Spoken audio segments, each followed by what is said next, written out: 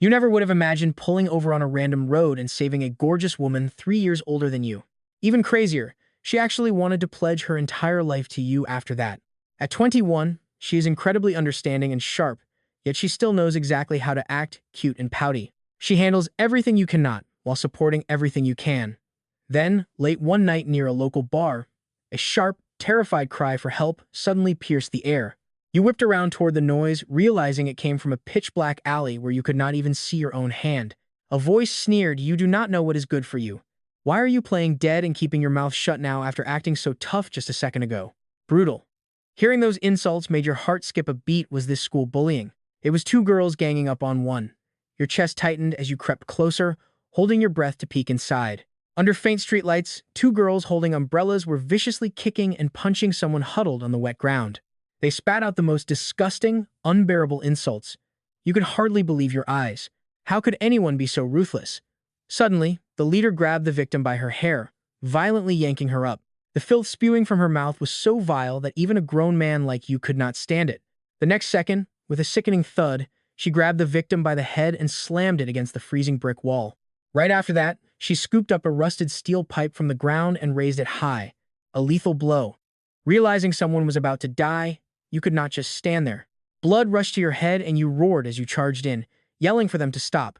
Your shout boomed like thunder, making both bullies jump. They froze in shock, but their faces quickly twisted into an even uglier, more vicious glare. You could tell instantly that these girls were bad news. The leader immediately turned her rage toward you, opening her mouth to scream a torrent of abuse right in your face. Without flinching, you pointed coldly at them, warning that you already called the cops and they had better behave if they did not want to go to jail. This was no bluff. Just a moment ago, you had dialed emergency services. The police could roll up at any second. They told you to mind your own business and get the hell out, clearly writing you off as some bluffing coward. No way. You would not waste another breath. You silently raised your black umbrella, advancing on them step by step like a warrior. Who would have guessed they were completely unhinged? She swung the steel pipe, aiming right for your head with a vicious swoosh. Your pupils shrank. With no time to think, you instinctively raised your umbrella to block the incoming strike. With a loud crack, the fragile frame was smashed to pieces by the steel pipe. Are you crazy? You were left both shocked and furious. You never expected these two to be so incredibly malicious. The freezing rain beat down mercilessly on the dark alley. The air grew suffocatingly tense. Meanwhile, the girl in the corner was soaked to the bone, shivering violently in her wet clothes. The sharp, agonizing pain suddenly stopped. A stranger's voice echoed in her ears. She struggled to open her eyes, only to see a broad back standing before her like a protective mountain. Biting cold and pure terror made her entire body tremble uncontrollably as she stared at the figure before her. Her throat choked up, with 1,000 words stuck in her chest. Just as the girl raised that steel pipe again, a loud shout boomed, "Police, freeze." A blinding beam of light instantly cut through the pitch-black darkness of the alley. Pale. Both of the bullies turned white as ghosts.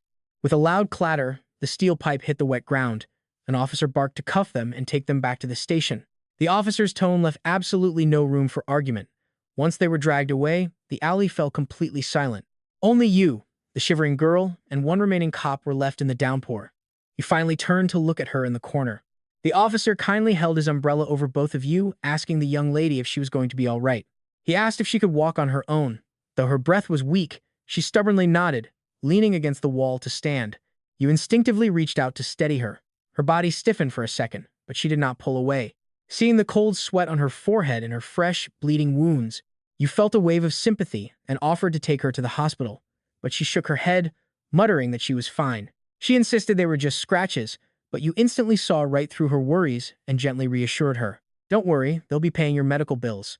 Hearing this, her tense body finally relaxed and she gave a slight nod. The moment the disinfectant swab touched her wound, the sharp pain made her instinctively grab your hand tight.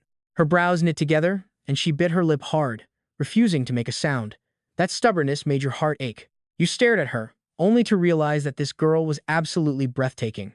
Her rain-soaked hair clung to her cheeks, making her look incredibly fragile and delicate. Once the doctor finished treating her wounds, he handed over some ointment and explained how to apply it daily. After leaving the clinic to give a statement, the two of you followed the officer straight to the police station. Sitting side by side on a freezing bench, her soaked clothes clung to her skin as she shivered in the night air. A sudden surge of protectiveness hit you. Hesitating for just a second, you took off your jacket and draped it over her. She flinched in surprise, her eyes wide as she looked up at you. But that surprise quickly faded into a calm thank you. Only then did she finally get a clear look at you. She realized the guy in front of her was actually pretty handsome, with clean features. You broke the silence. Unable to hold back, you finally asked the burning question, why did they beat you up? She let out a soft sigh. I have always been quiet, so they think I am acting high and mighty. This is not the first time. Were you drinking at the bar when you made them mad? She froze, then shook her head vigorously. No, she just worked part-time there to cover her expenses. You nodded, tactfully deciding not to press any further. Walking out of the station on her own, she barely took a few steps before a sharp pain shot through her ankle. Weak and hurting, she collapsed onto a roadside bench.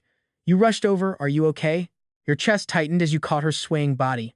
She waved a hand weakly, her voice barely a whisper. She insisted she was fine and just needed to rest.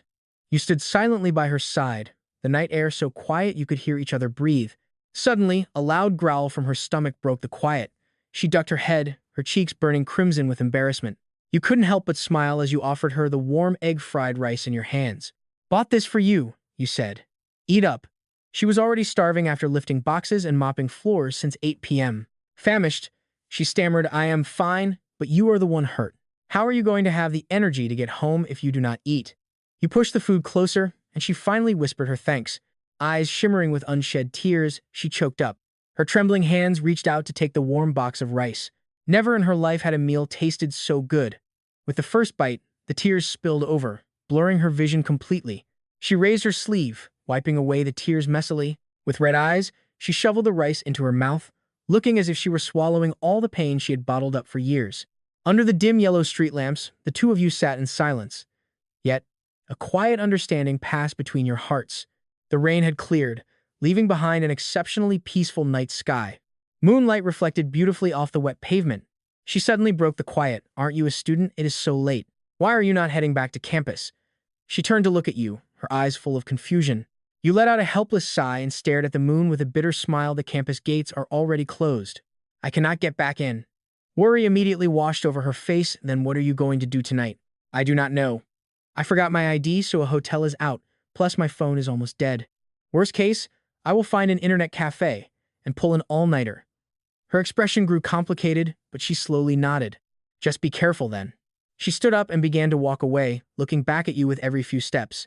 Watching her walk away, you slumped onto the bench and cupped your face in your hands, staring up at the sky. Do you want to stay at my place tonight? Out of nowhere, her gentle voice rang in your ear again. Holy crap, why are you back? Scared half to death, you snapped your head up to look at her. She had quietly slipped back, arms folded over her chest, waiting patiently for you to answer. Your mind raced. After all, the two of you were complete strangers who just happened to meet. What even was this? The hero saves the girl, and then she pledges her life to him? This cheesy web novel trope was not actually happening, right? Do not misunderstand, I just wanted to thank you for saving me. Seeing your conflicted look, she quickly clarified. You looked down, weighing your options. Going back only meant getting chewed out anyway. Spending the night with a gorgeous older girl actually sounded pretty good. With that thought, you nodded and made your choice. Mostly because you just could not say no. Not to an invitation from the stunning girl standing right there. When you agreed, she finally flashed a soft smile. My place is kind of far from here, she said. We should probably take a taxi or we will never make it walking. Soon, the cab was pulling up near the train station. The neighborhood was packed with crumbling, run-down apartment buildings, but the cheap rent made it a hotspot for struggling students and working-class folks. A few minutes later, you reached a building hidden deep in the back corner. Inside, the stairwell was pitch black. You could not even see your hand. There were no motion lights either, so you had to pull out your phone to guide the way. I am on the 3rd floor, so it is not too high. The rent is cheap here. It is pretty small, but plenty for just me. Please do not mind. Hearing this, you quickly waved your hands. Not at all. These days, having a roof over your head is way better than sleeping out on the streets. In the dead silent hallway, the sound of keys sliding into the lock and turning with a creak felt incredibly loud. The door swung open to absolute darkness. You could not see a thing.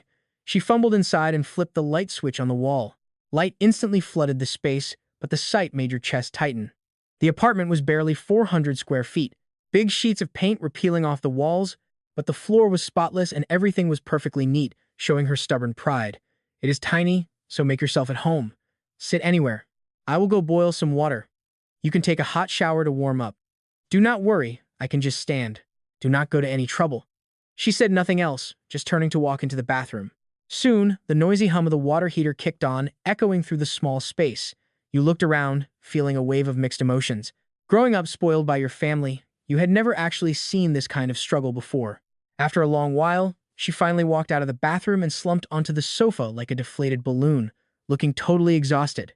Suddenly, a sharp, burning pain shot up from her ankle.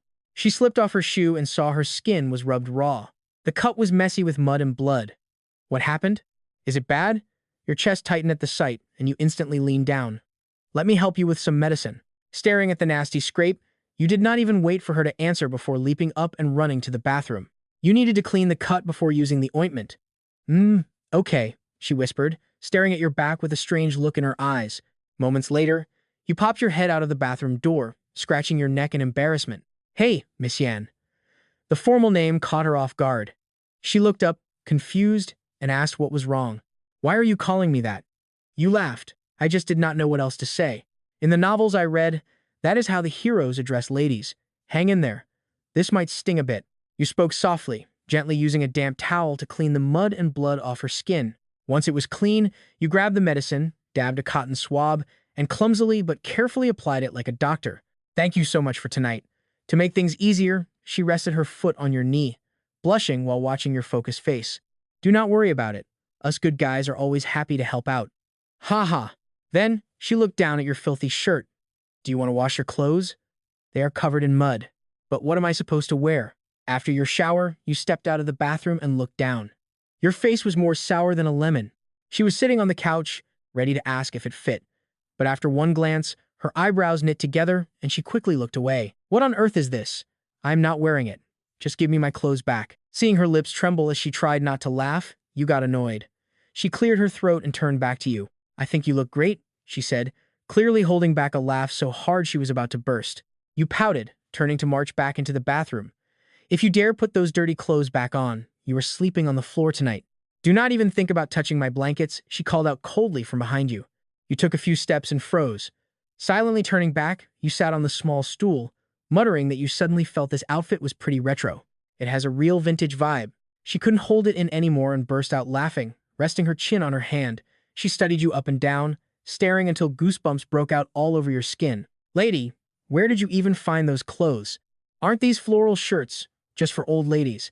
She pretended to be mad, keeping a straight face as she lightly kicked you with her good foot. It felt like a feather brushing past. Painless. Who are you calling lady? That sounds even worse. My grandma made this by hand, but she made it too big, and I am too skinny to fill it out. You muttered to yourself. Big? It shouldn't be this many times too big, right? Even a grown man like me feels like he is swimming in it.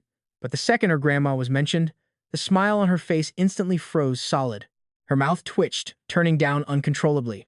Her nose tingled, and her eyes quickly welled with tears. She could barely even speak. This sudden shift completely threw you off guard. Instinctively, you pulled out a tissue and handed it over.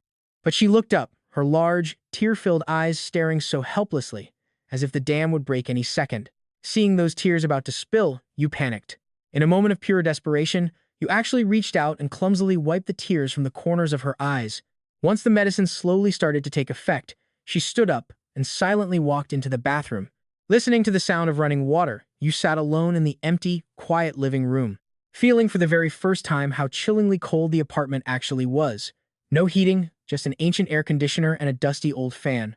After a long wait, the bathroom door clicked open. She stepped out, wearing a nightgown as thin as cicada wings. Water droplets slid down her skin, giving her a fatal allure. Your gaze was instantly glued to her. Your cheeks flared up in a burning blush, and you awkwardly scratched your head, not daring to look at her anymore. Only one thought raced through your head. She is seriously too beautiful. After drying her hair, she looked at you with a shy, embarrassed expression. There is only one bedroom here. Should we just share the room tonight? Yan Zhengxi dried her beautiful hair, gazing at you with a hint of shyness. My place only has one bedroom. How about we just squeeze in together tonight? Hearing this, your pupils instantly dilated. You stared at her in disbelief, terrified you had misheard, your mouth twitching as you instinctively resisted. Wait, isn't that a bit inappropriate? Your mind instantly went to the gutter. Yan Zhengxi couldn't help but burst out laughing. What is going on in that little head of yours? You will catch a cold sleeping in the living room tonight. I will set up a pallet for you on the floor in my room, where it is warmer." You followed close behind Yan Junshi, step by step, to her bedroom door. This was the very first time in your life stepping inside a girl's bedroom. Your heart pounded with nervousness, mixed with an uncontrollable trace of curiosity. With a creak, the door swung open. A refreshing, subtle fragrance instantly enveloped you. The moonlight from outside poured in like flowing water, casting a silvery frost across the floor. You stood frozen at the doorway, staring at the sight before you, completely stunned. How was this a girl's room? What met your eyes? It was not the pink, girly aesthetic you had imagined.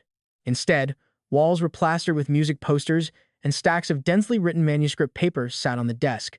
The dancing musical notes seemed to be telling a story.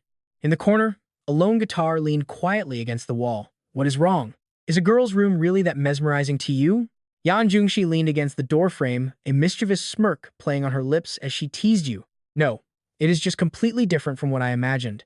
Realizing you had lost your composure, your face turned beet red, and you hurriedly explained in a panic. Do you really like music?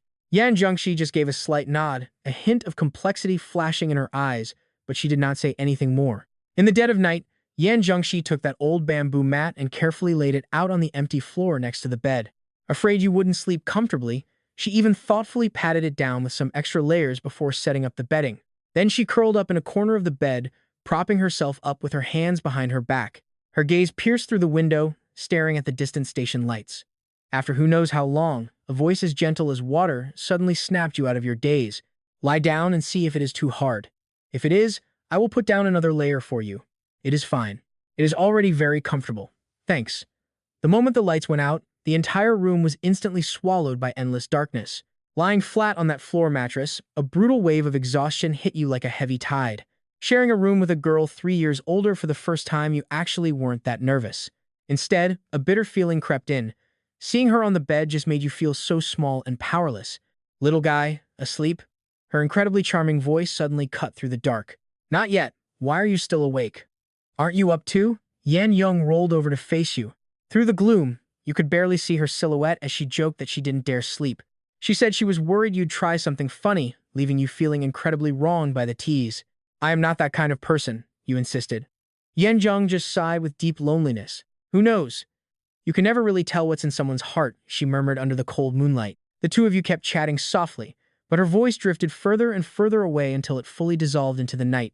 Suddenly, a wave of exhaustion dragged you under, and you finally drifted off into a deep sleep. Hours later, in your groggy state, you felt the person next to you quietly slipping out of bed. Then, the blanket was gently pulled up over you, leaving behind a trace of lingering warmth. Then came the faint click of the front door closing, piercing your dream like a needle. The next second, you jolted upright. Scanning the dim room by the moonlight, you saw her spot was completely empty. Your body went completely rigid, your chest pounding. You threw the covers off and scrambled out to the living room. Only silence greeted you there. Panic rising, you bolted to the window and stared down into the dark, empty alleyway. Under the cold moonlight, you finally spotted her frail, lonely figure. She was slowly walking away from the old town district, heading in a very specific direction. It was the path to Luan Lake, the absolute deepest water around. Your chest tightened as fear gripped you. Was she going to end it all? Without a second thought, you gripped the freezing handrail and sprinted downstairs like crazy to follow her. Yan Young reached the park and slumped onto a bench, looking completely lost. Clasping her hands together, her hollow eyes stared blankly at the dead silent surface of the water. She gripped her own arm tightly, her long hair whipping wildly in the cold wind. She looked so fragile. It felt as if the endless darkness was going to swallow her whole at any moment. Hiding behind a nearby flower bed, your chest ached as you watched. A sudden freezing gust swept past, making you shiver violently. This was the absolute coldest hour of the night, but she sat there motionless, like a statue. Just as you tried to convince yourself you were paranoid, she stood up and started walking toward the water. Your heart missed a beat as a terrible sense of dread washed over your entire body. Holding your breath, you crept forward, watching her cross the grass and step onto the sand. She was inches from the dark water. Just as she was about to step into the freezing lake, your voice shattered the silence. You know, you're going to look really ugly if you die like that. Your voice hit her like a sudden clap of thunder. Yan Zheng flinched violently, as if snapping out of a bad dream. She spun around in the pale moonlight, completely shocked to find you sitting casually on the steps, resting your chin on your hand and looking at her. Why are you here? She froze, her voice totally flat and empty. Slowly turning her head away, she stopped looking at you and stared right back at that bottomless lake. Her expression was calm, but her words were ice cold, without a single trace of warmth. Suddenly, this Yanjung felt like a total stranger. Even though you hadn't known each other very long, the tough girl from the apartment who smiled through her painful past seemed like a completely different person than this frozen figure. Right now, she carried a chilling wall of coldness that pushed everyone away, freezing you to the bone. You woke me up when you tucked me in, even though you tried to be gentle. I'm a light sleeper anyway, especially in a new bed. You should really head back inside. It's too cold out here. Hearing those words, something shifted deep inside Yan Zheng. She let out a soft, defeated sigh. Slowly turning her head, her shimmering, tearful eyes quietly stared at the boy sitting on the steps. Listening to her, you actually found it a little funny, the corners of your mouth twitching up slightly. If I went back and you did something stupid, I would have regretted it for the rest of my life. Yan Zheng whispered, a slight tremor shaking her voice. Then she realized what was going on. Wait, did you actually think I was going to jump in and end it? Huh? Was that not it? Hearing her question, your face instantly flushed bright red. You wanted the ground to swallow you whole. A bit later, the two of you sat side by side on the freezing steps of Longyuan Lake, keeping a careful distance. The night wind howled. It rustled the dead leaves, shattering the moonlight on the concrete. Yanjung sat with her knees drawn up, cupping her face in her hands. She looked over at you and suddenly burst out laughing. How could you run out here in nothing but your pajamas? Aren't you embarrassed at all? You could only muster a bitter smile. What other clothes did I have time to put on? I could hardly chase after you wrapped up in a blanket. So, you really just came out here to clear your head? But it is the middle of the night and the wind is freezing. Yanjung hesitated before nodding, her voice thick with exhaustion. Whenever things get to be too much for me, I come sit here for hours. I just watch the city lights and feel the cold air. It makes me feel a bit better. Your chest tightened. You had always pictured her as this endlessly cheerful, positive person. But when you think about it, we are all just flesh and blood. Nobody has a heart made of concrete. After a massive storm, things do not just dry up instantly. Everyone has moments where they simply cannot hold on anymore. Can you imagine a girl completely on her own, shivering by a freezing lake with a winter wind that cuts like a knife, sitting there from midnight until the sun comes up, staring at thousands of glowing windows, knowing none of them are yours? How deeply lonely must that feel? She suddenly knit her brows and bit her lip, looking incredibly torn. You are a college student. You have way more education than me. Tell me, is someone like me just a hopeless case? Hearing this, you shook your head as hard as you could. Sis, you cannot think like that. You love music, right? Is that not the dream that brought you to Lei Chanjiang in the first place? Hearing your words, Yanzhang leaned over and gently nudged her shoulder against yours. She spoke through her tears, asking if you are addicted to calling her sis. It sounds terrible, you might as well call her Mrs. instead. Feeling a wave of embarrassment, you quickly pulled a tissue out of your pocket and handed it over. Yanzhang took the tissue and blew her nose loudly, sniffing. She stared up at you with those huge eyes. Was what you just said actually true? Why does it feel like you were just trying to calm a toddler? You smiled at her teary, rabbit-like eyes and spoke gently. If you want to think of it that way, then let us say it is. I do have a bit of a knack for soothing people, but everything I just said came straight from the heart. Yanjung suddenly turned her head away, wrapping her arms tight around her legs and burying her face in her knees. Soon, muffled sobs broke the quiet. You sighed. She even hides her tears so nobody has to see her pain. She is so stubborn it hurts. You told her that if she did not mind, she could always talk to you. I might not be able to fix your problems, but I am always here to listen. If you keep everything bottled up, one day the pressure will break you. The girl beside you flinched, suddenly looking up at you in total disbelief. Wet strands of hair clung to her pale, tear-streaked face. Her raw appearance caught you completely off guard. She looked like a beautiful, tragic ghost. I do not need your help, she sniffled. She tried to look tough, her face full of pride. But a second later, her composure crumbled into a sob. She threw herself into your arms, collapsing across your lap. Her walls came crashing down as she sobbed out loud, unable to hold it back anymore. You instinctively reached out to wipe her tears, but she buried her face deeper, hiding away. You hesitated for a second, then gently placed your hand on her back, rubbing it in soothing circles. You knew words would only get in the way. All you could do was offer your embrace to her shattered soul. Yanjung did not say another word. She lay there quietly, completely drained of all her strength, but when her eyes drifted down to your feet, she saw something that made her laugh through her tears. What is it? Seeing her smile, you looked down, completely confused. Why are you wearing my pink slippers? You instantly froze. Looking down, you froze. On your feet was a pair of bright pink women's slippers. The embarrassment hit you all over again. You wished the ground would just swallow you up. Smiling bitterly, you explained that the bedroom was pitch black and you were in a massive rush. I just grabbed whatever shoes were there. Sorry about that, you said. Time slowly slipped away. As the first light of dawn finally began to creep in, you looked down. The sobbing girl in your arms had already fallen fast asleep. Resting quietly on your lap, her eyes were squeezed shut, but her brow was still tightly furrowed in pain. Even her quiet breath sounded broken. She had clearly been pushed past her absolute limit. You stared down at her, a wave of complicated feelings washing over you. For a second, you just felt lost. It had only been a single night, yet it felt like an entire lifetime had passed. Just like that, you had somehow stumbled straight into her world. From stepping up to save her at the start, to her bringing you to her warm little home, to you panicking and thinking she was going to jump, you had chased her to this lake without thinking twice. And there, the two of you actually bared your souls, sharing secrets hidden deep inside. You were totally lost in these thoughts. But a second later, panic struck. The sun was about to come up, and there you sat, hair like a bird's nest, a ridiculous red floral pajama set, and a pair of her bright pink, girly slippers on your feet. If some local grandpa out for his morning walk snapped a picture and put it online, you were doomed. Your college dating life would be over before it even started.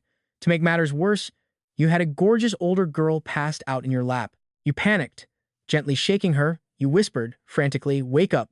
Sister Shi, wake up. It is morning. Let us head back and sleep." But Yan Jungji only let out a soft mumble.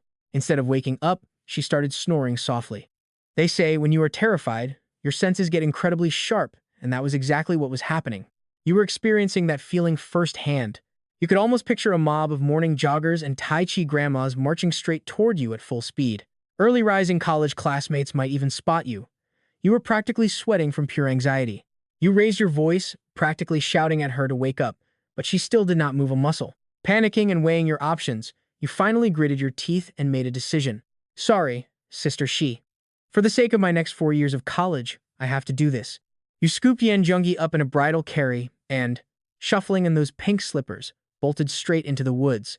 Running like a fugitive, you fled Luan Lake Park and sprinted all the way back to her apartment.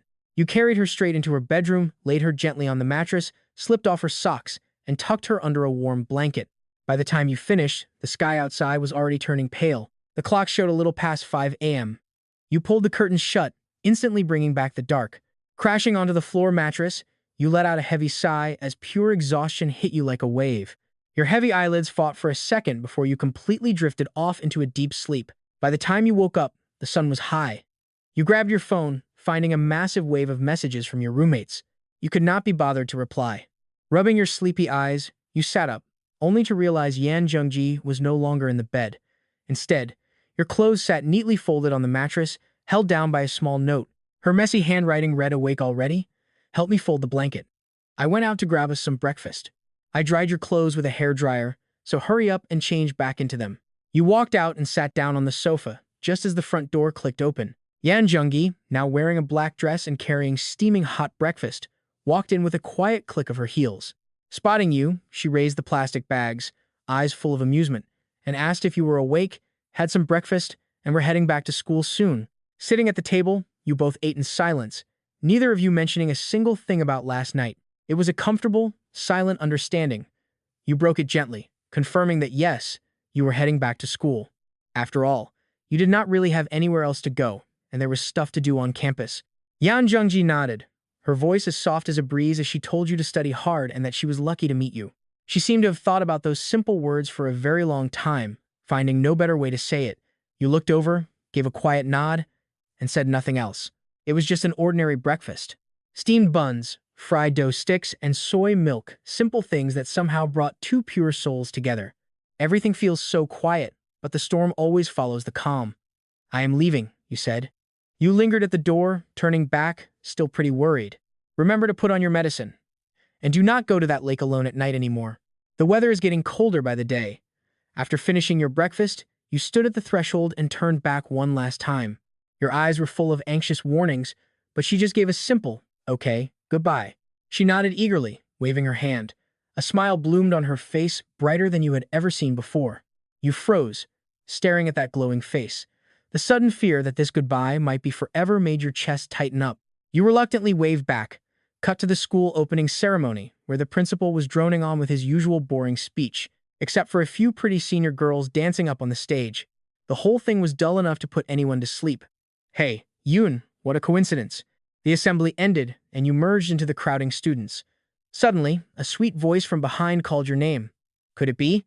You spun around to find a petite, cute girl with a high ponytail smiling warmly right at you. It was actually your high school crush, the completely untouchable goddess of your dreams.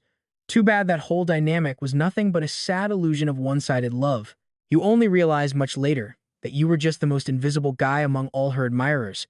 By college, the truth finally clicked. You were not even a fish swimming in her dating pond. At best, you were just a cheap piece of fish bait. Standing next to Lu Ruian was her best friend and your old classmate, Jo Chu-yu. Hey, there is a freshman welcome party tonight. Do you want to go together? Lu Ruian smiled like she had already won, but your heart did not feel a single spark anymore. Those old feelings were dead and buried. The simp in you had finally woken up. You shook your head. No thanks, I have plans tonight. You should ask someone else. Why, though? You should reconsider. For the first time ever, a flash of panic slipped into Lu Ruian's voice. She literally could not believe her ears. Pure shock flooded her chest. This was the same boy who used to follow her every single command. How dare he actually reject her and tell her to find someone else?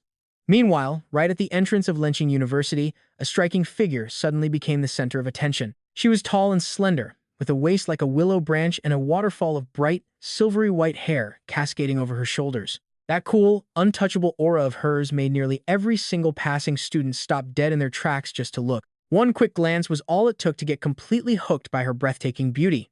Seriously, who could actually resist that? That gentle yet distant older sister energy is absolutely deadly. Man, when will the universe bless me with an older sister girlfriend like that? She is the absolute dream. But Yanjun completely ignored the gasps and whispers around her, tuning out the noise. A black dress hugged every curve of her body. She simply folded her arms across her chest, letting her long hair drift gently in the breeze. Looking casual yet carrying the presence of a total queen, she stood near the school gate. Ignoring all the pointing and gossiping, Yeonjun kept her cool. Dressed in black with her arms crossed, she leaned casually against the entrance. Her sharp, gorgeous eyes were locked dead onto the security guard standing at the gate. After 20 full minutes of watching closely, she had completely mapped out his patrol routine. The second the guard turned, she tensed up like a cheetah and dashed for the turnstile, muttering like crazy, "You cannot see me, you cannot see me." Crouching low, she actually managed to trick the high-tech facial recognition scanner. A quick swipe of the card and she was through, smooth as silk. Infiltration complete. Excuse me, classmate, sorry to bother you. Could you tell me the way to the School of Foreign Languages? The guy turned, only to see a stunning, sweet-looking older girl. His mind went totally blank at the sight of her. Oh, the School of Foreign Languages. Just head straight and turn right when you hit the stadium. You cannot miss it. After thanking him, she strolled onto campus. This was her very first time stepping onto a university campus, and she soaked in all that youthful energy. Following his directions, she reached the stadium. But just as she prepared to turn right, a familiar face caught her eye at the entrance. Her eyes instantly went wide. There he was, that little guy, and standing right across from him was some girl, his girlfriend. Right when you were about to brutally reject Lu Ruin once again, a voice sweet enough to melt bones suddenly rang out from behind, calling your name out loud. Yan Zhengxi smiled warmly, her face blooming like a flower as she called your name, dragging out the last syllable. Just like that, every single eye in the crowd locked right onto her. Yoon whipped his head around and saw it was Yan Zhengxi. He was completely stunned. What on earth was going on? They had only been apart for a few hours, and she already tracked him down to his campus. Your shock instantly dissolved into a look of pure, undeniable joy, a subtle shift that Lu Ruyin did not miss for a second. "We meet again," she said happily, seeing that you finally noticed her. Yan Zhengxi stepped forward, standing gracefully right in front of you with a bright smile. "Sister Shi, what are you doing at my school?" Her sudden arrival left you both thrilled and curious. "Is your school so prestigious that outsiders are banned?" "No, I didn't mean it like that. It's just that we have security gates. How on earth did you get inside?" "I climbed over the wall," she teased. Looking at your completely baffled face, Yan Zhengxi couldn't help but giggle. "All right, I'll stop teasing you. I actually came to return something," she said, pulling a card from her pocket. A familiar campus ID card appeared right before your eyes. "It slipped out when I was washing your clothes last night. You left it on the table, you scatterbrain. I only saw it after waking up and rushed over to return it, so that was what happened." It finally clicked. You scratched your head in sheer embarrassment and smiled as you took the card back. In the bright morning sun, that little plastic card looked incredibly dazzling. By the way, how are your wounds? Are they feeling any better today? This sudden wave of genuine concern made Yan Zhengxi's heart skip a beat. She quickly laughed it off, playing it cool. I'm fine, really. It'll be completely healed in just a couple of days. That's a relief. I was actually pretty worried about you. But right then, a cold voice interrupted them. Yun, who is this girl?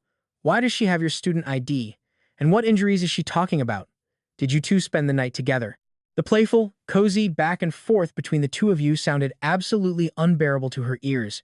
Lu Ruin glared daggers at both of you. What do you mean last night? What injuries? Who's worried? Every word stabbed her like a needle. The shame of rejection and the sting of being ignored finally pushed her over the edge into a furious outburst. Everyone standing there was completely stunned. Even Zhu Chuyu, who had just been staring blankly at Yan Zhengxi, was jolted awake by the angry roar. He quickly scrambled to smooth things over. Yun, are you seriously skipping the freshman welcome party with Ru Yan? But you simply shook your head with cold indifference. I'm not going, you said. I don't have time. Lu Ruin froze dead in her tracks. The cold guy standing before her and the weak, submissive yes man from high school felt like two completely different people. He used to hang on her every word. But now, as a pampered girl who always got her way, she was lost. No guy had ever treated her so coldly, and this massive reality check made her taste a bitter, unprecedented defeat. Meanwhile, Yan Zhengxi watched the drama unfold with deep amusement, a subtle smirk playing on her lips. She realized this guy used to be nothing but her loyal simp, but after wasting his feelings on the wrong girl, he woke up and walked away. Now, this spoiled princess couldn't handle his complete 180-degree shift, and she felt totally victimized. You turned to Yan Zhengxi, thanking her for coming. You haven't eaten yet, right? Let me buy you lunch. A great new crab pot spot just opened up near campus. Care to do me the honor? Sure, but I'm going to make you buy the whole menu. Hearing this, Yan Zhengxi's eyes lit up as she nodded with a dazzling smile. The two of you clicked instantly, turning around to make your grand exit. Watching you both walk away, Lu Ruin completely panicked. Yun, wait, you need to explain this to me right now. Then she glared directly at Yan Zhengxi, demandingly asking who the hell she thought she was to you anyway. Before you could even utter a word, Yan Zhengxi beat you to it, calmly asking back, well, who are you to him? That simple question instantly shut Lu Ruin up. She opened her mouth but couldn't say anything besides classmate. She couldn't find any proper words to describe them. Was she really going to admit he used to be her simp? Seeing her speechless, Yan Zhengxi smirked, grabbed your arm, and walked off. Without looking back, the two of you left that dramatic scene behind. She led you straight to the new crab pot spot, finding a quiet corner booth. All right, waiter, we'll take a double crab pot and keep it completely non-spicy. Sister Shay, your wounds are still fresh. Let's stick to something mild today. I know a spicy crab pot tastes way better though. Yan Zheng set her bag down, resting her chin on one hand and looking at you with a warm, knowing smile. Well, you really know how to take care of someone, little guy. I still do not get how you ever fell for a brat like her. Hearing this, you just wave your hand, sighing in defeat. Do not even go there. We all had our young, stupid phases. I can only blame myself for being so naive. When the steaming hot crab pot finally arrived, you naturally scooped a big bowl of rice for her first. That small gesture sent a sudden wave of warmth straight to Yan Yung's heart. She smiles honestly. This crab pot is amazing. I have never had this before. Today was totally worth it. You grin, of course. I have been here a ton since it opened. I guarantee this is the only spot like it. No other branches exist. Yan Yung just sat there quietly, listening to you ramble on. Even if she did not care about the topic, she still clapped politely when you finished, nodding her head. Very impressive. Once you both finished eating, Yan Zheng pulled out a tissue to gently wipe the corners of her mouth. Just as she reached to pick up her teacup, she realized it was already completely bone dry. Without a second thought, you grabbed the nearby teapot and carefully poured her a fresh, full cup of water. Sister Shay, are you heading straight home now, then back to work in a few days? Yan Yung paused, thinking it over before replying slowly. If I just keep working non-stop, I will lose my mind. I am going busking at Lewin Lake Park tonight. Busking, you know, just street singing.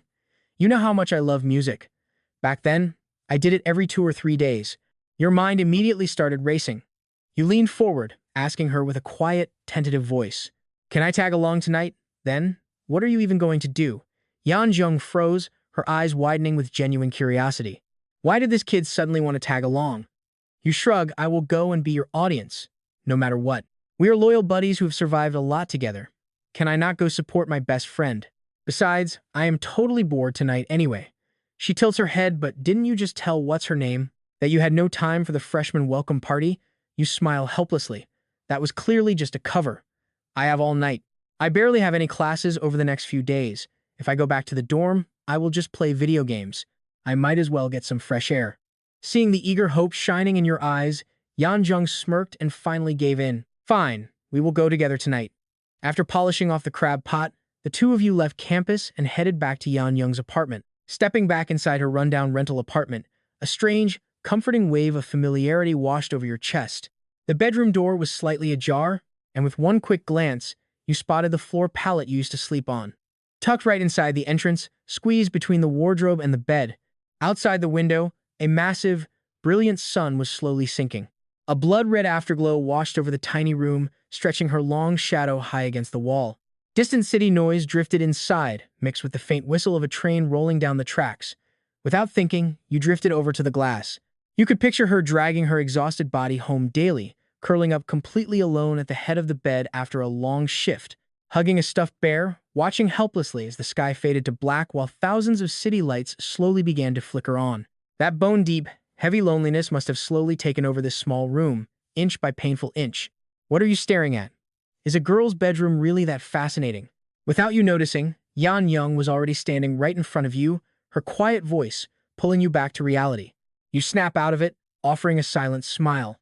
Nothing really. It is just that you can see Luan Lake perfectly from here, especially when the sun sets, just like right now.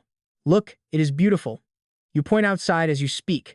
Yan Young nodded quietly, standing shoulder to shoulder with you as she gazed out into the distance, watching the giant sun get swallowed up bit by the horizon. She whispered it really is prettier than any sunset I have ever seen. You casually turn your head, only to be surprised to see the warm sunset glow perfectly reflected deep inside her eyes, making them suddenly sparkle like stars, rippling like a quiet pool of spring water in the breeze. Once everything was packed and ready, the two of you made your way to the park. It was evening, and the crowd of people taking their post-dinner strolls made Luan Lake Square incredibly lively. The riverbank was packed with families. Kids were laughing and chasing each other by the water with toy shovels. Couples strolled hand in hand along the shoreline. Shaded benches were already packed, and the loud shouts of street vendors echoed through the air. But amidst the thick crowd, one specific spot caught both of our eyes. It was a group of seniors dancing. Paired up and holding hands, they stepped forward and back in an elegant duet. We stood to the side, watching them for a long time. Eventually, I could not help but glance over at Yan Young, standing right beside me, only to find she had turned her head to look back at the exact same moment. Our eyes locked for a second, but we both snapped away like we had been shocked. It felt like a pair of wild deer were thrashing in our chests. I honestly felt like my heart was about to leap right out of my throat. Just as I regained my composure, a gentle tug pulled my arm. I turned to meet Yan Jung's smiling eyes as she asked, "What? Do you want to dance?" My face instantly flushed red. I scratched my head awkwardly. "Sister C, do not make fun of me. You are pulling my leg. That dance is clearly for older folks. I am still young, and I do not even know how to do it." Hearing this, Yan Young curled her lips into a sly smile. She coughed lightly and said, with real authority, "Let us get started." We found a quiet spot right by a flower bed. The location was perfect for avoiding the flow of passing pedestrians. The speaker was set up, the amp was plugged in, and Yan Young held her guitar. Her delicate fingers pressed down, and the pick smoothly swept across the strings. A run of clear, crisp notes instantly pierced the air. The volume was just right, yet it seemed to have a magic that made passers-by stop. Curious gazes instantly focused right on her. And surprisingly, most of these onlookers were college students from our school. Their faces were absolutely brimming with youthful energy. They were hanging out with friends or holding hands with partners, enjoying the pleasant, cool evening in the park. I stood silently in the crowd. Even though I knew absolutely nothing about music, every note flowing from her fingertips made my heart tremble. She had kicked off her high heels, wearing a long black dress and white sneakers. The hem of her dress swayed gently in the breeze. She just stood there, quiet and calm, in the center of the crowd. As the final note of the intro faded, an angelic voice drifted out. It was a smooth, gentle melody, with every single lyric carrying a faint trace of sorrow. Yan Young's voice was incredibly tender, soft enough to break your heart. Listening to her felt like hearing a heartbreaking story. As the last note faded away, thunderous applause suddenly erupted from the crowd. "Oh my god, she sings so beautifully." That is literally professional level. Shouts of encore echoed all around. Suddenly, someone tossed a coin through the air, and it landed with a sharp clink in the guitar case at her feet. Seeing this, the crowd generously followed suit. Even though it was mostly just spare change, I realized this was not some hobby. This was a hard fight for survival. A wave of bitterness welled up inside me. Life was tough, and she was out here using her raw talent and sweat to survive. Yan Young took a deep bow, her eyes slightly red. Then she strummed the strings and began her second song. By the time the night grew deep, her voice had gone hoarse from singing and she looked exhausted. The crowd gradually dispersed. Only then did we finally pack up our things. Using that heavy pile of tips, we bought 2 piping hot servings of grilled noodles and sat side by side on the flower bed. We sat shoulder to shoulder. Without even realizing it, our bodies leaned closer and closer together until there was barely any space left between us. I just sat there quietly, my eyes a bit dazed, staring blankly at the paper bowl in my hands. I told her she was seriously amazing, and that everyone went crazy during her performance. Everyone was cheering. Yan Zheng took a big bite of her grilled noodles, mumbling indistinctly with her mouth full. "Why are you suddenly bringing this up? And are you going to eat your noodles or not? They are getting cold. If you are not eating, can I have them? I am still hungry." I told her not to worry, since I had barely touched them anyway. Hearing this, I did not hesitate to hand my portion over to the girl who was now smiling just like a child. After a long silence, I finally had to speak up. I told her that her voice was even more moving than those famous online singers. "Did you take professional lessons as a kid?" She shook her head. "No, I just bought online courses and taught myself." "Otherwise, why do you think I work so desperately hard day and night without taking a single break? If it was just about putting food on the table, any random job would do." "So, your real dream is to become a superstar everyone looks up to?" You pressed for answers. She just smiled, a look heavy with quiet longing and loneliness. It felt too far out of reach. She admitted she only dares to think about it in her dreams. But if she ever makes it big, she wants you as her personal assistant. You grinned, clapping your hands loudly and teasingly mimicking her. "Very impressive," you joked. Yan Zheng was clearly amused by your half-hearted performance. Shaking her head with a little smile, she went back to burying her face in her food. A sudden spark of inspiration hit you. Glancing at her guitar, you spoke up. You told her you still remember that first conversation back in the hospital. Back then, she claimed she hated talking, but that does not seem true anymore. Hearing that, Yan Zheng quietly wiped her mouth. She stared toward the distant Ferris wheel, starlight reflecting in her eyes. "Honestly," she said, "she really does not like to talk." She explained she has walked this path alone for years. Whenever she needed to vent, she had nobody there, no family, no friends. Every single day was just work and singing, she added softly. Suddenly, she turned, hesitated for a second, and reached out to gently pinch your cheek. That soft touch made your heart absolutely skip a beat. She confessed that is why she keeps thanking you. Meeting you was easily the luckiest thing that ever happened to her. In that exact moment, you froze. The rest of the world just melted away, leaving nothing but the wild pounding in your chest. A gentle breeze stirred her long hair. The air between you grew heavy with a sweet, undeniable tension. Real feelings flared under the quiet moonlight. Then, she suddenly broke the spell. She asked if you liked the English song she performed. You admitted you did not get a single word, but it sounded incredibly beautiful. Honestly, you had never heard anything like it. Hearing your praise, pure joy practically overflowed from Yan Zheng's eyes. She promised to sing just for you, asking you to lean in because her throat was sore and her voice would be quiet. Without saying a word, you silently shifted over, leaning just a few inches closer to her side. Yan Zheng cleared her throat, gathering her emotions. With a slight knit of her brow, she began to sing softly, just for you. Her voice met your gaze like a gentle breeze under the bright moon, lingering in the quiet night. But just as you lost yourself in the moment, a piercing phone ring suddenly shattered the quiet night. The terrible noise ruined everything. Annoyed, you answered, asking who it was. A gruff voice roared from the other end, calling you an idiot and saying they needed a fifth player for their team right now.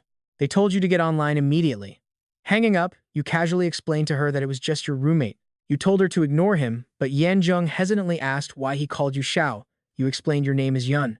You said people close to you call you Xiao. Hearing that, Yan Zheng started muttering the nickname to herself. Little guy Xiao. Xiao. She seemed to be testing out which version sounded better. Suddenly, she caught on to the close people part. Looking up, she asked if she could call you Xiao, too. You immediately nodded and agreed, but her heart seemed to skip a beat, as if she feared you would backtrack. She asked nervously if something was wrong, but you smirked and asked if you could call her she. She blushed and stammered that sure, Miss Yan works too, but it is just a bit formal. She looked incredibly shy. Smirking wider, you suggested Shishi. She playfully warned you that you were asking for a beating. Yanjung raised her hand and gave you a playful chop on the head. After that night, her solo shows became a duo. It felt like you two had endless things to talk about. Whenever you had a free moment, you would head over to her place just to write your novel in peace. Being there felt incredibly relaxing. To make the trips easier, you even went out of your way to buy a small electric scooter. When it came to picking a color, your childhood friend took over. Jiang Shang picked out a flashy pink scooter, claiming it perfectly matched your vibe. He expected you to tell him to beat it, but to his absolute surprise, your eyes lit up and you paid immediately. Jiang Shang was left speechless. Little did he know, you just figured Yan Zheng would absolutely love the color. Sure enough, when you rolled up on that little pink scooter and stopped in front of Yan Zheng, she smiled brighter than ever. She teased you about having a girly heart, but you just grinned and told her to hop on for a shopping trip. But just as your relationship with Yan Yong was moving fast, Lu Ruin, the girl you used to chase, was getting extremely irritated. She definitely noticed you had changed after bumping into you around campus several times. You did not even give her a single glance. You looked like you were rushing to see someone with an unusually happy smile on your face. She could not figure it out. You were the one chasing her, so what gave you the right to stop taking the initiative now? For 2 whole days, you had not replied to her with so much as a single punctuation mark. She was absolutely furious. She had never actually rejected you. So, what gave you the right to just stop liking her out of nowhere? Especially yesterday, she saw you at the school gate and assumed you were there to apologize. In her mind, as long as your attitude was good, she would give you another chance.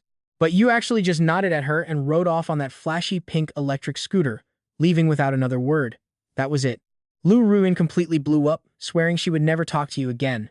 But just a few days later, she could not hold back anymore. When she saw you walk past her again, treating her like thin air, she finally blocked your path. Yoon, what is your problem? Why are you ignoring me? Hearing this, your face went cold. Was this girl ever going to stop? So, you just said bluntly, sorry about that. I am not good enough for you. Just let me go, will you? But she maintained her high and mighty attitude, am I wrong? You were the one who kept chasing me, and now you are just stopping. Give me a good reason and I will forgive you. A laugh escaped your lips out of sheer frustration. I've got things to do. Have fun playing your little games. You walked away, leaving her staring. Lu Ruyan trembled with anger. She stormed back to her dorm room and screamed at her roommate. Zhao Chuyu, I am going to find a boyfriend. I am going to make Yoon regret this. Zhao Chuyu was stunned. What is wrong, Ruyan? Why the sudden urge to find a boyfriend? She gritted her teeth and shouted, it is all because of Yoon. Zhao Chuyu was completely bewildered. She questioned Lu Ruyan. He liked you so much in high school, and now he just stops chasing you? Just like that. Lu Ruyan's eyes were red, her lips pursed in grievance, and he is being so cold, like I am a total stranger. Chuyu felt totally confused.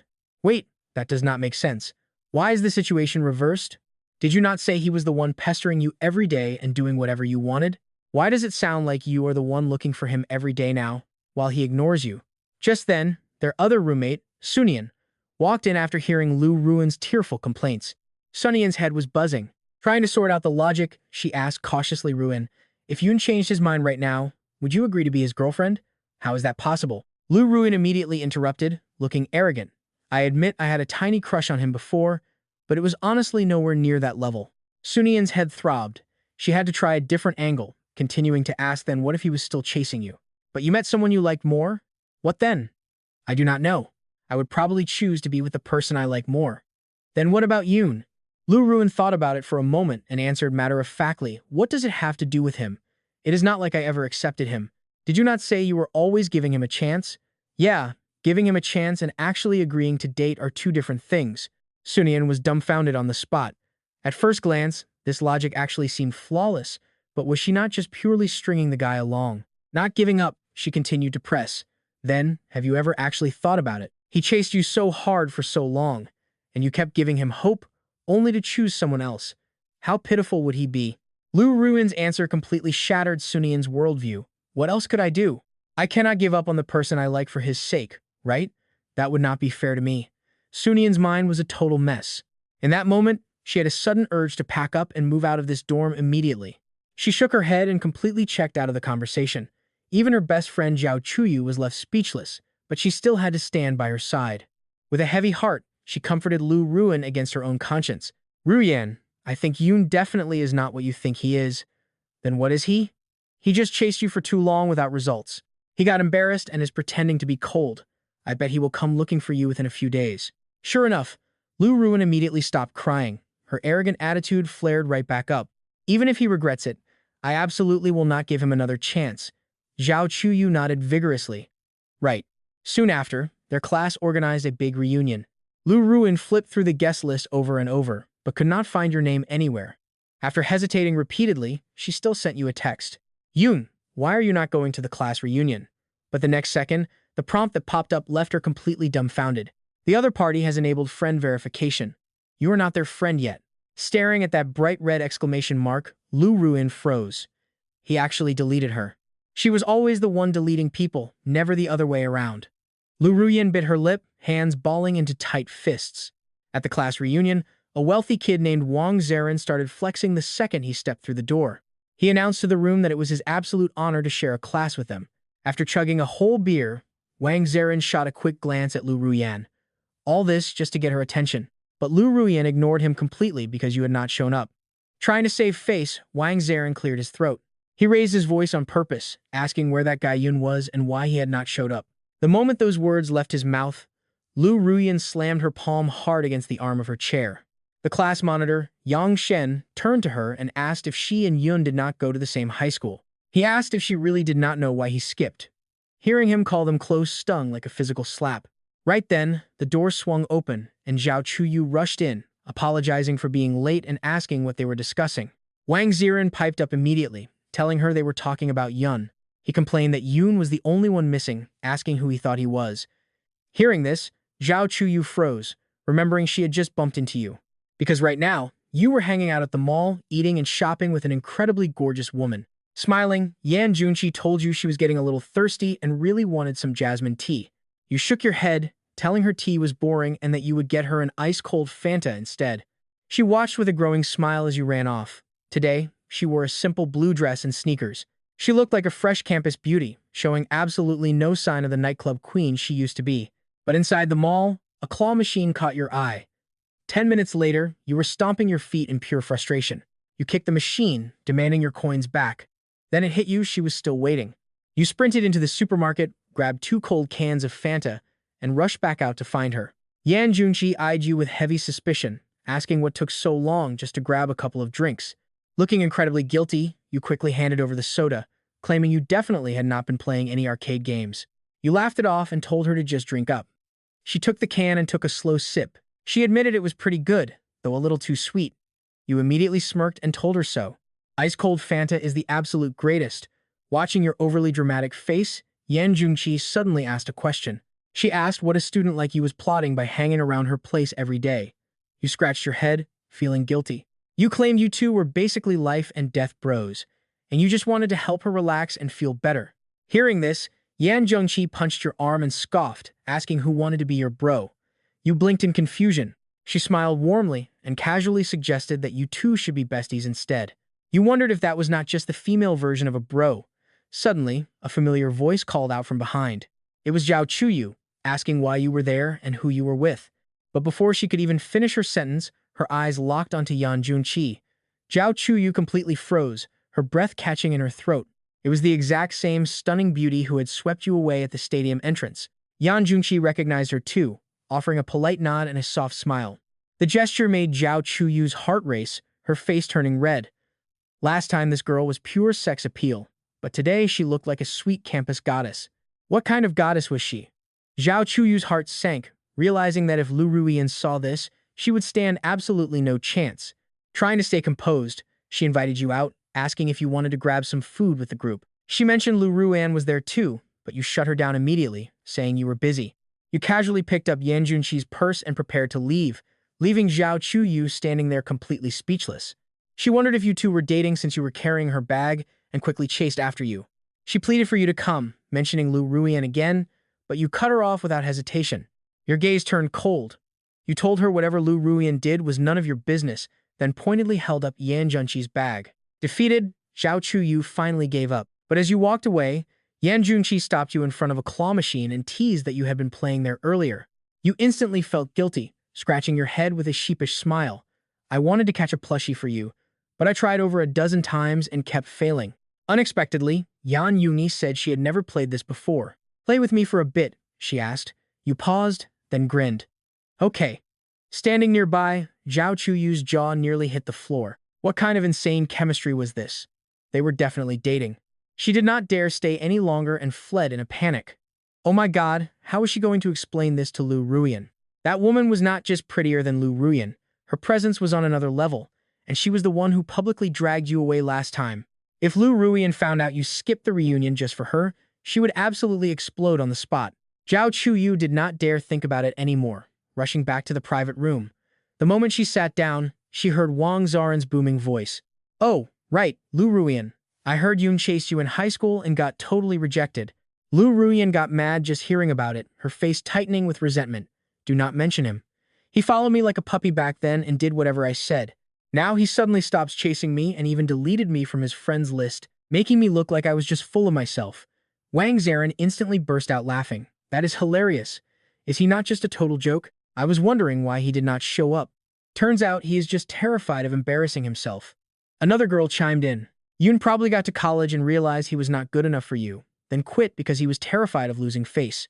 Hearing this, Lu Ruyan instantly beamed with pride. The delusions in her head immediately started running wild again. Exactly. He did not want to avoid seeing me. He was just terrified of getting mocked for chasing after me. However, sitting across the table, her roommate Su Nian felt incredibly torn inside. She knew very well that all of this was just Lu Ruyan's wishful thinking. The one who should be embarrassed was never Yoon. But she chose to keep quiet, knowing that trying to reason with a crowd of shallow, insecure snobs was completely pointless. Zhao Chuyu was fighting an intense internal battle. Should she actually tell Lu Ruyan what she had just witnessed? She decided to test the waters one last time. Ruyan, do you really not like Yun? Lu Ruyan frowned and laughed. Like him? How is that possible? I absolutely despise him. But Zhao Chuyu hit the nail right on the head. You say you despise him in every sentence, yet you cannot stop talking about him. What if he is not afraid of losing face, but actually just does not like you anymore? Lu Ruyan remained completely stubborn to the end. Whatever, I am planning to find a boyfriend anyway. When that happens, even if he comes crawling back, I will not give him a second look. Zhao Chuyu breathed a sigh of relief, yet remained uneasy. She leaned in close to Lu Ruyan's ear and lowered her voice. What if Yoon is actually dating someone else right now? Lu Ruyan froze for a second, then let out a dismissive laugh. Whoever he is with, what does it have to do with me? Zhao Chuyu was completely relieved. Since her friend said so, there was no need to speak up. Underneath it all, Lu Ruyan felt incredibly restless and agitated. Her stubbornness was nothing more than her final shred of desperate pride. Soon the reunion ended. Wang Ziran suggested going to the mall across the street. Zhao Chuyu gasped. Oh no. She had a terrible feeling about this, terrified of bumping into Yoon and his gorgeous girlfriend at the mall. If that happened, how spectacular would Lu Ruyan's reaction be? After all, that woman was not just prettier than her. Her overall presence was absolutely unmatched. The two of them were not even in the same league.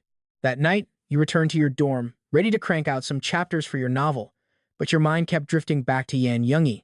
You actually rode a children's kiddie ride with her for half an hour. Everyone nearby stared at you like you were a complete idiot.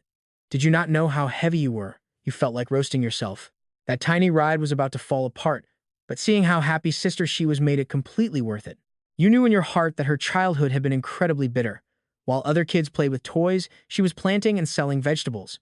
While others studied for college entrance exams, she was risking her life in the city just to secure a bite to eat. She had tasted all the pain others had lived through, and even the hardships they never had to face. She endured it all, but she had never experienced the simple joy others took for granted. Right then, you made a silent promise. From now on, you would show her all the beauty the world had to offer. As long as she let you, you would stay by her side forever. No one would ever hurt her again. But as your mind raced, you suddenly realized something felt off. Wait, why am I thinking like this? Could it be that I have actually fallen for Sister She? Beautiful, smart, gentle, and strong. Her countless perfect traits flashed through your mind. Fighting alone for her dreams, she was practically a heroine. Honestly, that was her only real quality. Right after forcing yourself to find an excuse, wait, she did say you were her bestie. A female bro. That logic is rock solid. Sticking up for your bro makes total sense, right? Treating your bro right is fine, but wanting to sleep with them? That is way too far. Then again, she is a girl, not actually a guy. But that excuse did not hold water. Your head was spinning, more chaotic than ever. You shut your laptop and walked out onto the balcony. Closing your eyes, you let the chilly autumn wind wash over you. Right next to you, Jiang Shang had been watching. He knew something was up. First, you smiled, then you frowned, even throwing him a look of pure disgust, like he was absolute garbage. It really annoyed him. Before he could speak, you ran outside like a lunatic. Xiao, what kind of crazy fit are you throwing now? Jiang Shang finally lost his patience. Without opening your eyes, you softly told him he just would not understand. I am asking the spring breeze, you said. Jiang Shang frowned. Spring breeze? It is freezing, almost winter. Ignoring him, you kept trying to look deep. The book says to let your heart find peace so all seasons feel like spring. Oh, sure. So what did you find out? Opening your eyes, you quietly murmured nothing. Jiang Shang stood there, totally dumbfounded. Then he just cracked up. Seriously, that book is totally useless. You stepped back inside with a smirk, speaking in a soft, quiet tone. The breeze might not get me, but I already have my answer. Did you fail to get yours? You smiled faintly. The spring breeze is silent, but it always follows a true heart. Meanwhile, over at Lane Foreign Languages University, the freshman campus bell contest was heating up. This online war was brutal. Different departments argued endlessly, everyone claiming their own girl was easily the most gorgeous. After 2 weeks of fierce voting, the top spots belonged to Lu Ruan and Sunian from liberal arts. The liberal arts kids got incredibly smug, talking trash about everyone else online. Sorry, but the top 2 spots are ours. Meanwhile, Lu Ruan was glued to her phone, constantly scrolling through the comments praising her. Her ego was totally fed, and she felt on top of the world. She had already decided that the campus belle title belonged only to her. But everything changed in an instant. A mysterious photo dropped on the school forum and went completely viral overnight. Within just days, her votes shot up, easily crushing Lu Ruan, who had been sitting comfortably in first. When the students saw this new frontrunner, they fell silent. The photo showed a girl in a long black lace dress, revealing only her side profile. Next to her stood a guy with his back turned. Yet that single profile shot carried such intense sadness that anyone looking at it felt a sudden, powerful urge to protect her. This is absolute god tier. Who is she? Why is she only appearing now? We need more photos immediately. Fans who had been defending their own favorites instantly had their hearts broken. Compared to her, those other girls were just cute. Countless guys instantly fell head over heels, desperately trying to find her name. Surprisingly, no department stepped up to claim her until someone mentioned she was in the Music Academy. The post was tagged. Looks like the Music Academy is the big winner. This mysterious beauty left everyone in the dust. Even Song Yang, the Music Academy president, was completely stunned. She is from our school? How have I never seen her? His team was just as clueless. President, there is no one by that description in the freshman records. Song Yang slammed his hand down. Whatever. Get someone to write a post hyping her up. Just say she belongs to our music department. Meanwhile, in the Shuahai cafeteria, Lu Ruan glared daggers at her phone, grinding her teeth in anger. The photo of this new first-place winner made her lose her appetite completely. Is not this the girl who took Yun Shay away last time? Why is she above me? Am I not better? Smack. She slammed her chopsticks down, startling Wang Xiran next to her. Ruan, what is wrong? Look. Wang Xiran took the phone, his eyes lighting up. Holy crap, who is she? She is gorgeous. He immediately met Lu Ruan's death glare. What are you staring at? Is she really that pretty? Panicked. Wang Xiran immediately backtracked. Oh, this is totally photoshopped. There is no way any girl is prettier than you, Lu Ruian. That brainless comment only made Lu Ruian absolutely boil with rage. Wasn't he basically admitting the girl in the photo was hotter than her? What an idiot. His emotional intelligence was a joke compared to Wei and Chase. The more she dwelled on it, the madder she became. She stood up abruptly and stormed off. Meanwhile, just as you were leaving campus, you collided right into the 3 of them walking out of the dining hall. Seeing you there made Lu Ruian's chest tighten with mixed emotions. She instantly recognized your back from that photo. Noticing her face fall, Wang Xiran pointed directly at you and demanded to know who you were. Zhu Chuyu quickly answered to explain. Wang Xiran cleared his throat, straightened his collar, swaggered right over, and sneered. So you are Yun, huh? You stared at this sloppy dude, vaguely remembering him from one of your classes. Yeah, what is up? You asked, totally caught off guard by what came next. Wang Xiran sized you up, shook his head dramatically, and declared, listen closely. You do not deserve Lu Ruian. So back off. You were completely stunned for a second, but then it clicked. This poor fool was walking down the exact same tragic road you once did. You could not help but look at him with pure pity. You held back a smirk, stared him dead in the eyes, and gave him a heavy, "Yeah, I know. Good luck with that." Now Wang Zarin was the one left frozen. Wait, this was definitely not how things were supposed to go. He assumed you would flip out on the spot, giving him the perfect chance to trash you in front of Lu Ruian and win her heart, but you just wished him luck. Talk about an absolute insult. His pride was deeply wounded. As you turned to walk away, he yelled out, "Yun, I am talking to you as a rival. Show some respect." But out of nowhere, you reached out and smacked a heavy, comforting hand onto his shoulder. "What are you doing?" "I know martial arts," Wang Zarin stammered, flinching back with a trembling voice. But you just frowned and locked eyes with him, sending a freezing chill straight down his spine. Just as he braced for you to hit him, you sighed, "You are just too strong, man. I feel an intense, invisible pressure. I really do not deserve her. You win."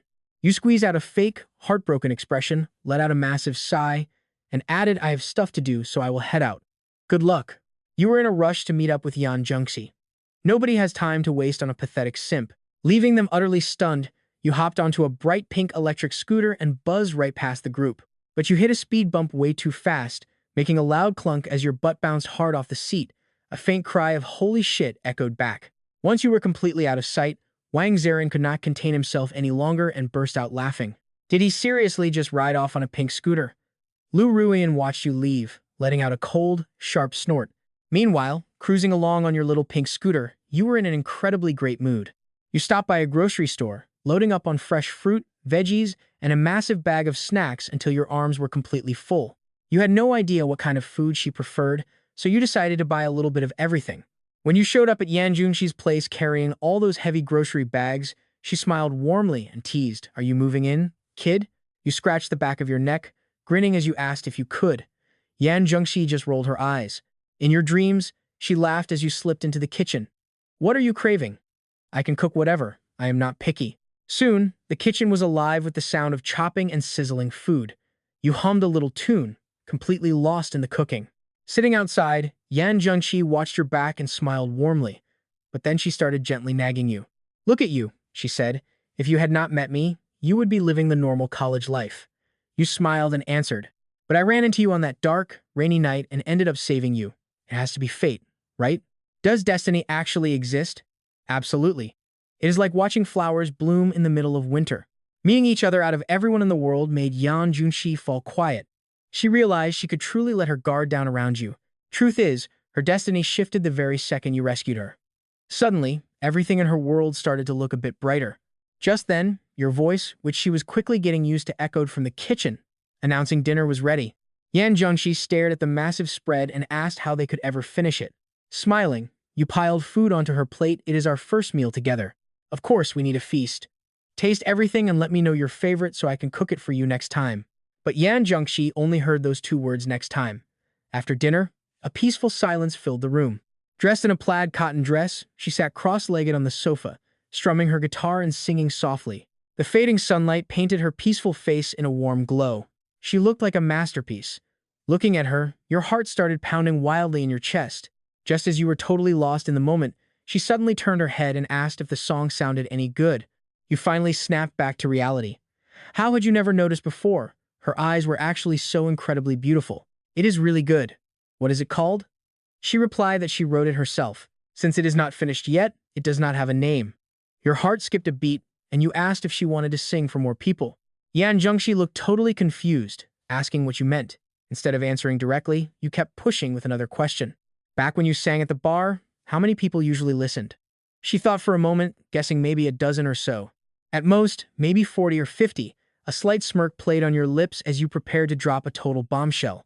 "Then how about hundreds or even thousands of people hearing you sing?" Yan Zhengxi was completely stunned by the idea. She laughed and asked what you were thinking, since that would basically be a mini concert. But right after saying it, her eyes grew dim. Quietly, she said, "I do. I dream about it." Before she could finish, you suddenly stood up and confidently announced that tonight you would make her dream come true. Yan Zhengxi gasped, staring at you in absolute disbelief. "What are you talking about? How is that even possible?" To her shock, you leaned straight in, grabbed her arms with both hands, and locked eyes with her. The sudden closeness made her blush instantly. "Go get ready right now. Grab your guitar and your pick. Tonight, I am making your dream a reality. Just trust me."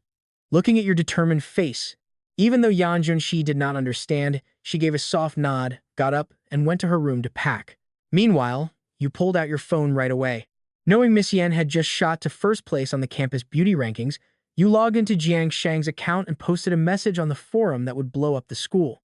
Tonight at 8 p.m., the Mysterious Music Academy Beauty, currently ranked #1, will hold a solo concert at the new stadium. Free glow sticks will be handed out at the venue. After posting, you immediately dialed Jiang Shang's number without hesitation. Old Jiang, are you in the dorm? Yeah, what is up? Order 1,000 concert glow sticks for me right now. The light-up kind. I will pay you back later. Hearing your serious tone, Jiang Shang agreed instantly. No problem, leave it to me. But if you bring up money again, I will kick your butt. You froze for a second, then smiled and hung up the phone. The fading sunlight fell softly across the windowsill. Everything was set. Now, all you had to do was wait for night to fall. At the same time, the entire campus erupted. The massive hype around the mysterious campus beauty had not even started to die down. And that post you made using Jiang Shang's account completely set the entire school on fire. It was not even 6 p.m. yet, but the new stadium was already packed with a massive sea of people. Crowds swarmed the stands, the track, and the turf. At 7, the massive stadium lights flashed on. The speakers and microphones were fully set. Looking at the glowing sea of lights with your jaw on the floor, you turned to a very smug-looking Jiang Shang standing right beside you. Old Jiang, how many glow sticks did you actually buy? Jiang Shang grinned. Not many, just 5,000. 5,000? You stared. Why did you buy that many? Jiang Shang scoffed. A university has 20 to 30,000 people. The campus beauty contest is so insanely hyped right now. What will 1,000 even do? Frankly, 5,000 feels too low. You got his point. Old Jiang, you are the man. Was my vision too small? Having such a reliable brother was truly one of life's greatest gifts. But right then, Jiang Shang suddenly leaned in with a gossipy smirk on his face, asking if you were actually chasing after that mysterious campus beauty. You hesitated, realizing there was no point in hiding it anyway, so you pulled him down onto the stands and told him every single detail. From your first meeting on that rainy night to her suddenly showing up at your door and everything that happened afterward. After Jiang Shang finished listening, the absolute shock in his chest would not settle down for a long time. Following a long pause, he slowly spoke. So that is how it is. This Miss Yan is incredibly strong, yet so pitiful. But you little punk, what did you mean by calling me trash right in front of my sister-in-law? You instantly bristled, pretending not to hear a word he said. Watch your mouth, you snapped. What sister-in-law? Don't just go calling her that. But Jiang Shang just gave a sly smile. Come on, you can fool your bros, but you can't fool yourself. When you talk about her, your eyes soften completely. And you still claim you don't like her? I don't, you said firmly. If I do, I'll eat my shoe. By the way, it's already 7:30. Why isn't Sister Shi here yet? You quickly changed the subject. Hearing this, Jiang Shang suddenly realized something. He abruptly asked, wait, she didn't come with you? No, I came early to set up. Oh man, this is bad. Then you remembered that Yan Yungi didn't have a campus card to get in. You're a real genius, Jiang Shang snapped, stomping his feet. You even forgot your own wife. Having no time to argue, the two of you scrambled down the stands and sprinted toward the main gate. But just as you reached the stadium entrance, you bumped right into her, carrying her guitar. Seeing the two of you in such a panicked rush, the late-arriving Yan Yungi looked on, puzzled. She was totally confused. Where are you guys going? You were both surprised and thrilled. Sister Shi, how did you get in? She answered casually, I climbed over the wall. You hurriedly apologized, explaining you got distracted talking and your phone was on silent. Yan Yungi just smiled gently. It's fine. At that moment, you finally remembered to introduce your friend. This is my roommate, Jiang Shang. He's a good guy, not a loser. Jiang Shang's face immediately filled with confusion. Yan Yungi smiled politely. Hello, good guy Jiang. Jiang Shang burst out laughing. Hello there, sister-in-law. This kid Yun She really kept you hidden. You stood there completely speechless while Yan Yungi just blushed, keeping quiet. Then she walked up beside you, staring at the massive crowd on the field under the glowing lights. She was completely spellbound. She asked softly, are all these people really waiting for me? It feels like a dream. How did you do this? You stared back at her, your eyes burning bright. Do you like it? Tonight, this concert is all yours. Just sing your heart out and live your dream. Yan Yungi choked up, her eyelashes trembling slightly. Hesitating for a second, she suddenly stepped forward, hugged you tightly, and quickly let go. You really know how to talk. Thank you. But then, she tilted her head and smiled helplessly. It feels like I can't repay what I owe you in a lifetime.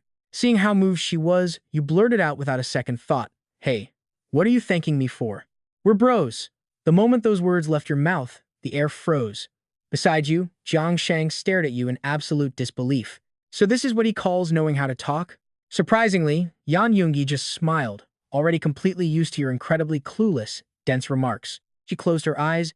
A flood of memories rushed through her mind from her arrival in Lianqing, enduring 7 long years of deep loneliness, to standing at the center of attention 10 minutes later.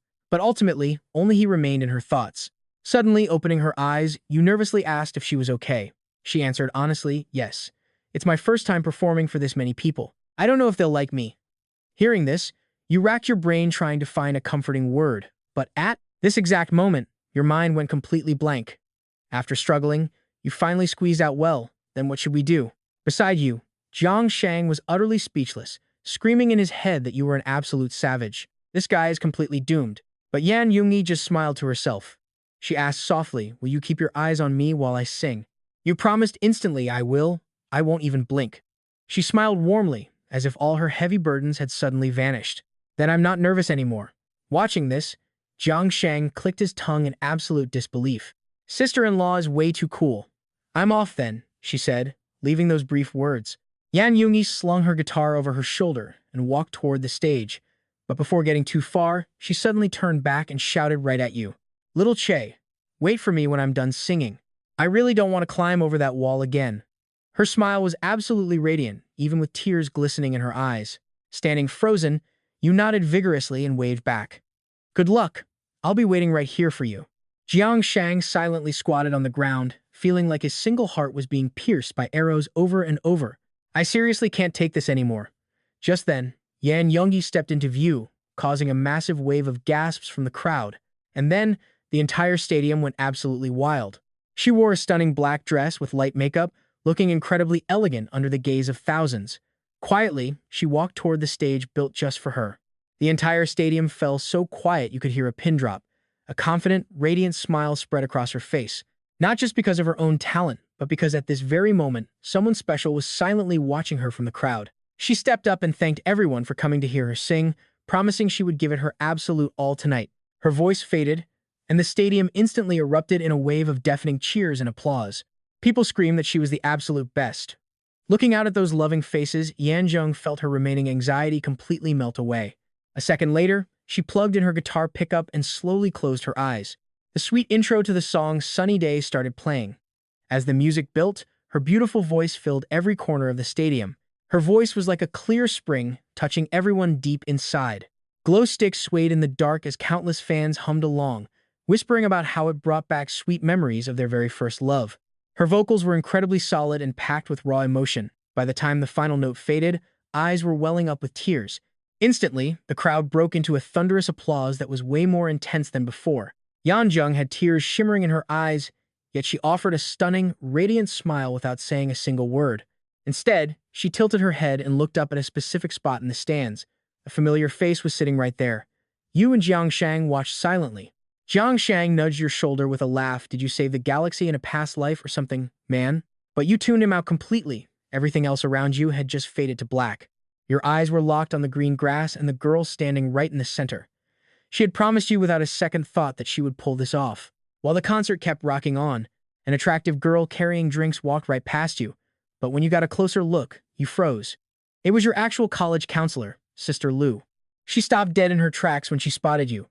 You and Jiang Shang blurted out together, Sister Lu, what are you doing here? Jiang Shang stared at her stylish, edgy outfit and could not help but tease her.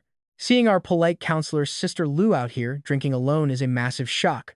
But surprisingly, Sister Lu did not seem to mind the teasing. She just grinned and shook her beer can, asking if you two brats wanted one. The three of you ended up sitting together, drinking and enjoying the music. Then, Sister Lu brought up Jiang Shang's social media post. It is getting a ton of attention. Then her voice dropped, and her eyes turned highly suspicious. Still, she was way more curious about something else. That talented girl does not go to our school, right? Yet she is throwing a concert here. Do you boys want to tell me what is going on? You and Jiang Shang felt cold sweat break out instantly. Neither of you dared to utter a single word. You both thought you were dead. But unexpectedly, Sister Lu just waved it off nonchalantly. She did not care about our wild student antics, telling us to be as impulsive as we wanted. Then she finished her drink and stood up. She announced she was leaving. You quickly tried to get her to stay, but she just smiled, joking about getting too old. She could not handle all this emotional stuff. But then Jiang Shang mumbled under his breath that her pristine image was already ruined anyway. Sister Lu whipped her head back, her eyes razor-sharp. Jiang, my boy, you need a cold beer to quiet down. Did that finally shut him up? Just when you thought you were safe, she took a few steps and suddenly spun around again. Your heart skipped a beat. You only heard her ask whose girl that was anyway. Jiang Shang immediately pushed you forward, pointed at you, and shouted that she was yours. Sister Lu raised an eyebrow in approval. She praised your good taste, Yun. The concert ran until 10 p.m., and Yanzheng was quickly mobbed by excited students while you waited nearby. She finally managed to break free and walk toward you, but you had already gone down to meet her. In the middle of the crowd, you locked eyes. You asked her how she felt, and she beamed with joy. She said she was so happy, but felt like she was dreaming. You noticed she was smiling a lot more, so you made your move. The school sports festival starts next week. Do you want to go out and have some fun? How about a trip to Mount Hung? You even had a smooth excuse ready, saying the fortune tellers there are incredibly accurate. But she stayed silent, just walking ahead. Your stomach dropped. If a girl does not give a straight answer right away, you are usually doomed. What you did not realize was that her entire world had been completely black and white before she met you. Now she finally had something to look forward to. She stopped walking and softly asked if it would be just the two of you. You nodded. Yan Young smiled playfully, saying she wanted to go but felt a bit scared. You immediately started to whine and protest. You swore to God that you were not that kind of guy. Yan Young suddenly turned around, her bright eyes locking onto yours. She teased that you looked pathetic, saying you could just back out. But then she flashed a gorgeous grin, asking who said she was not going. Before you could answer, she spun around and ran, leaving you behind. You stood frozen for a second, then it finally clicked. You lit up with pure joy. Hell yes. You eagerly chased after her, chattering away by her side. So should we get our fortunes told together? She asked softly. Whatever you want. The concert completely blew up online. This mysterious campus beauty became an overnight legend, then vanished into thin air. You scrolled through your phone, reading the viral forum posts and going crazy over her. A smirk crept onto your face, but right at that moment, trouble came knocking. During PE class, Wang Ziren's two roommates, Zhang Cheng and Xiao Shiqing, plopped down right next to you. Zhang Cheng's face was glowing. Yun, did you see the concert last night? My whole world is shattered. Xiao Shiqing nodded along vigorously. I used to think Lu Ruian was the absolute peak of beauty until last night, when I saw True Radiance. Right after that, Zhang Cheng added, I heard she is from the Music Academy. Let's stake out the place for a photo. Wouldn't that be awesome? Hearing this, you couldn't help but chime in it's just a photo. Is it really that big of a deal? Zhang Cheng instantly got annoyed, turned to you, and snapped, what do you know? Oh, right? I heard you failed at chasing Lu Ruian. You replied calmly, yeah, that happened. Their eyes widened in shock. You failed, and you are still this calm? Your face remained completely flat. Why would failing be something to be ashamed of? Just as you said that, Lu Ruian walked right toward you with Wang Ziren. The moment Wang Ziren saw you, he scoffed coldly and deliberately sat as far away as possible. You laughed inside. What is this rich idiot acting so high and mighty for? Meanwhile, Lu Ruian's expression looked incredibly complicated. She stared daggers at you. Seeing you leave with that other girl last night felt like a thorn in her heart. She gritted her teeth. Finally, she couldn't hold it in. Yun, what exactly is your relationship with that girl from last night? You frowned, which one? Lu Ruian raised her voice, the one who was singing last night. I clearly saw her leave with you after the show ended. Those words struck like a sudden bolt of lightning. Zhang Cheng, who was just raving about the goddess, and Xiao Shiqing instantly froze. Their eyes nearly popped out of their heads. So you weren't just acting tough. Feeling completely baffled, you replied impatiently, we are just friends. I don't believe you. Before Lu Ruian could even speak, Wang Ziren jumped up from beside her. Yun, what are you pretending for? You have the guts to do it, but not to admit it. Just as they were arguing, a massive commotion suddenly broke out at the field entrance. Everyone's attention was instantly drawn in that direction.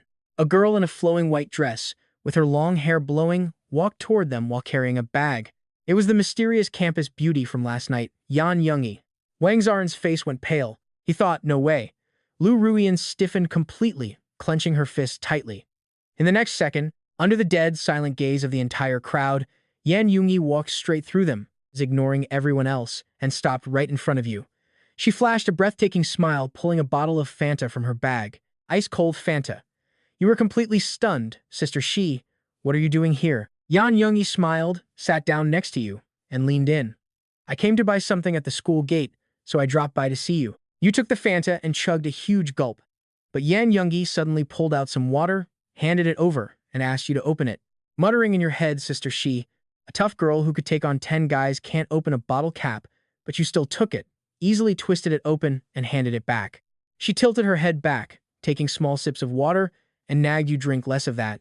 It is high in sugar. It is bad for you. Then she added, oh, right, tomorrow is the sports festival holiday. I already bought the tickets, so I will come pick you up. You gave a soft hum. The two of you just sat there like nobody else existed. That day, you took your crush to a trendy, internet-famous restaurant in Hangzhou, but the very first bite almost completely took you out. This Westlake vinegar fish was so foul, you couldn't help but curse right in front of Yan Youngie. But she took a bite, smiled, and said, I think it is pretty good. Pretty good? The fishy aftertaste was so strong, you just wanted to throw up. You could only chug water, watching helplessly as Yan Youngie quietly ate by herself. When the meal ended, more than half the food was still left. Yan Youngie actually asked the waiter for a to-go box. You were completely dumbfounded. You asked in confusion, Sister She, what are you doing? She packed the food, saying there was so much left.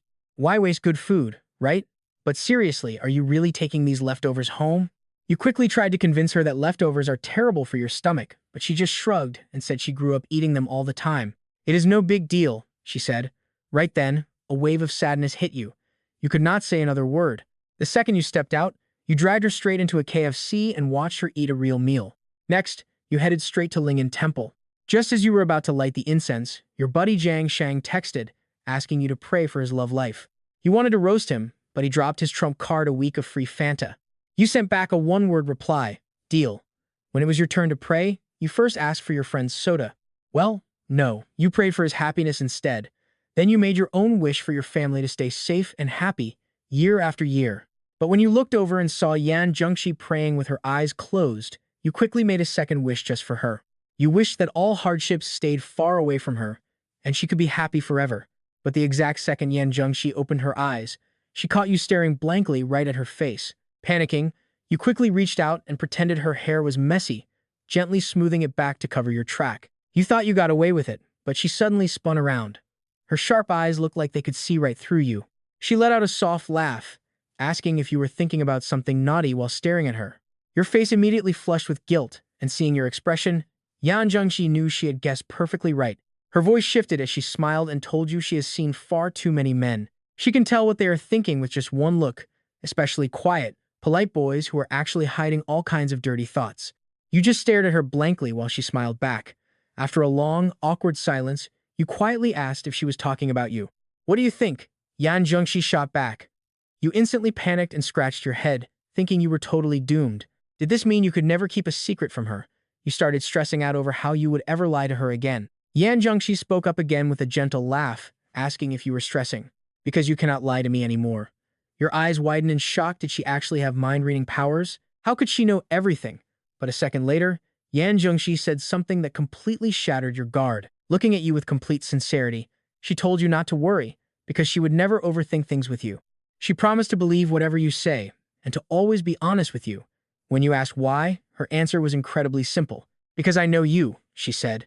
I know you would never lie to me, and if you did, it would be to protect me. She reached up to gently fix your collar, quietly mumbling something under her breath. In that exact second, your heart swelled. You raised your hand right there and swore out loud that you would never tell her a single lie. Startled by your sudden outburst, Yan Zhengxi teased you, asking why you were being so intense all of a sudden. Are you trying to confess? At those words, your heart began thrashing like crazy. You blankly blurted out, can I?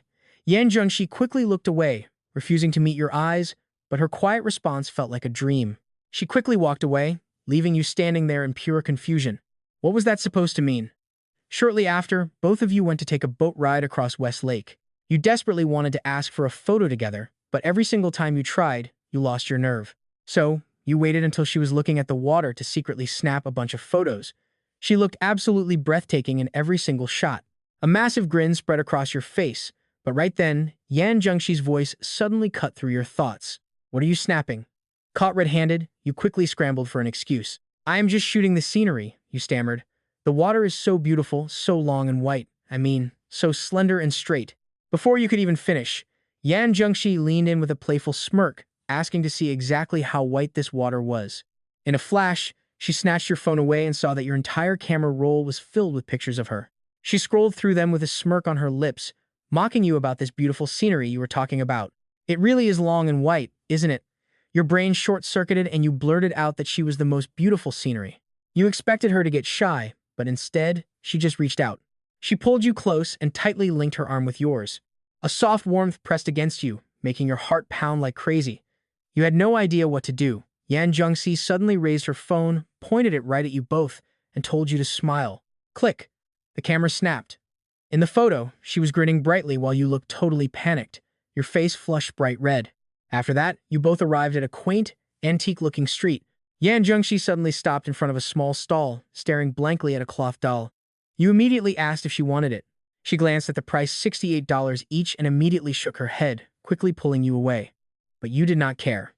You yelled right over to the shopkeeper, "Boss, I will take those 2 matching dolls." Yan Zhengxi got anxious, whispering if you were stupid and why you were wasting money. But you just smiled, shoving the doll right into her hands. "Since we rarely hang out, just consider it my gift."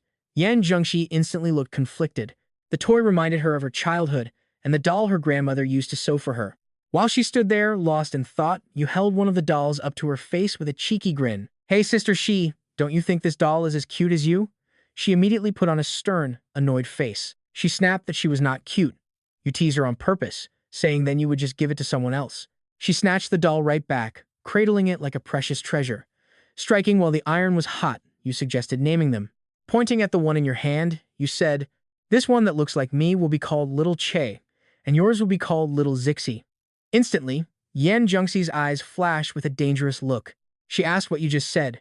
Jumping in fright, you quickly stammered that you meant hers was called Little Mei. "Yeah, that is it." Hearing your desperate correction, Yan Zhengxi could not hold it in any longer and burst into a bright laugh.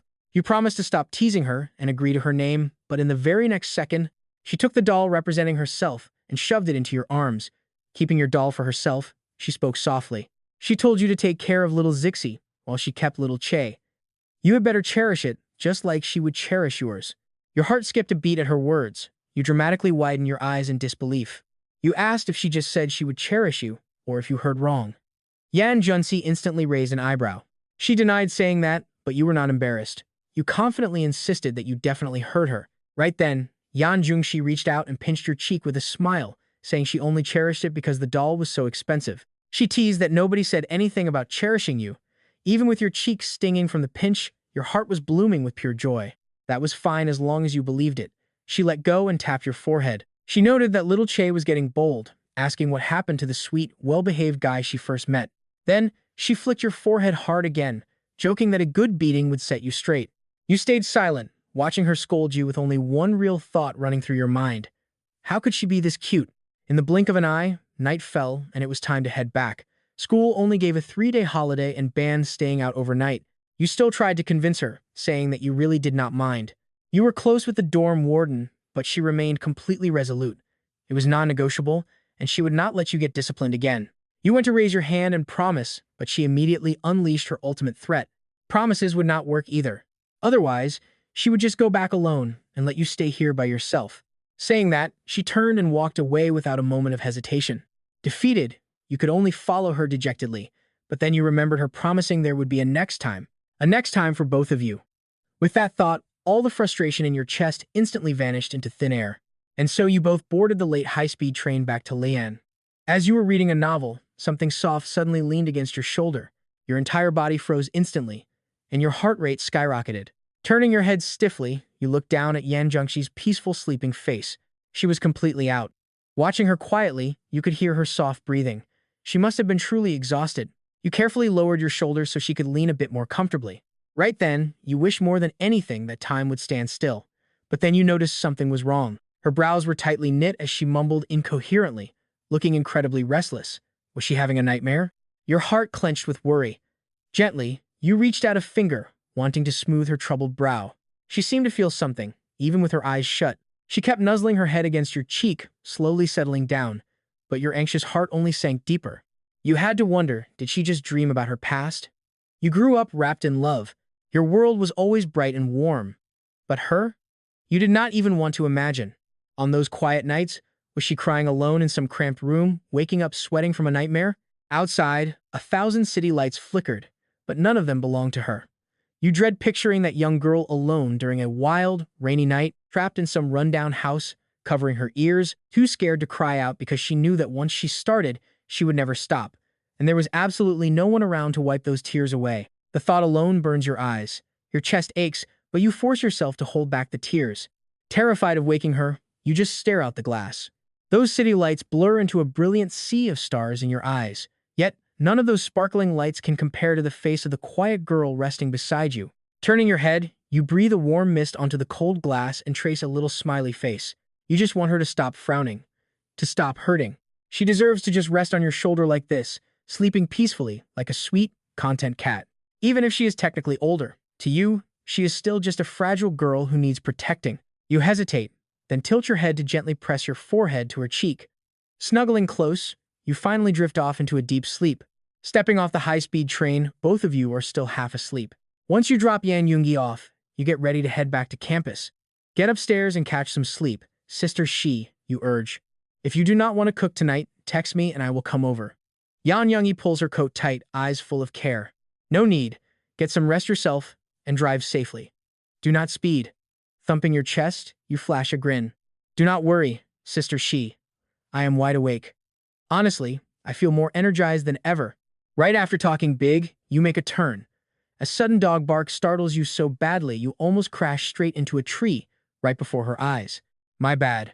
Totally my bad. You scratch your head. Yan Yongyi just sighs, watching you walk away with a look of deep concern. That boy really cannot stay out of trouble. The second you are out of sight, and Yan Yongyi cannot see you, you twist the throttle to the max, gunning it back to school. If you get caught, you are dead meat. Meanwhile, Wang Shiran from next door is lying in bed, utterly miserable and questioning his life choices. He tried everything to humiliate you and impress Lu Ruyan, fully convinced he was the main character of this story. But what happened on the field a few days ago left him completely traumatized. Even worse, after seeing Yan Yongyi perform, he now worships her as his goddess too. Sure, it did not stop him from chasing Lu Ruyan, but the blows kept coming. First, Lu Ruyan told him you left with his goddess. He refused to believe it, bringing you water, opening your bottles, and nagging you just like an old married couple. You two sat so close. Damn it, you were practically glued together. This was worse than death to him. He treated everyone else as a rival, only to find some guy already bagged his goddess. Wang Shiran was completely crushed. Right then, his two roommates walked in discussing the exact thing he dreaded hearing. Who would have thought? That kid Yun Chase secretly scored a goddess. He must have been out with my girl these past 2 days. Next time we see her, we have to make him get us a group photo. Actually, scratch that. Just make him teach us how to land a goddess. Hearing this, Wang Ziran felt like he was being slapped in the face all over again. That kid Yun wasn't even in the room, yet he was still flexing. Wang Shiran rolled over in frustration, making his bed creak loudly. His roommates finally noticed him and rushed over brother Wang. What's wrong? You've been in an awful mood these past few days, Wang Shiran replied weakly. Didn't you guys just explain the reason? Why are you even asking me? Dongqing immediately showed his loyalty. Brother Ran, don't lose heart. I am always on your side. Shia King chimed in. Exactly. Brother Ran, next time we see Yun, we will definitely help you chew him out. But right as he said that, you pushed the door open. The dorm went dead silent.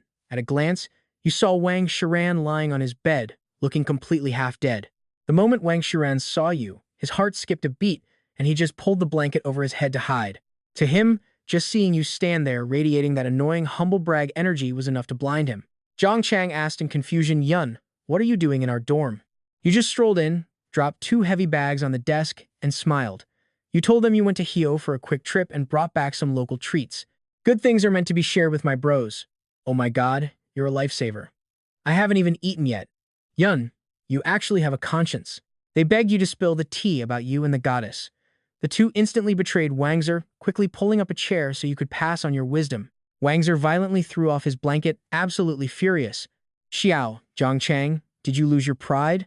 Zhang Chang muttered that pride doesn't fill stomachs, adding that this Westlake vinegar fish was actually pretty good. Wangzer instantly exploded, shouting that he was from Hangzhou and knew exactly how terrible that dish tasted. You guys got ripped off and you're still defending him. Zhang Chang just mumbled through a mouthful of food, claiming it was actually pretty tasty. just a little sour. Wangzer was completely dumbfounded. He demanded to know whose side Zhong Chang was on, and Zhong Chang immediately shifted the blame.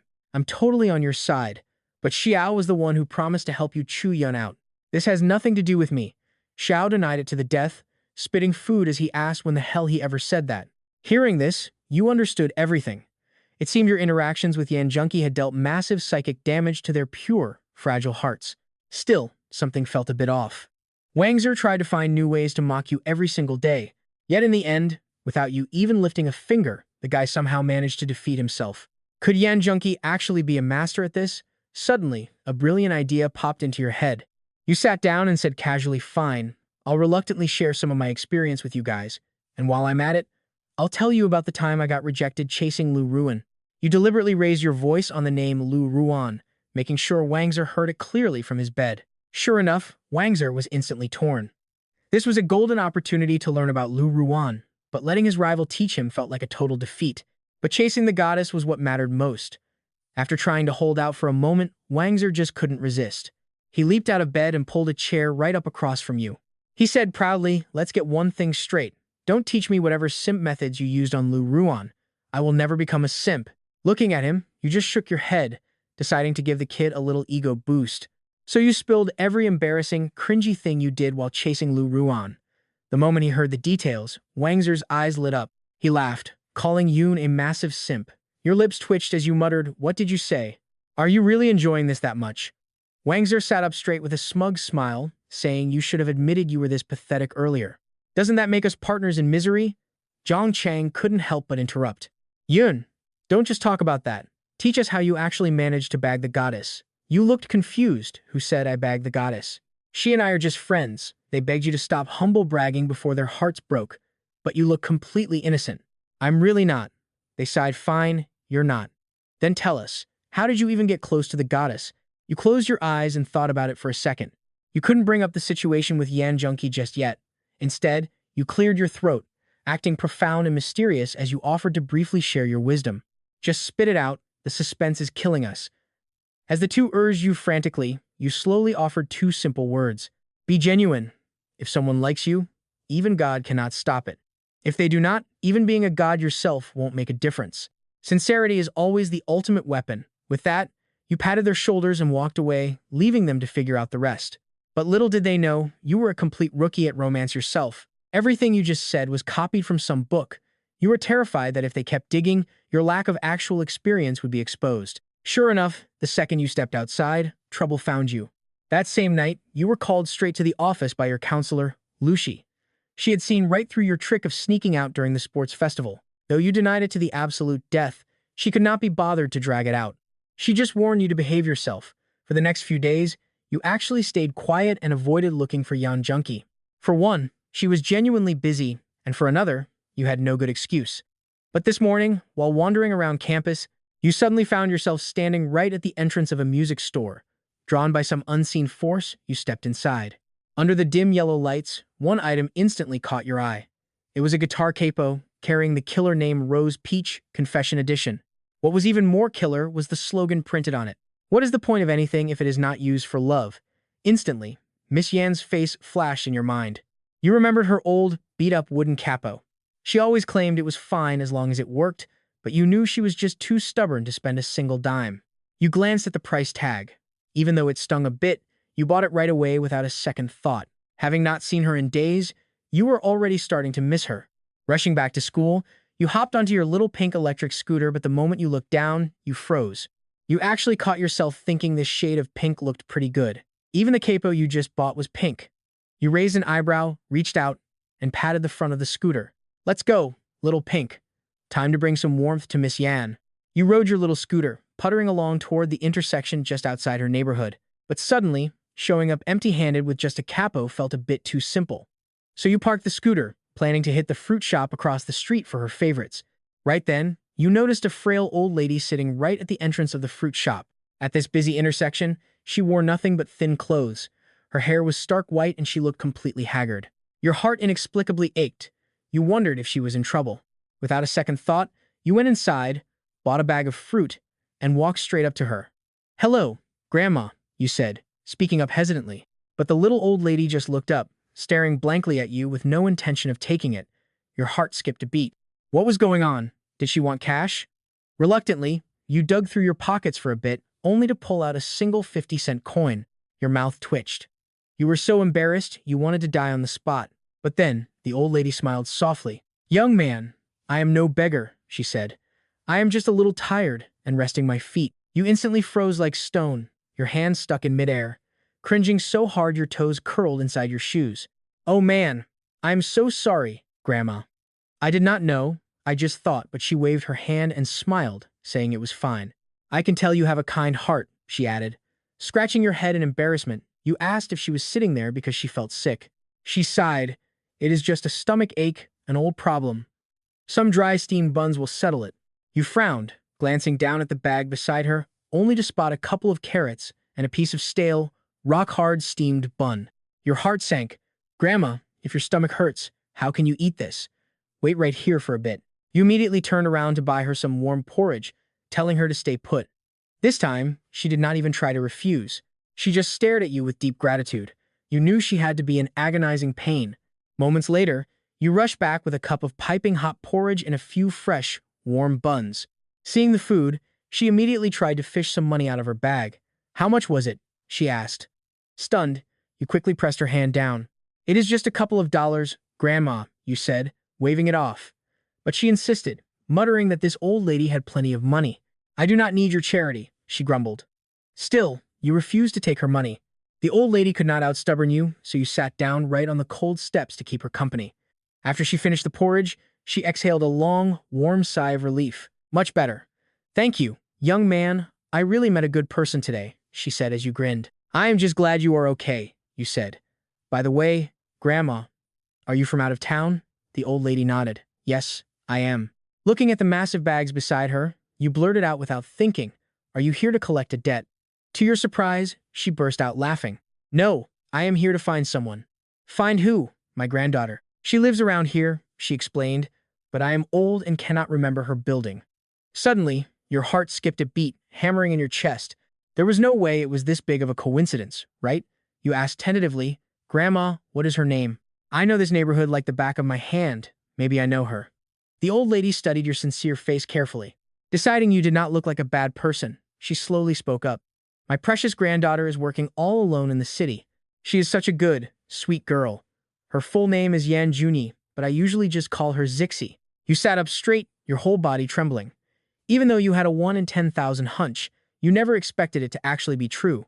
This was literally a grandmother falling straight out of the sky. You felt shocked, overjoyed, and even a little panicked.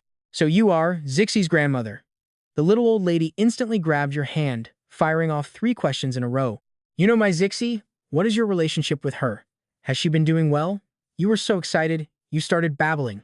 "More than just know her. We are actually," you paused right before saying it, "really good friends." Hearing this, the old lady's smile instantly bloomed. "Really?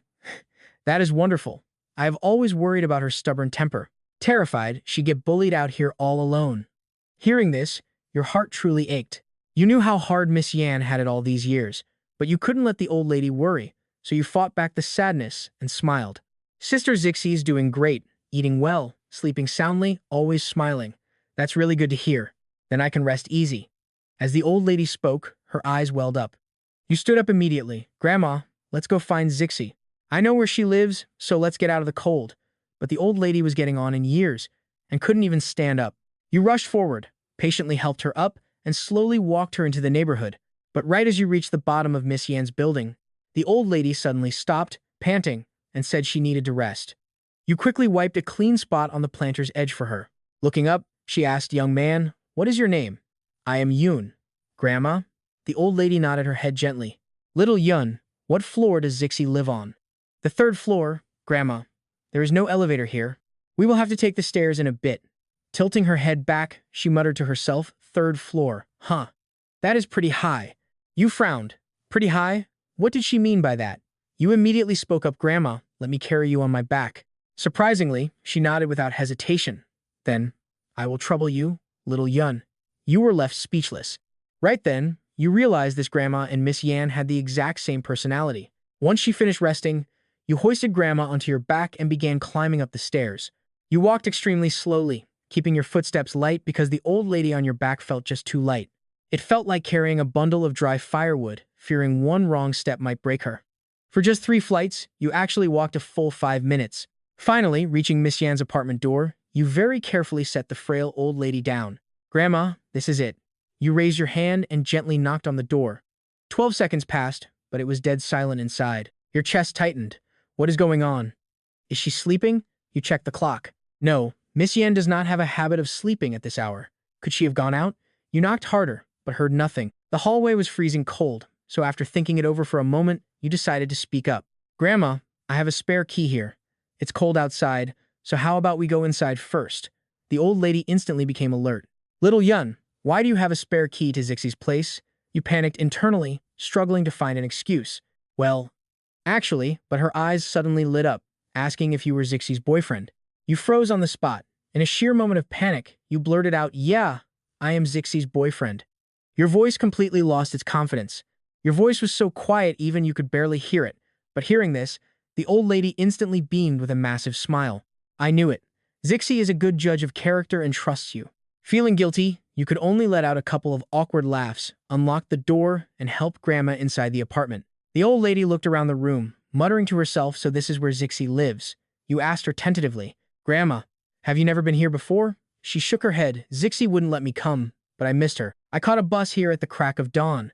She paused, staring straight at you. "Little Yanjin, tell Grandma the truth. Is she really doing okay?" Hearing those words, your eyes instantly welled up with tears. Your emotional defenses were right on the verge of collapsing. Just as you were about to confess, the door suddenly clicked. A familiar voice rang out. "Little Che, you are here. Why didn't you tell me beforehand?" Smack. Standing at the door, Yanjin froze as her grocery bag slipped from her hands. "Grandma, why are you here?"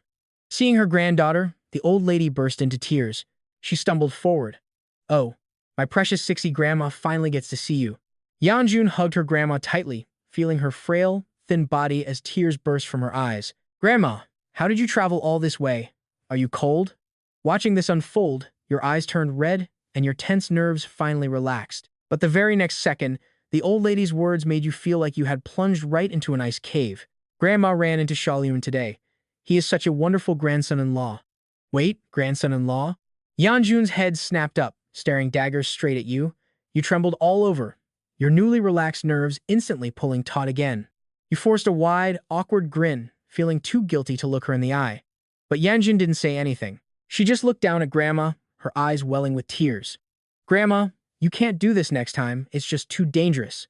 But the old lady ignored her and kept pressing. "Sixie, have you been doing well these past few years? Has anyone bullied you?" Yan Yungi shook her head desperately, tears streaming down her face. Yet her voice was steady. "I have been doing great. He always takes good care of me. I am not lonely at all."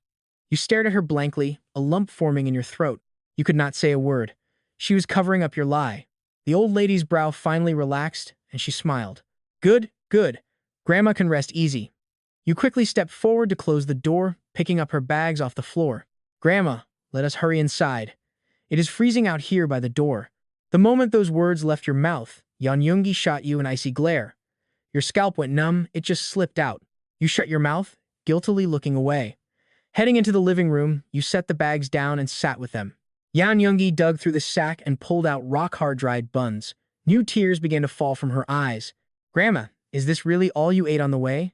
The old lady just smiled. "Of course not. Xiao Yun bought me fresh buns and porridge." Yan Yungi looked at you with tearful gratitude and whispered a quiet thank you. She spoke up, asking Grandma to stay the night. But the old lady shook her head. "I cannot stay. Seeing that you are okay and Xiao Yun is taking care of you, I can rest easy." Then she dropped a heavy question. "How long have you two been together?" Yan Yungi froze, her eyes frantically darting to you for help. In a split second, she turned her head, forcing a smile through her tears a long time. "I met him right after arriving in Lianxing. He has been by my side ever since, making me incredibly happy. I haven't suffered at all." Hearing this, the old lady finally let go of her worries, whispering that it was wonderful. You rubbed your eyes and stood up, announcing that you would go make dinner. "You can leave after we eat." You ducked into the kitchen, getting busy while keeping your ears open to the quiet murmurs behind you. You heard Grandma whisper, "Does Xiao Yun know how to cook?" Yan Yungi smiled and nodded. "His cooking is delicious," she said, making Grandma's smile grow even wider. They chatted back and forth, praising you to the high heavens. Even with their voices kept low, you caught every single word. On the inside, you were absolutely thrilled. Externally, you calmly stir-fried the food, but behind their backs, a massive, goofy grin was plastered across your face. You couldn't stop smiling. Just then, Grandma reached into her large bag and pulled out 2 thick sweaters. Yan Yungi, it is getting cold. Grandma knitted you 2 thick sweaters to keep you warm. Yan Yungi held them, looking a bit puzzled. Grandma, aren't these sweaters way too big? I could wear this as an apron. But Grandma smiled. You always liked buying things a size bigger. This way, you can layer up. But why are there 2? Yan Yuni asked in confusion.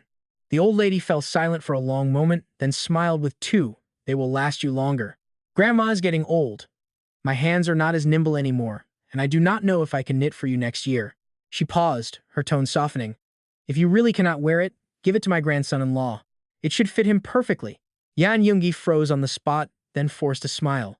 She looked at your broad back and called out, "Hey, do you want a free sweater? Since you are eavesdropping anyway." Hearing this, you spun around with flushed cheeks, nodding vigorously. "Yes, of course I do. Thank you, Grandma." Grabbing the sweater made your cooking feel a whole lot lighter. After dinner, Yan Yungi begged her to stay. "Are you really leaving?" "No, I already promised old Lee.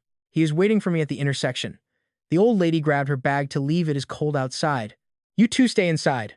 But Yan Yungi was worried and insisted on walking her down to the street. At the intersection, Yan Yungi held Grandma's hands, her eyes blurry with tears. "Grandma, take care of yourself.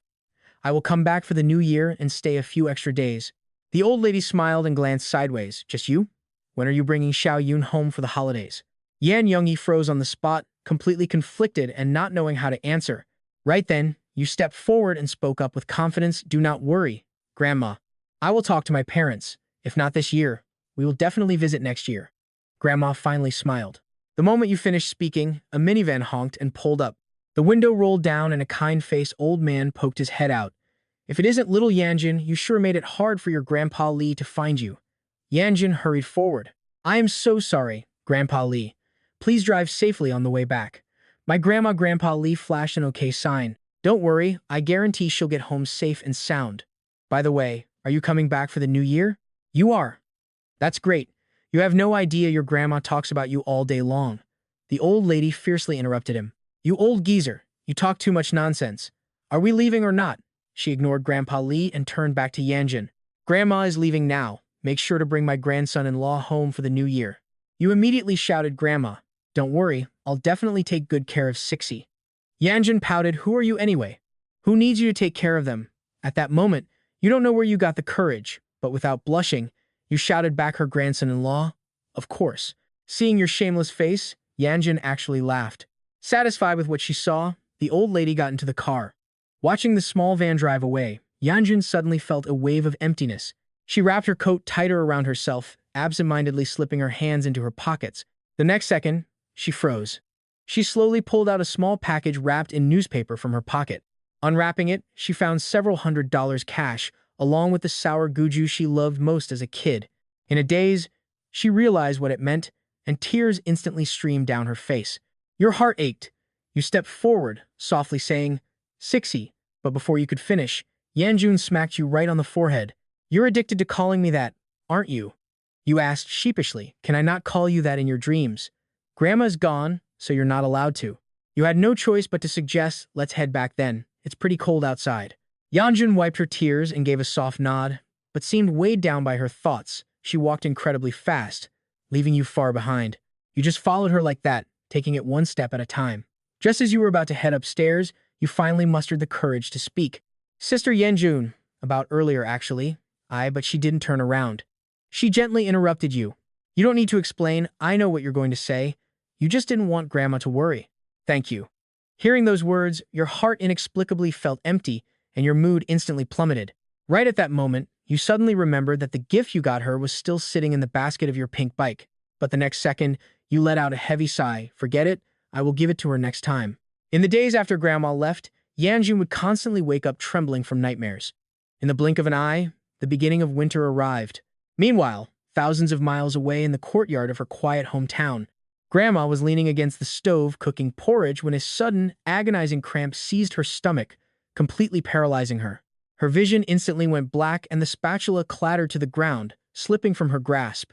At that exact moment, the gloomy sky let out a rare clap of winter thunder. Freezing rain and snow came crashing down.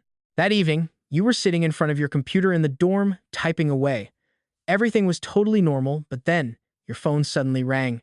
Seeing the caller ID, you instantly sat up straight, a huge smile spreading across your face. You greeted Sister C, but a second later, your smile froze completely, and your heart sank like a heavy stone. Slapping the phone down, you bolted up, threw on some clothes, and lunged straight for the door. Your roommate Jiang Shang looked totally confused. Where are you going? Without looking back, you yelled to cover your classes. Gone for a few days, you yelled, already dashing out of the dorm like an absolute madman. Rushing to your pink bike, you pedaled like the wind with just a single thought driving you forward. Reaching Yanjiang was your only priority. Suddenly, Wangzer blocked your path with a smug grin, clearly trying to show off. Instead of slowing down, you twisted the throttle to the absolute max and screamed at the top of your lungs. Get lost! Terrified, Wangzer threw himself aside. You roared past, leaving him shouting in the dust, but you heard nothing. On the phone, Yan Juni said something happened to Grandma. Heading for the central hospital, you frantically ran up to the 5th floor and slammed the ward door open, panting hard. Grandma lay on the hospital bed, with Yan Juni sitting right beside her. Her eyes were completely bloodshot and exhausted. The second you walked in, her tears broke like a collapsing dam. Xiao, Grandma Shay is she. You rushed forward, grabbing her freezing hands and whispering that Grandma Shay would be completely fine. You both sat by the bed in absolute silence all night, until the next morning when a doctor quietly signaled for you to step outside. As soon as the door clicked shut, Yan Junji turned to the doctor. Trembling, she asked if her grandma could be cured. The doctor looked grave, and after a long silence, he shook his head heavily. The cancer was found too late. Her entire stomach is ulcerated, and surgery is no longer an option. Yan Junji clamped a hand over her mouth, weeping silently. Her body shook so hard she could barely stand.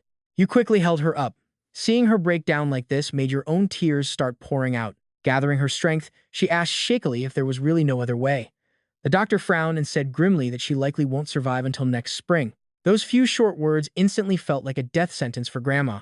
The next afternoon, Grandma finally woke. She groggily opened her eyes and struggled to prop herself up in bed. Her very first words were to ask she how much this room cost a day, because Grandma did not want to stay. It smells bad here, let's just go home.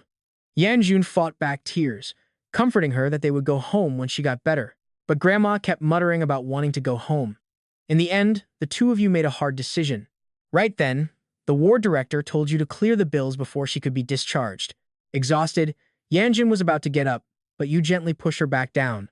I'll handle it, you said firmly. You stay with Grandma. But in all your life, you had never actually sorted out hospital paperwork by yourself. Just a clueless kid. You felt completely lost in the massive hospital quarters. After running to the wrong windows and asking directions over and over, you finally finished the paperwork, but your mind remained entirely on her. You ran outside to buy some hot food, but when you returned, Yanjin was already fast asleep, slumped over the side of the bed. Your heart ached as you gently nudged her. Sister Shi, you haven't eaten in a day and night. Have some food. She nodded numbly, but after taking just one bite of the corn, she couldn't swallow another thing. She kept picturing Grandma waking up in agony in the middle of the night, holding her and weeping. Suddenly, her body shook violently and she collapsed into your arms, not daring to cry out loud, for fear of waking Grandma. Biting her lip hard, she let out muffled sobs against your chest. On the day they discharged her, Grandma actually seemed incredibly happy. She kept muttering that staying a couple more days would have cost them another few $100s. It is much better to save that money for your wedding.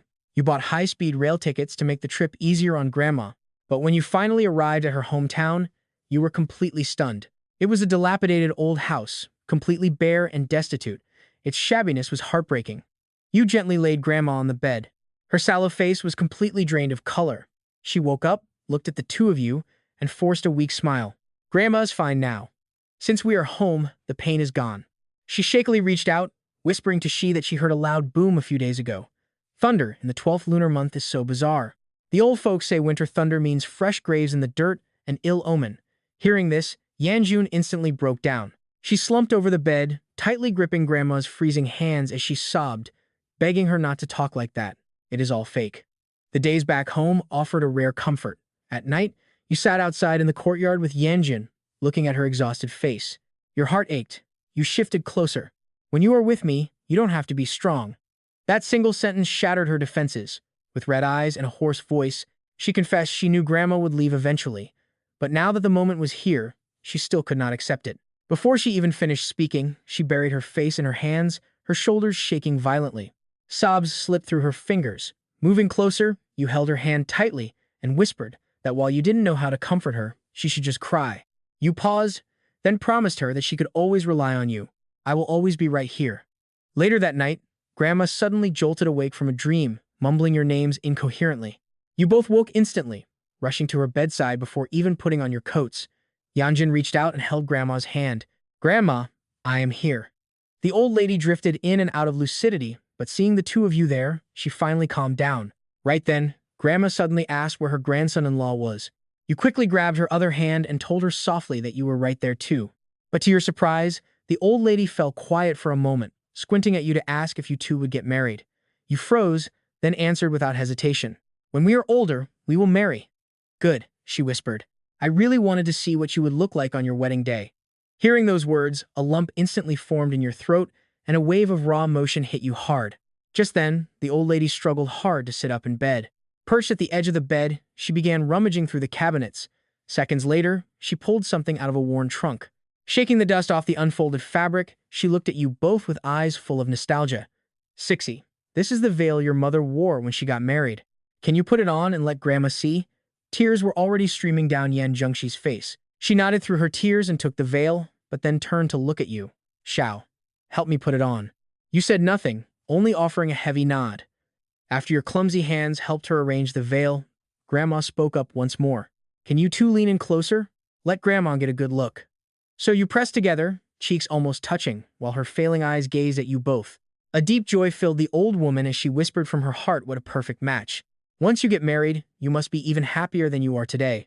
Suddenly, you pulled out your phone, raised it, and snapped a picture.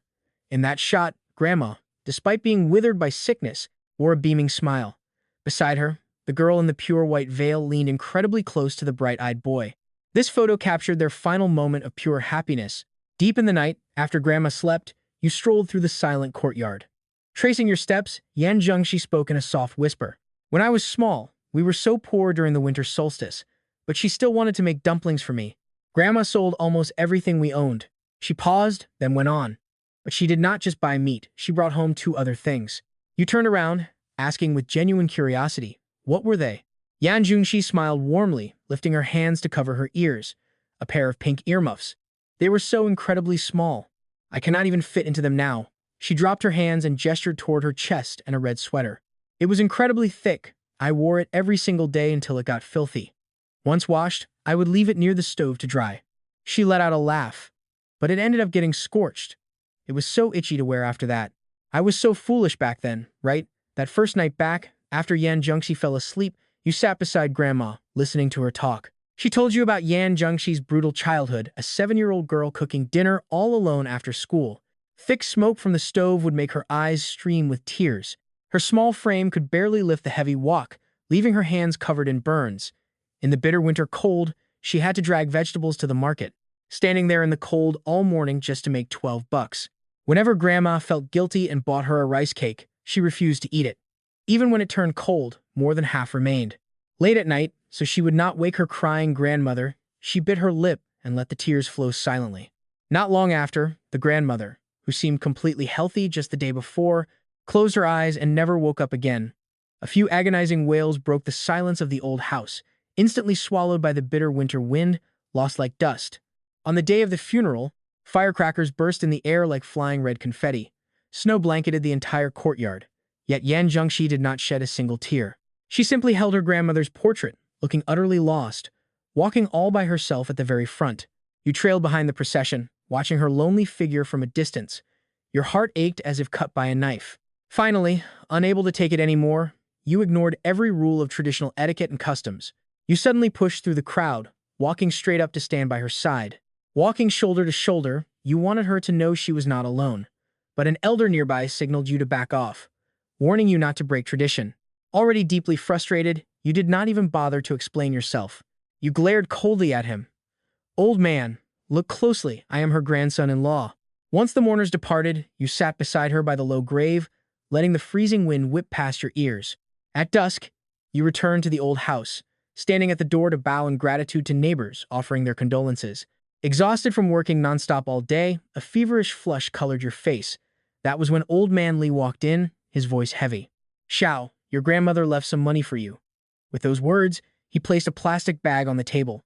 Inside the bag were several thick stacks of cash beside a worn, tattered handkerchief. When unfolded, the handkerchief revealed crumpled 10-cent, 50-cent, and 1 yuan bills. That night, Yan Jushi lay awake until dawn. She sat by the window, staring blankly at you while you slept soundly on the bed. Knowing you had been carrying the weight of everything lately made her hate herself. She was the one who dragged you into this endless cycle of exhaustion. So early the next morning, the moment you woke up, she put on a smile and told you to eat.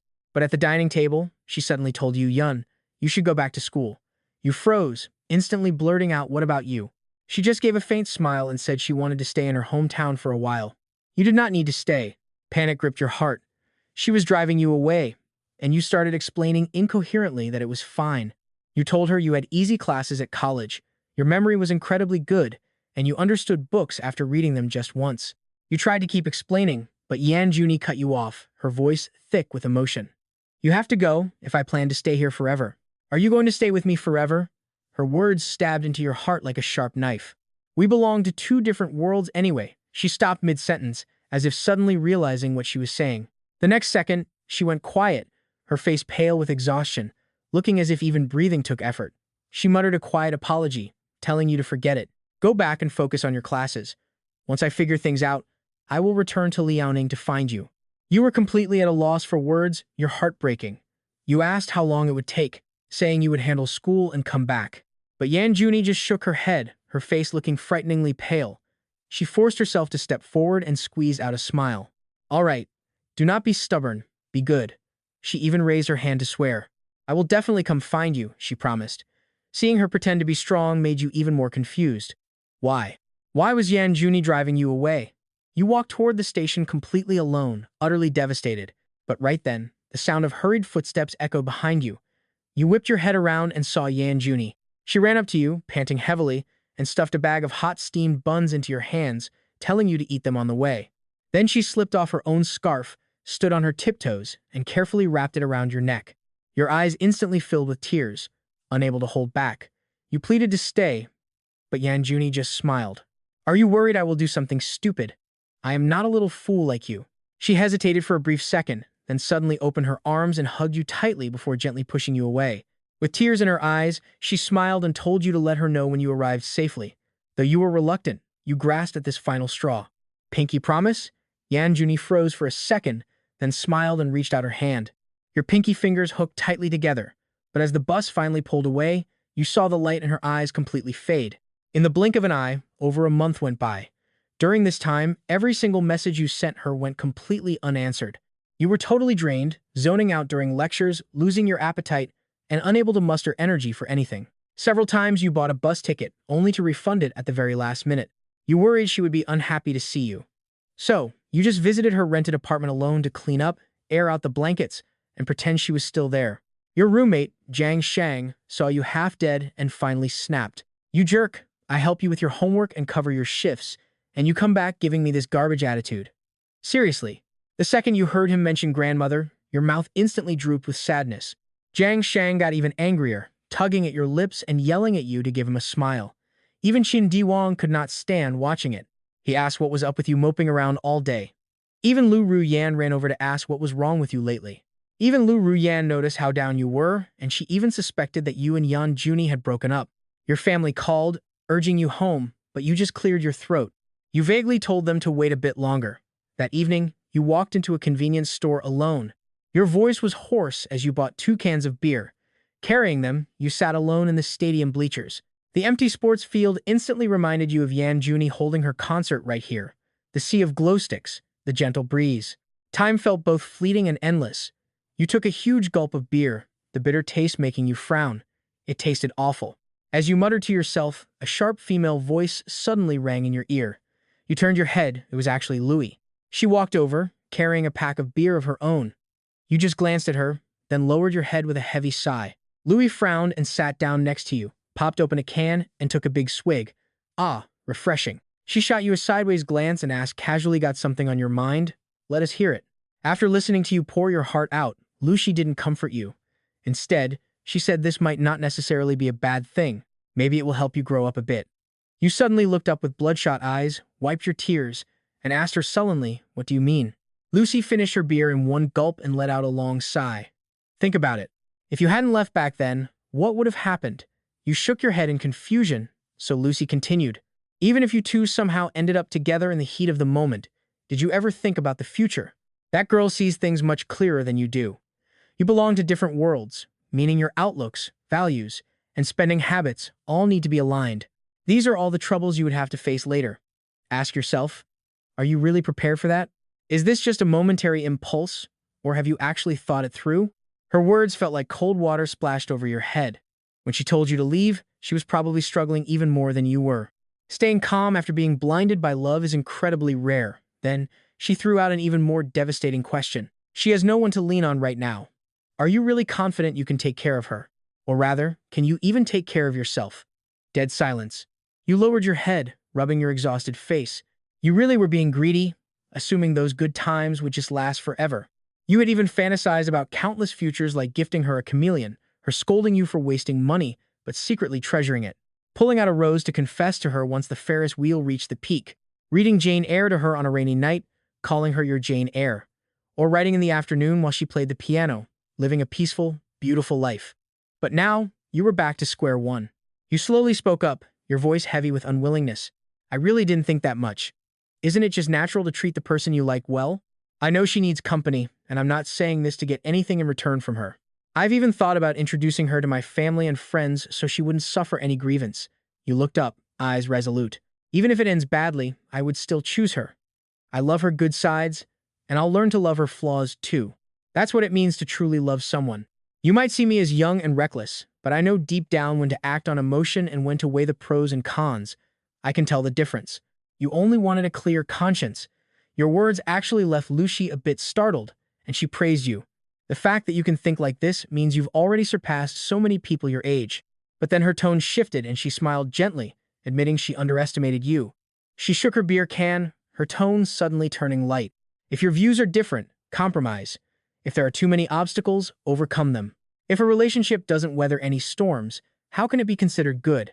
She seemed to be talking to herself. What I just said felt more like advice to the me from 10 years ago. Finally, she looked straight at you, saying it word by word. Don't let a moment of hesitation turn into a lifetime of regret. Lucy's words were like a beam of light, instantly illuminating your heart. Suddenly, everything became clear to you. Your eyes grew sharp and steady. After a moment of silence, you suddenly spoke up, asking Sister Lucy if there was someone she couldn't forget back in school. She spoke softly. Yes, back then, I swore I wouldn't marry anyone but him. And now, he's no longer by my side. Hearing this, you just blinked, looking into the distance in silent detachment. Lucy laughed, noting this was a first. No words of comfort, but you shook your head and told her it was seriously his loss. Jiang Xing is just a picky guy. He finds flaws in everyone, but he never picked on you. Lucy froze instantly, then smiled brighter than a flower. She lightly punched your arm. Enough about him. What are you going to do? You scratched your head and smiled, saying you figured it out. I'm thinking about whether I should go find her. Right then, Lucy rested her chin on her hands, eyes lighting up. Aren't you a novelist? Have you read The Sound of the Pipa? Your expression instantly turned weird. You actually read that kind of novel? Lucy curled her lips. Everyone has their little hobbies. You nodded, admitting you'd read it. The writing is very gentle. She immediately followed up, asking if you remembered a line from it. Beauty is not always in the eye of the beholder, but also heroes in the storms to come. Lucy stood up, rubbed your head, and smiled. So, are you going to be her hero, or stay here playing the depressed coward over some trivial issues? In that moment, you suddenly stood up, face glowing with a new brightness. Thanks, Sister Lucy. I'll have Jiang Xing treat you to a meal later. The next second, you turned and ran, moving as fast as the wind. Kicking the door open with a crash, you made Jiang Xing jump, nearly dropping the chicken wing he was chewing. Are you insane? Pay for my chicken. But you ignored him entirely, grabbed a pen, and started writing to your dearest Sixie. Seeing this letter is like seeing me, you wrote, pouring out your deepest feelings for hours. A second later, you frowned, read it over, and tore it to shreds. Too flowery, totally useless. Grabbing your phone, You quickly bought 2 tickets, one home and one straight to her. You packed your bags and slapped a stunned Jiang Shang on the shoulder. You told him, "Old Jiang, come to my place for New Year. I am bringing your sister-in-law back." Suddenly, your body jolted. Taking that plush doll out of the drawer, you held it close, tapped its head, and whispered for Zixi to get ready. "We are going to find Miss Yen." But first, you took the high-speed rail straight home. Your mom was working in the flower shop when you suddenly blew in like a gale. She stopped, looking completely baffled. "Xiao, when did you get back?" You ran upstairs without looking back, yelling that it was an emergency and you had to leave again. "Do we have any lizards left this year?" "Yes, but why?" "Wrap a few bouquets for me," you shouted back. "I will shower and grab them." Completely confused, your mom immediately got to work wrapping them. Those lizards were totally out of season. A minute later, you changed, ran downstairs, grabbed the flowers, and headed out. But your mom grabbed your arm, demanding answers. She had begged you to visit before, and you had refused. Now you sneak in and run out the exact same second. You are not leaving unless you explain yourself. You froze, quickly explaining that you were not heading out to cause trouble or fool around. Pausing for a moment, you dropped a major bombshell tomorrow or the day after. You were bringing home a daughter-in-law. That word petrified your mom. Seizing the moment, you instantly slipped away before she could speak. Half an hour later, you sat on the high-speed rail with closed eyes, her face completely filling your mind. Surprisingly, now that the moment was here, your heart felt incredibly calm. Walking down that country road, you finally spotted her familiar old courtyard. Rushing to the door, you knocked. A familiar voice inside called out, "Who is it?" Just hearing her voice made your eyes sting. The door slowly opened. She saw you standing there, clutching flowers with tears in your eyes. Stunned at first, her expression softened as a smile bloomed. "Why are you here?" You pulled her into a tight, silent embrace. Her eyes filled with tears, but she kept whispering, "Why are you here?" Gently letting go, you stepped back and stared into her clear eyes, unable to say a single word. She finally broke the quiet by lightly punching you in the chest. "Haven't you stared enough?" Blushing, you smiled and said you missed her too much to stay away, no matter if she had things figured out yet. "I have figured it out. Even if you try to drive me away this time, I am not leaving." 2 warm tears finally rolled down her cheeks.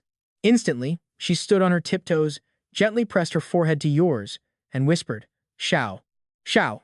You reached out and gently wiped the tears from her eyes.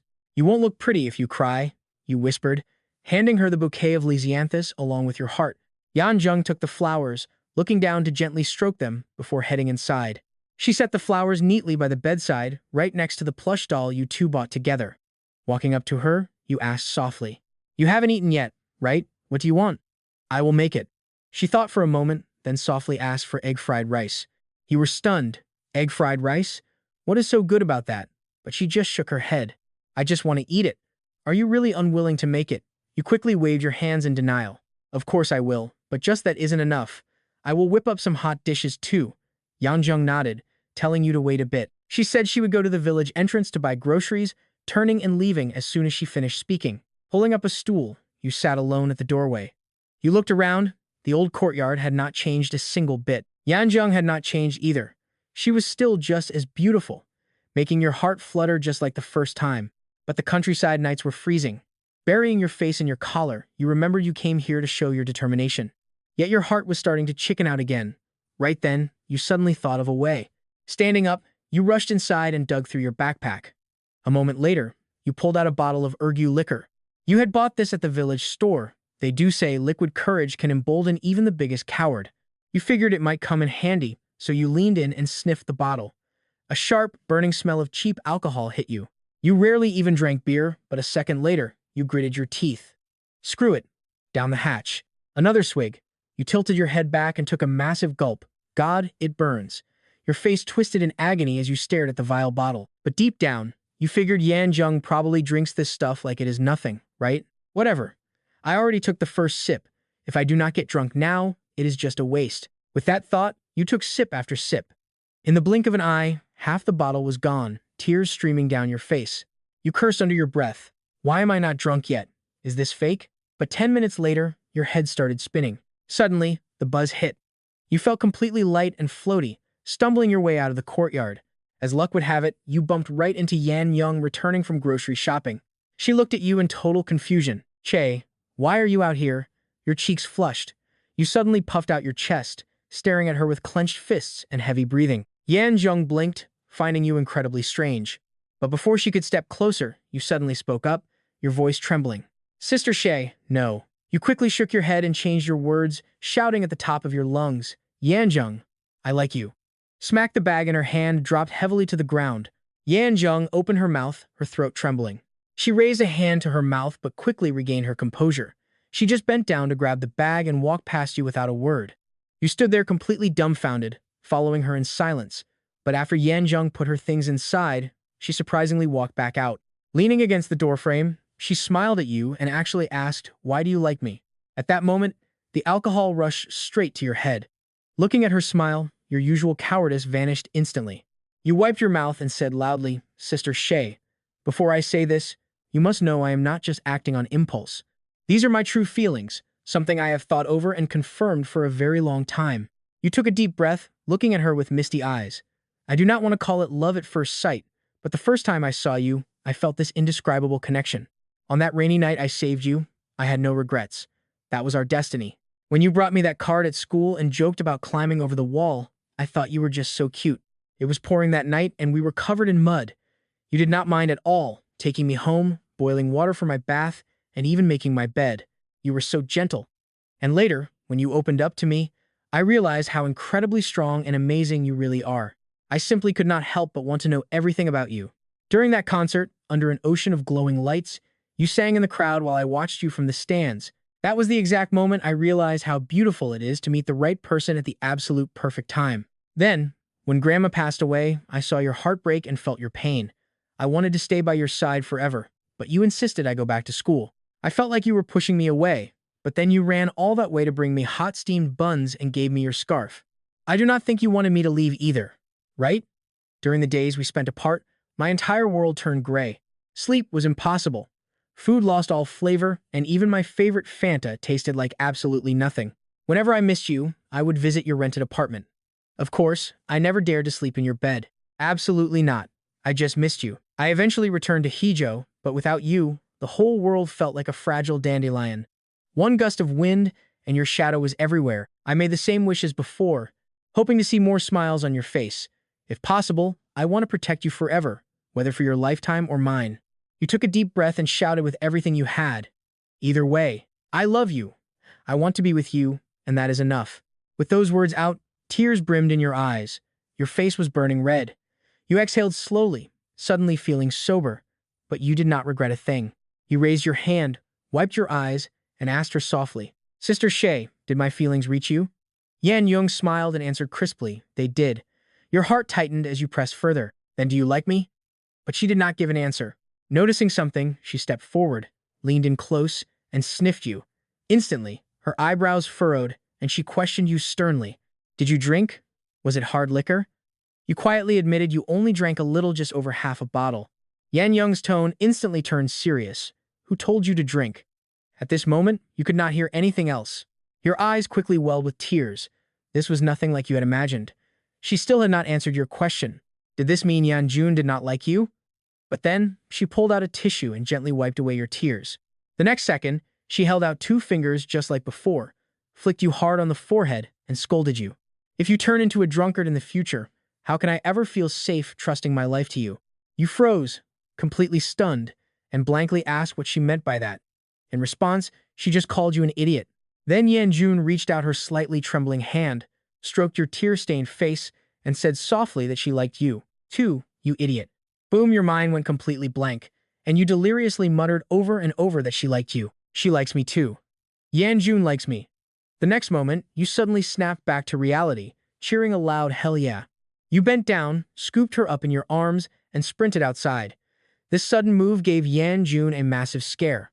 She draped over your shoulder, her cheeks burning red, and shouted in embarrassment for you to put her down, Shia. But you were already drunk and had just been confessed to by the girl of your dreams. You felt absolutely fearless.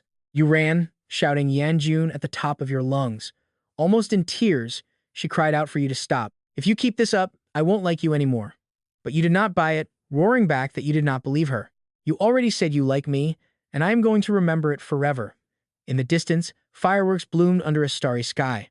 Carrying the girl you loved, you howled like a wild wolf as you ran across the open fields. Eventually, the two of you sat by the reed pond. Yanjun frowned and turned away, deliberately ignoring you. You hesitantly reached out your hand, but she slapped it away. You tried a few more times anyway.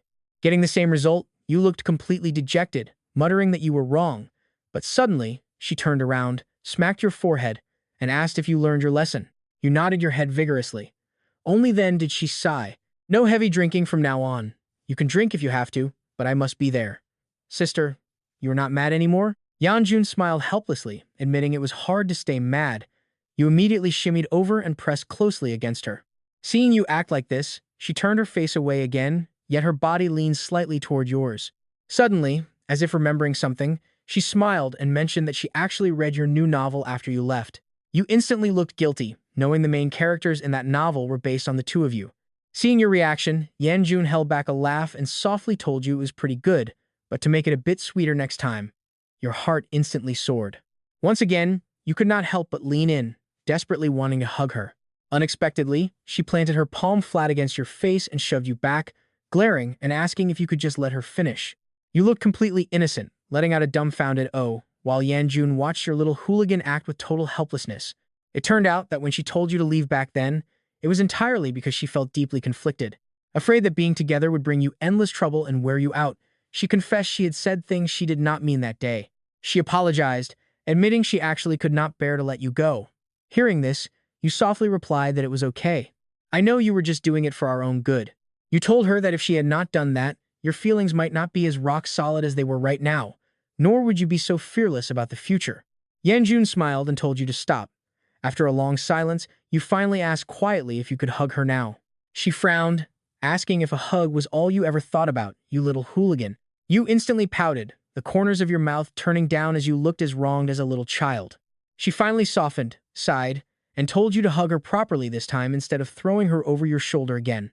Before she could even finish her sentence, you threw your arms out and pulled her tightly into your embrace as her eyes softened. She closed her eyes, silently enjoying your warmth, letting her body feel the heat of your deep love and racing heartbeat. Much later, you gently pulled back to get a good look at her, realizing the dazzling fireworks in the distant sky were nothing compared to her eyes. Right then, you uncharacteristically reached out and pinched her cheek pretty hard. You decided that even if you got smacked on the head the next second, you were going to enjoy being this bold right now. Yanjun's face instantly flushed crimson, and she quickly lowered her head, not daring to look you in the eyes.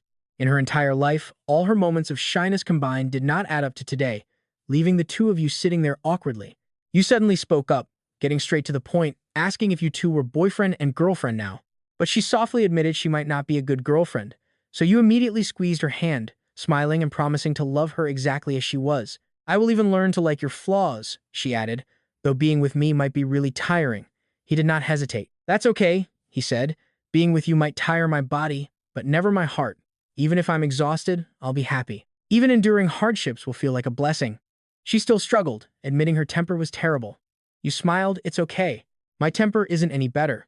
When she finally confessed she had bad habits, you silenced all her doubts with a single sentence. It doesn't matter, because I like you. The next second, you pulled her into another tight embrace, whispering softly in her ear, you are not some withered branch or a fallen leaf. Yanjun, you are my spring. Yanjun trembled all over as hot tears instantly spilled down her cheeks, her shoulders shaking uncontrollably. Then you looked into her eyes and said with absolute seriousness this new year, come home with me. When a guy purely and genuinely loves a girl, he wants to take her home. Her tear-filled eyes shimmered, and in that moment, her lonely heart finally found a place to belong. She stared up at you, a boy younger than her, yet standing tall like an unbeatable hero. Finally, she gave a soft nod. You sat by the reed pond until midnight, then went together to clean her late grandmother's old house. At dawn, as the sky began to brighten, you grabbed your bags, ready to leave. But after taking just 2 steps, she stopped, looking back at the empty courtyard, with eyes full of deep sorrow. You squeezed her hand and made a lifelong promise from now on. Whenever you miss home, I will come back here with you. Only then did she melt into your embrace, resting her head against your chest before finally looking up. Let us go, she whispered. Linking arms on that country path, your shoulders pressed tightly together. The second snow of the year began to drift down. Sadly, the grandmother who used to wait in the cold for her to return was no longer there. But the girl who had spent her life being bullied was now the one you swore to protect forever. On the high-speed train back home, Yanjun quietly rested her cheek on her hand, gazing out the window. But in your eyes, even the most beautiful scenery outside couldn't compare to her. Right then, she suddenly turned to you with a worried look. She asked, should I stay in a hotel for a few nights first? Once you have explained things to your parents, I can meet them. But you shook your head immediately. No way, bringing you home means bringing you home. Your eyes were steady as you squeezed her hand, trying to put her anxious mind at ease. Trust me, my parents will absolutely love you. Only then did she blush, nod, and smile. Soon, the train pulled into the station. As dusk fell, you hailed a cab and headed straight for the heart of the city. Meanwhile, inside your family's flower shop, an elegant woman paced back and forth anxiously. This was your mother, Yao Mana. A few hours ago, you texted her saying you were bringing your girlfriend home. She instantly figured you out, calling you a little brat. Rushing off yesterday with those Lysianthus flowers, you were secretly running away to confess your feelings. Because of this, she deep-cleaned the entire flower shop, arranging the prettiest blossoms in the most prominent spots. Just then, she spotted two figures through the window.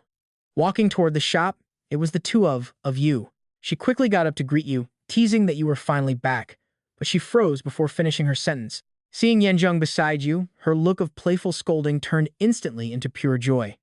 What a stunning girl. Smiling, you introduced them. Mom, this is my girlfriend, Yanjung. She instantly blushed and whispered a soft hello, Auntie. Your mother's heart practically bloomed. Smiling radiantly, she reached out, urging her to come on inside. It is cold outside, and Auntie will make you some warm food.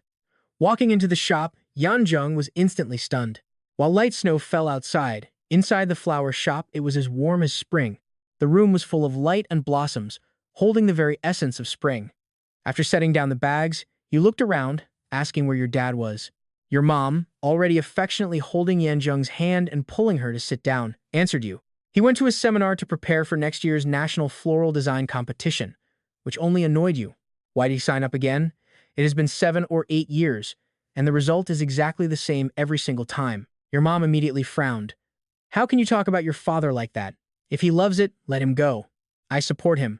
It turned out your father was a floral design fanatic. He competed every year and lost every time, but your mother always silently supported him. After saying that, she turned back to Yanjung with a warm smile, noting she must have been on the train for hours. You must be exhausted. Yanjung quickly replied that she wasn't tired, and that Auntie Xiao had taken great care of her the whole way. As soon as those words left her mouth, your mother was slightly startled. It suddenly clicked for her. From the start, this girl had been calling you Xiao. Xiao, a private nickname reserved only for the closest family. Your mom's brows furrowed instantly, shooting you a death glare that clearly said, you brat. How long have you been keeping this from me? But despite the look, dinner was incredibly warm and cozy. Your mom whipped up her best signature dishes, and soon, both of you were piling food into Yanjin's bowl. Watching her bowl fill to the brim, she helplessly begged for mercy, even though her heart melted. Auntie, please, no more. I can't eat another bite. Your mom immediately turned her attention to you, nodding quickly. Right. My precious son needs to eat up too. Did you miss home while at school? You snorted, nearly spitting out your food. Yanjun quickly handed you a tissue. You wiped your mouth and grumbled, Mom, how old am I? Why would I miss home? Your mom just smiled brightly, casually airing out your embarrassing past. Yanjun, you have no idea. His first night at boarding school, he was so homesick he cried under the covers. When the teacher caught him, he sobbed even harder. They had to call us to pick him up that exact night. Yanjun's eyes went wide, completely speechless. Feeling guilty, you scrambled to change the subject. Mom, any open rooms upstairs? Your mom nodded. Yes, help me get a room ready for Yanjun later. But she paused, thinking, before adding that you two should stay at the shop tonight. I have to head back to the house because there is an inventory list to check. After dinner, the three of you cleaned the upstairs room. Right as you were finishing up, your mom secretly pulled Yanjun into another room, leaving you behind. Your mom sat her down on the bed, her face turning serious. Yanjun, are you staying with us for the new year? Did your parents agree? At those words, Yanjun's eyes lost their light. Auntie, I have no parents. Hearing this, your mom was completely stunned. Yanjun's voice was heavy with sorrow. They left when I was tiny and never came back. Your mom's eyes instantly turned red. Her voice trembled as she squeezed her hand. Sweetheart, do you have any other family left? Yanjun bit her lip and looked down. I lived with my grandma since I was 7, but just recently, she passed away, too. Through all of that, Xiao was the one who stayed by my side. Hearing this, your mom finally burst into tears. Without saying a word, she wrapped Yanjun in a tight embrace, gently rubbing her back as she held her. Eventually, your mom pulled back, her voice thick with emotion. Such a good girl. How did you survive so much pain all alone? From now on, this is your home. Auntie will love you like my own daughter. Buried in that warm embrace, feeling a love she had missed for so long, Yanjin wept. Then, your mom gently asked another question. Tell me, dear, are you still in school? Yanjun looked panicked at the question and slowly shook her head. But your mom, tears streaming down her face, only felt deep heartache. She gently stroked Yanjin's hair. It is all right. If you are not in school, you are not in school. Who says you cannot be a good kid without school? As long as you do what you love, you are a wonderful girl. Your mom declared fiercely if anyone dares to say our Yanjin is not good enough. Auntie will be the first to defend you. Xiao supports you, I support you, and your uncle does too. Every warm word stitched them back. They slowly pieced together Yanjin's shattered heart. She could only wipe her tears and nod vigorously. Right then, a knock sounded at the door, and Xiao's voice came from outside. Sis, Mom, are you two talking trash about me? The two exchanged a look and burst into laughter through their tears. Mom laughed and called back, who would bother talking about you? Your sister and I are just having a heart-to-heart. Right then, in Mom's eyes, Yanjun was already her daughter-in-law. All the suffering she had endured was finally coming to an end. So what if she does not go to school? So what if she is all alone? She is our precious girl now. No one has any right to judge her. After that, Mom told you both to get some rest. She kept nagging for a couple more minutes before finally leaving, and you both headed back to your rooms. In Yanjin's room, she sat quietly by the table, smiling as she watched you carefully make her bed. The moment felt strangely familiar. Except back then, she was the one making your bed. Now, the roles were reversed. In the quiet night, her heart felt incredibly warm. It felt so good just to have you by her side. Once the bed was made, you turned and accidentally caught her gaze. Your eyes met, then both of you quickly looked away. A sudden wave of awkwardness hit you. Sis, why do not you go take a shower first? After Yan Young left, you sat alone on the edge of the mattress, watching the snow drift past the window. Your mind was stuck on that brief moment when your eyes met. For 1 second, her eyes seemed to hold your entire world. Right then, the sound of running water echoed from the bathroom. A hazy silhouette stood in the shower, her bare back faintly visible through the warm mist. But just as Yan Jung reached for a towel, the unexpected happened. She accidentally bumped the wall hook. With a sharp snap, her underwear slipped to the floor, getting completely soaked. For a second, Yan Young just stared blankly at her clothes on the floor. Then she looked toward the door, completely dumbfounded. After a long pause, she called out weakly, Xiaoche. But her voice was way too soft, totally drowned out by the running water. So she raised her voice a bit. Xiaoche, are you there? Footsteps immediately hurried to the door. I am here, Sister Shi. What is wrong? Your concerned voice rang out, making her bite her lip. Before she could even get the words out, her cheeks were burning a bright pink. Standing outside, unable to hear a thing, you were totally confused. Then, a soft, incredibly shy voice finally spoke up from inside. Could you get me some clothes? You frowned, asking her what she meant. My clothes fell. You do not expect me to walk out naked, do you? You quickly stopped her. No. Do not do that, Sister Shay. It is freezing out here, and you might catch a cold. I will go get them. You took a few steps, then paused. Turning around, you asked if they were in her suitcase. Yes, in the inner zipped compartment. You told her you would be right back. You ran to Yan Zheng's bedroom, opened her suitcase, and unzipped the compartment. But as you searched, you only found a bag of things you definitely should not be looking at. You had no choice but to rush back. Standing at the bathroom door, you cautiously told Sister Shay you could not find her pajamas. Yan Zheng finally realized what was happening. A deep blush instantly rushed across her face, but she tried to keep her voice steady, asking for her underwear. She'd already brought her pajamas inside. Underwear? You instantly froze up, but you still bit the bullet and agreed, saying you got it. Moments later, you returned to the bathroom door, blushing furiously while holding a small bag of her things. Sister Shay, you did not know which set she wanted, so you brought them all. There is a white one, a black one, but she barked to stop saying it out loud. An embarrassed, angry growl came from behind the door. Yan Young's cheeks were burning hot as she cursed this little hooligan. If you brought them, why did you have to announce it to the entire world? She wanted to storm out and smack you. She told you to just pick one at random. You glanced in, chose a nice-looking set, and handed it over. Calling out to Sister Shay, the door slowly opened a crack. A delicate hand, glistening with water, reached out. Just as she took the garment, her fingers accidentally brushed against your hand. Both of your hearts skipped a beat at the exact same moment. Bang! The door slammed shut. You stood frozen at the door, your mind completely blank. Behind that glass was Sister Shay's blurry silhouette. The moment the door cracked open, a fresh fragrance washed over you. She was completely naked just now. You shook your head to clear the wild thoughts, but on the way back to your room, your active imagination took over anyway. Hold on, Sister Shay is your girlfriend now. What is wrong with having a few spicy thoughts? You chuckled to yourself. Life was honestly getting pretty damn good. Meanwhile, inside the bathroom, Yan Zheng stared at the black lace in her hands and frowned, wondering if you liked this style. Late that night, with the snow still falling, Yan Zheng leaned against the headboard reading a book. The only light came from a warm yellow desk lamp. Just then, a gentle knock sounded at her door. Knock, knock. She sat up and adjusted her nightgown, asking who was there. Sister Shay, it is me, your voice answered. She asked what you wanted. You had brought her something. Yan Yung looked confused, delivering gifts in the middle of the night. It was probably nothing good, but she still quietly told you to come in. You opened the door and smiled wide, seeing her on the bed. Then you carefully closed the door, tiptoed over to her bedside, and sat right down on the floor. A second later, you whipped an exquisite pink gift box from behind your back like a magician, holding it out to her. This is for you, you said. Yan Zheng's eyes softened. She accepted the gift, looking a bit shy, and softly asked what it was. You offered a goofy smile, looking down at the floor, because you were too nervous to meet her gaze. Open it and see, you replied. Spotting your guilty face, Yan Zheng instantly figured it was some kind of prank, but opening it, she found a pink capo. Her expression lit up with joy, but seeing the brand name on it the next second, her eyebrows furrowed. This brand is incredibly expensive. How much was this? She asked softly, pinching the capo. You stayed completely silent with a totally conflicted expression. You didn't dare say a word. Seeing you like this, Yan Yungi instantly understood everything.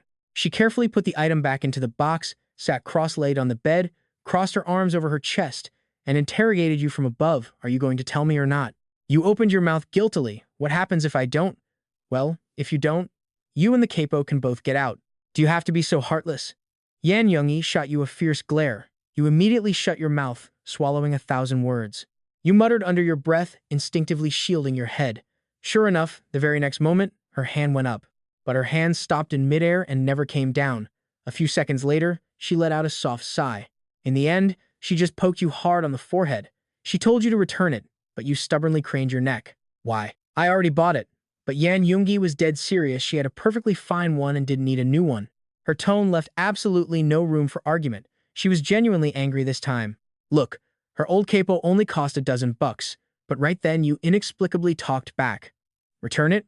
What did you just say? Feeling incredibly wronged, you opened your arms to hold her tight. Yan Yungi slapped her hand against your face, seemingly forceful but actually quite gentle, trying to push you away. But who would have thought that this time you wouldn't yield at all? Instead, with a slight push, you pinned her right onto the bed. She gasped. Yan Yungi fell backward, her arms tightly gripped and pinned beneath you. This time your eyes locked, and neither of you looked away. You were so close you could feel her warm breath. She whispered, "What are you doing?" But you answered a completely different question. She whispered for you to let her go. But instead, you suddenly blurted out a warning. "If you don't accept it, I won't let you go.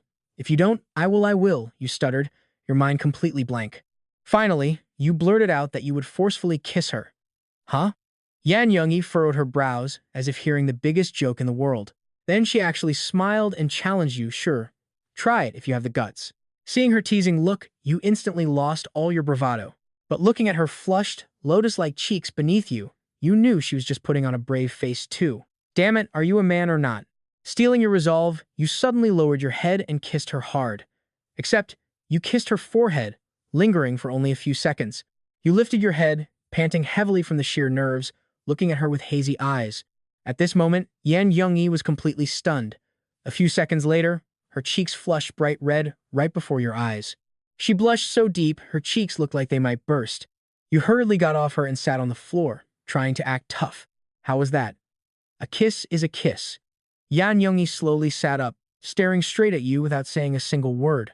You suddenly got a little worried. What is wrong? Actually, just now I shall. Don't speak for a second. Let me process this. You froze on the spot. What was going on? Did you kiss her silly? Come a little closer, she suddenly said. You paused, a bit confused, but did as she asked anyway. Suddenly, she lunged forward with incredible speed, grabbed you, and pulled you right into her arms. One arm instantly locked around your neck while her fists started going to town on your head. Your face flushed hot. You couldn't even care about the pain in your head because you two were pressed so tightly together. You could clearly feel her soft, warm body pressing right against your back. You stammered, "Sister, I was wrong. You're pressing against me." But she just whispered in your ear, "Who told you to kiss me?" You were dumbfounded. "Huh? Wasn't it you?" But she was totally unforgiving. "If I tell you to kiss me, you just do it? Do you have no bottom line of your own?" Even though she said that, she had a smile on her face. "I'm remembering this kiss. I'll find a chance to pay you back." Hearing this, your heart bloomed with joy. You quickly followed up, "Then what about the capo?" Yan Youngi tilted her head, looking at you with absolute fondness. She pursed her lips and agreed to accept it. But looking at her, you actually couldn't tell if she was being serious. Seeing your worry, she quickly smiled and explained that she was really happy to receive a gift. But when two people are together, life is no longer just about one person. She didn't want you to think she was nagging. "It's just that if we can save money, we should." Hearing these words, you were incredibly moved and said you understood. "How could I ever think you're nagging? Having a girlfriend who knows how to manage a household is amazing." "Oh man, I must have saved the galaxy in my past life." Yan Yoongi curled her lip. "I don't know if you saved the galaxy, but you sure know how to kiss up." Afterward, you pulled some chairs over, snuggled by the window, and quietly watched the snow fall outside. She leaned on your shoulder as you watched the falling snow reflect in her eyes.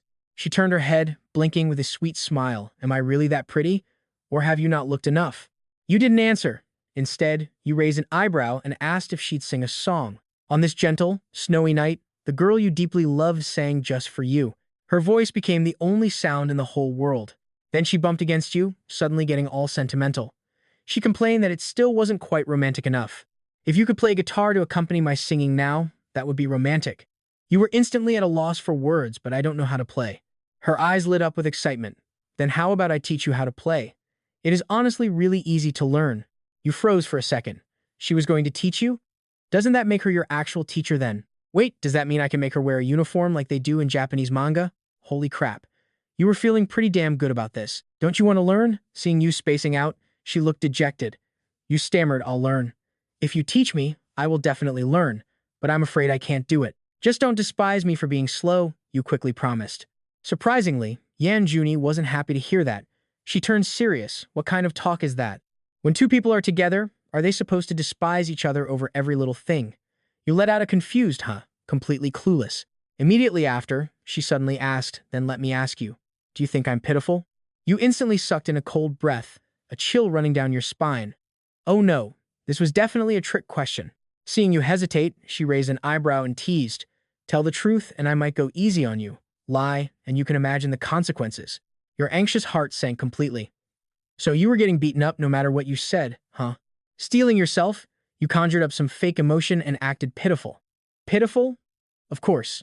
How could you not be pitiful? Surprisingly, she didn't hit you. Instead, without a hint of anger, she asked softly then, "Do you despise me?" You answered firmly, "I don't." She smiled. "Then isn't that enough? So why all this talk about despising each other? When two people are together, they have to learn to love each other's flaws." She was actually giving you a serious life lesson. "This is what you said before, and even I understand it. How are you still so confused about it?" You froze instantly, finally realizing what was going on. So that was it, she had completely misunderstood what you meant. Normally, when couples say "don't despise me," they are just acting cute and whining, waiting for the other person to comfort them. But she was different. She actually righteously started lecturing you on the grand principles of love. You thought to yourself that this was so her.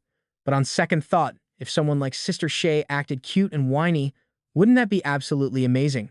Just as you were letting your imagination run completely wild, she waved a hand in front of your face. "Are you even listening to me?" You snapped back to reality and explained with a grin, "Sister Shay, I was just acting cute back there." "What? Acting cute?" She was stunned at first, then suddenly burst out laughing. "Oh my god, I can't. That is too funny." Your mouth twitched, and you asked, totally lacking confidence, "What is so funny?" She tried to hold back her laughter. "Who acts cute like that? And to say you're acting cute without even blushing, saying you're acting cute. You're probably the only one in the world." You pouted, telling her she didn't get it. This is how couples act cute with each other. The next second, your eyes lit up as you caught a massive loophole in her words. "Right. I'm a guy, so of course I'm not good at it. Why don't you act cute for me and show me how it's done?" She actually looked completely bewildered. You started thinking about it with ulterior motives, making yourself blush at your own wild thoughts. She looked at you, suddenly getting a bad feeling about this. You finally spoke up. Hey, baby, can you give me a loving hug? You even used a childish voice. What? Her brows furrowed tightly in total disbelief, thinking you were joking. Stop messing around. Don't do this cheesy stuff, she said. But you defended yourself loudly. This is totally normal. I didn't even dare say the really cheesy ones. But she clearly didn't believe you. Her competitive spirit was instantly provoked. There is something even cheesier than that? Let's hear it, she challenged. You scratched your head, leaned into her ear, and whispered. The next second, her face turned beet red. She shoved you away hard. Hugging herself, she got goosebumps all over and looked at you with utter disgust. You are so gross. You felt incredibly wronged. Hey, you were the one who told me to say it. I was just giving you an example. She frowned, staying completely silent. You sighed now? Do you believe me? That first one was already pretty conservative. She actually agreed, though it was clear she was hesitating quite a bit. Fine, I'll try, she whispered, clearing her throat to force out a word. But baby. You immediately responded, yeah, smack. Your reward? A sharp, painful flick to your forehead. Don't interrupt me. You immediately shut your mouth. Blushing quite a bit and looking deeply troubled, she slowly continued, Can you? Can you? The question barely reached her lips before she tightly closed her eyes in sheer embarrassment. Can you give me a she just couldn't get it out for the longest time. Getting anxious, you started urging her from the side. Just say it. She snapped her eyes wide open. Can you just get lost? Then came a smack, crisp and loud. Her hand went straight to your face, leaving you absolutely and completely stunned. Your impatient rushing had made her incredibly nervous, causing her to blurt out her true thoughts as a pure reflex. Right after that hard smack, she began frantically apologizing. I am so sorry. I didn't mean to, she stammered. You kept messing with me and I just reacted instinctively. You quickly waved your hands. It is fine. I was being way too pushy, you insisted. Still, she reached out to gently rub your cheek, her eyes filled with pain. I am so sorry, she whispered, her voice heavy with guilt as she completely surrendered. Just let me do something else instead. I really cannot say those words. Seeing her struggle like this, you actually smiled with relief. Getting her to act cute was clearly asking way too much, but seeing you sigh, she immediately worried you were angry. Cautiously, her throat tightening, she asked, Is it true that you guys only like girlfriends who are really cute, clingy, and know how to act sweet? You understood instantly. She was actually prepared to change her entire personality for you. So, wanting to stop her from overthinking, you shook your head decisively. No, you have got it completely backward. You only think someone is cute because you already like them. Hearing this, she froze, pondering it deeply before shaking her head. I don't really understand that. You thought for a second, then patiently explained it's like having an ordinary life until someone suddenly forces their way in and breaks all your rules. From that moment on, whenever anyone says the word cute, she is the first person you think of. And whenever anyone mentions liking someone, she is the first person you think of. Hearing this, she smiled warmly, her eyes filled with admiration. Got it, she whispered. Sensing your chance, you struck while the iron was hot, so, can I sleep here tonight? She paused. Sitting on the bed, you asked again, Can I? In response, she just smiled and gently tapped your head. In your dreams, it is late, so you can leave now. Hearing her words, your head drooped as all your energy drained away.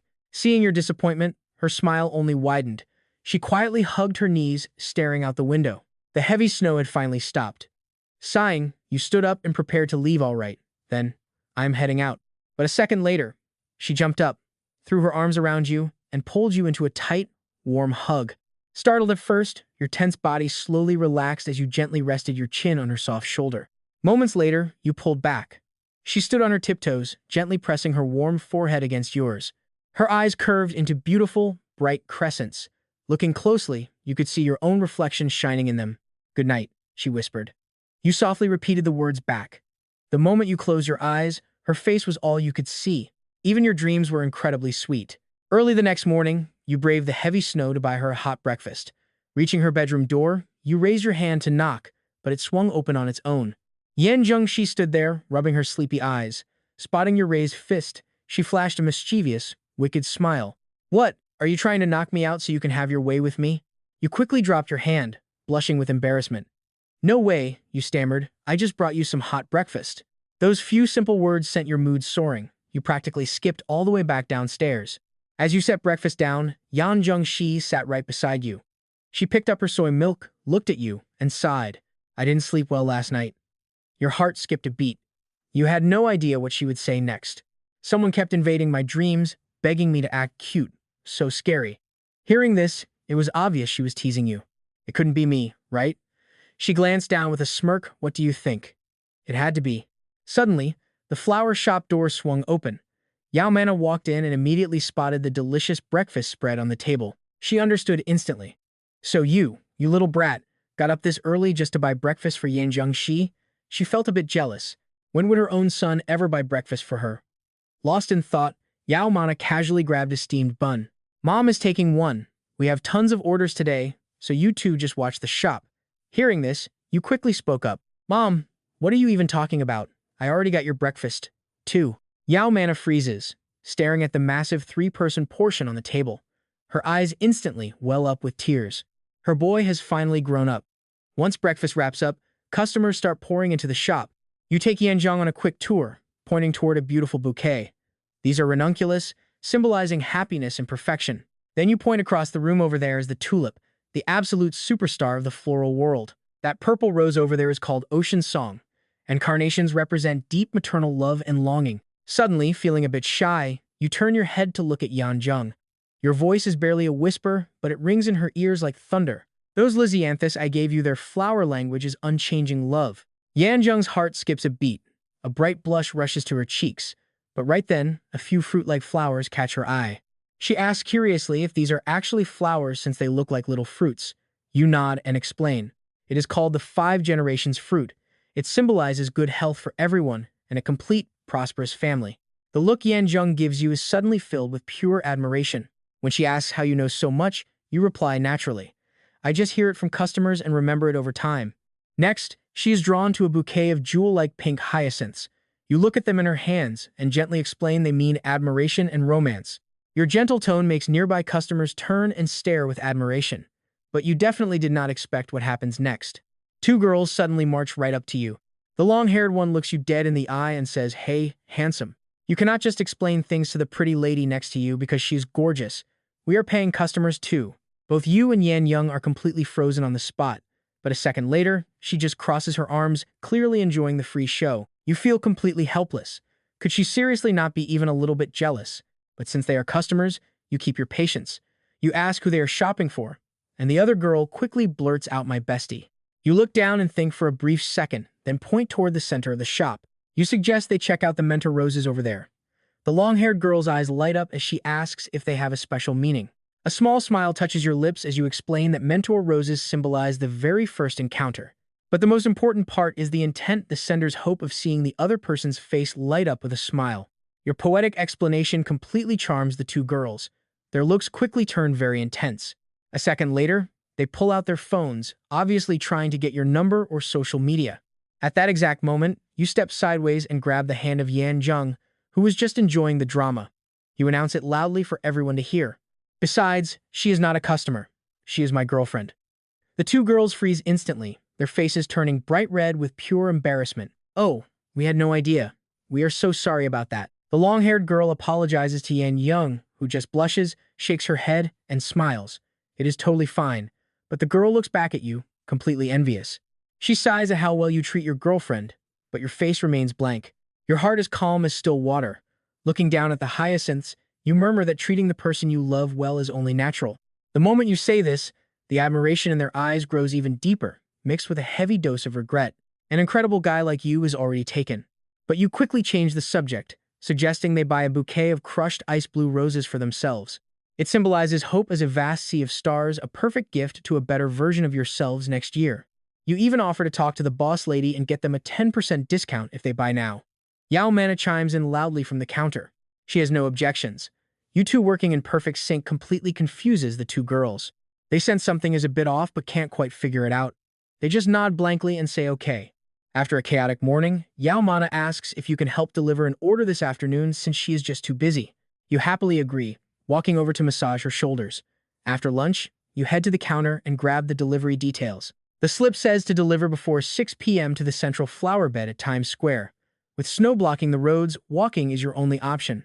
You carry the heavy bouquet in one hand and tightly hold Yan Young's hand with the other. Bundled up like warm steamed rolls, you trudge step by step through the thick snow. But when you finally arrive, the customer is nowhere to be found. You gently set the flowers down right on the edge of the planter, then spin around and cup Yan Zhengxi's hands, gently warming them. You ask if she's cold. She buries her face in her collar, blinking up at you.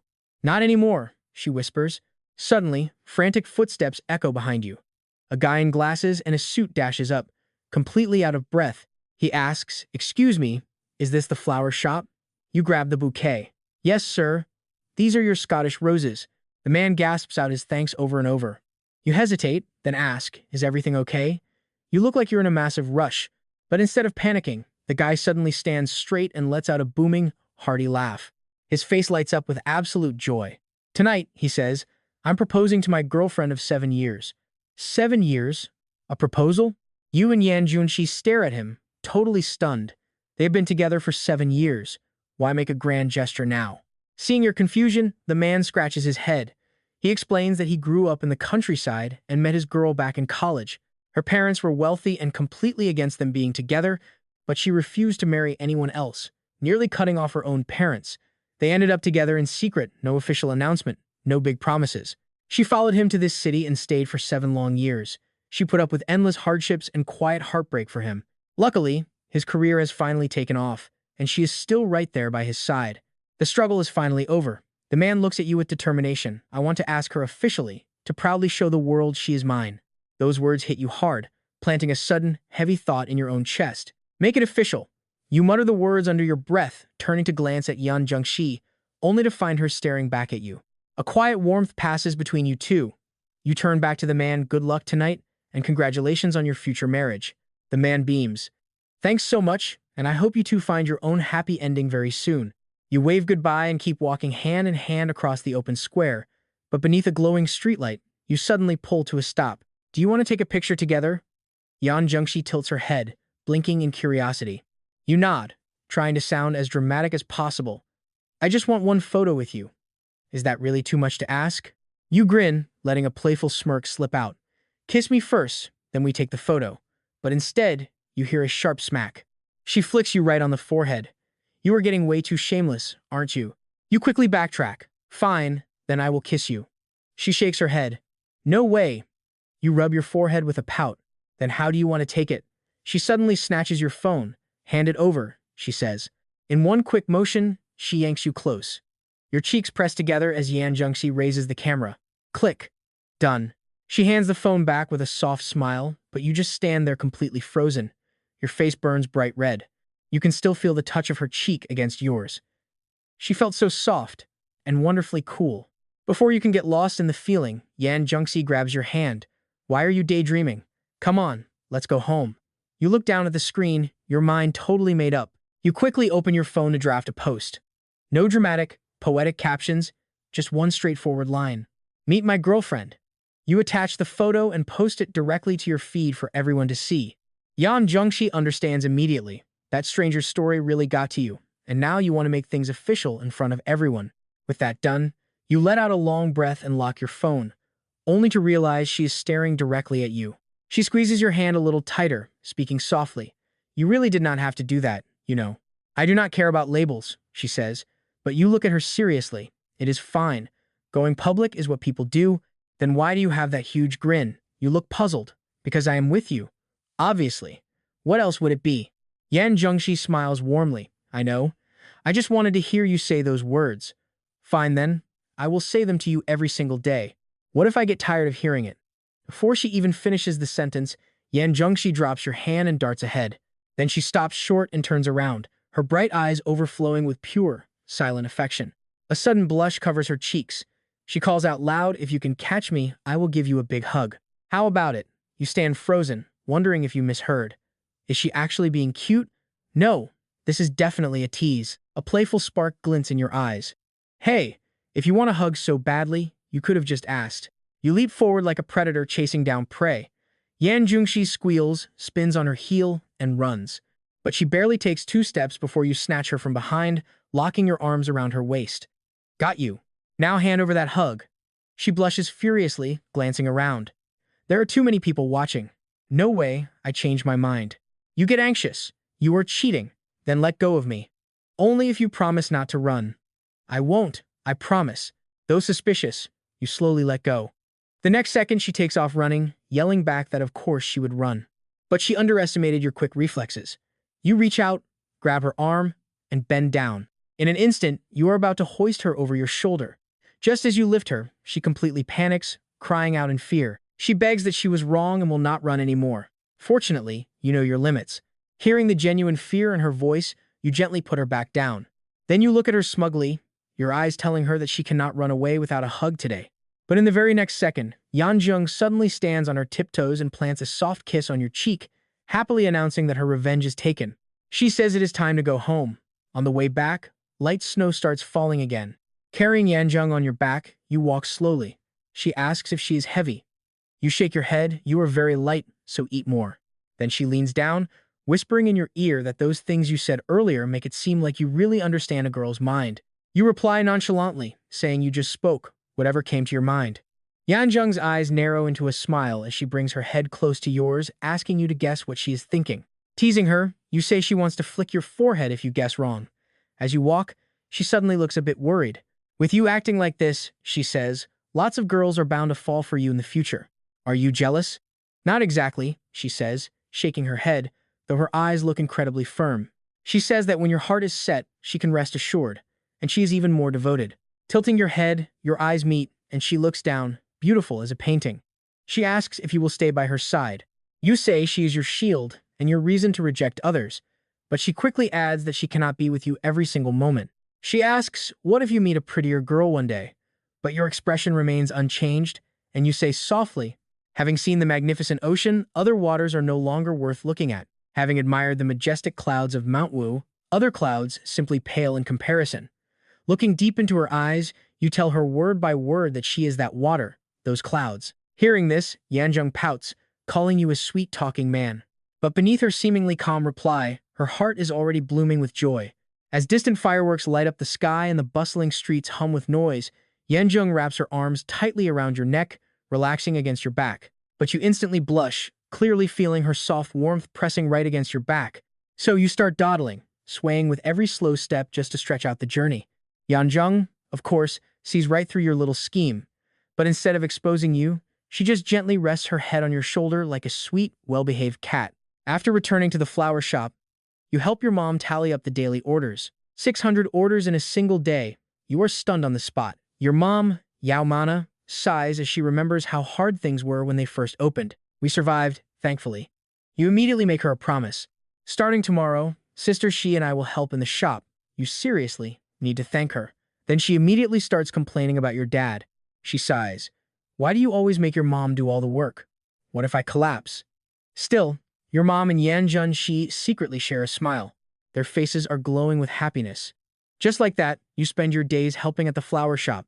And at night, you find every excuse under the sun to sneak into Yanjun Shi's bedroom. The next second, you're knocking on her door. Sister Shi, I sliced some fruit for you. You keep inventing excuses just to sneak into Yanjun Shi's bedroom. Then it's Sister Shi, I bought some aromatherapy to help you sleep. Sister Shi, the air conditioning in my room is busted. Can I crash here tonight? But the moment she actually invites you to sleep in her bed, you immediately chicken out. Never mind, I just remembered the remote probably ran out of batteries. Yet surprisingly, she never gets tired of sitting by the window with you late into the night, sharing her deepest, innermost thoughts. Sometimes she drifts off to sleep, leaning against your shoulder, and every single time, you gently carry her over, laying her carefully on the bed, tucking her in, adjusting the air conditioning, and leaving warm water on the nightstand. But early the next morning, something unexpected happens. You go to wake her for breakfast, only to find her bedroom door slightly ajar. Suddenly, the soft strum of a guitar drifts from inside, just a single melody, and you're frozen in your tracks. It sounds absolutely beautiful. On instinct, you tiptoe closer and peek through the narrow crack in the door. There is Yan Youngi, sitting cross-legged on the bed with a guitar. Sunbeams catch her hair. You freeze, completely mesmerized. It feels like watching a storybook princess step right into reality. Suddenly, her sweet voice fills the room, like fireworks over the ocean or the foam on the waves. Just for a moment, your light lit me up. You stand at the door, holding your breath. You do not want to make a sound and ruin this perfect moment. You quietly pull out your phone to record her. But then, she catches you. She finishes the song, senses you there, and looks right at the door. When she sees you, she smiles sweetly. Get in here, she says, or I will lock you out. You snap out of it and walk in, looking pretty sheepish. Busted, you say. Yan Yumi smiles and asks how long you have been standing there. You immediately shower her with praise just long enough to hear you finish. It was incredible. You sing so well. Yan Yumi beams with pride. It is called Light Chaser, she says, and she loves it. You slide onto the bed next to her, asking if you will ever hear it again. She frowns, giving you a playful punch. What is that supposed to mean? She asks. If you want to hear it, I will sing it for you anytime. Rubbing your shoulder, you tease her. When you are a famous pop star, will I just have to watch you on television? At those words, she goes quiet for a second and shakes her head. She whispers something that makes your heart skip a beat that is different, she says. I will only ever sing it for you. Your pulse races. Suddenly, you grab her hand and lean in close, locking eyes with her as the tension between you spikes. With your faces inches apart, Yan Youngi slowly closes her eyes. Right then, your mother shouts from the hallway, asking if you went to get Yan Yuni down for breakfast. What is taking so long? She asks. Then, Yao Mana walks in and sees everything, immediately gasping an apology. Sorry, she says. Bad timing. Carry on. She quickly covers her eyes and rushes out of the room. You both spring apart, faces burning red. The temperature in the room drops to absolute zero. After a tense silence, you mumble about how you can possibly continue after that, quickly changing the subject to break the ice. Yan Yungi blushes, pushing you right out the door and telling you that is enough. Give me a second to change, she says. You can only sigh and wander off, but you never expected what happens next.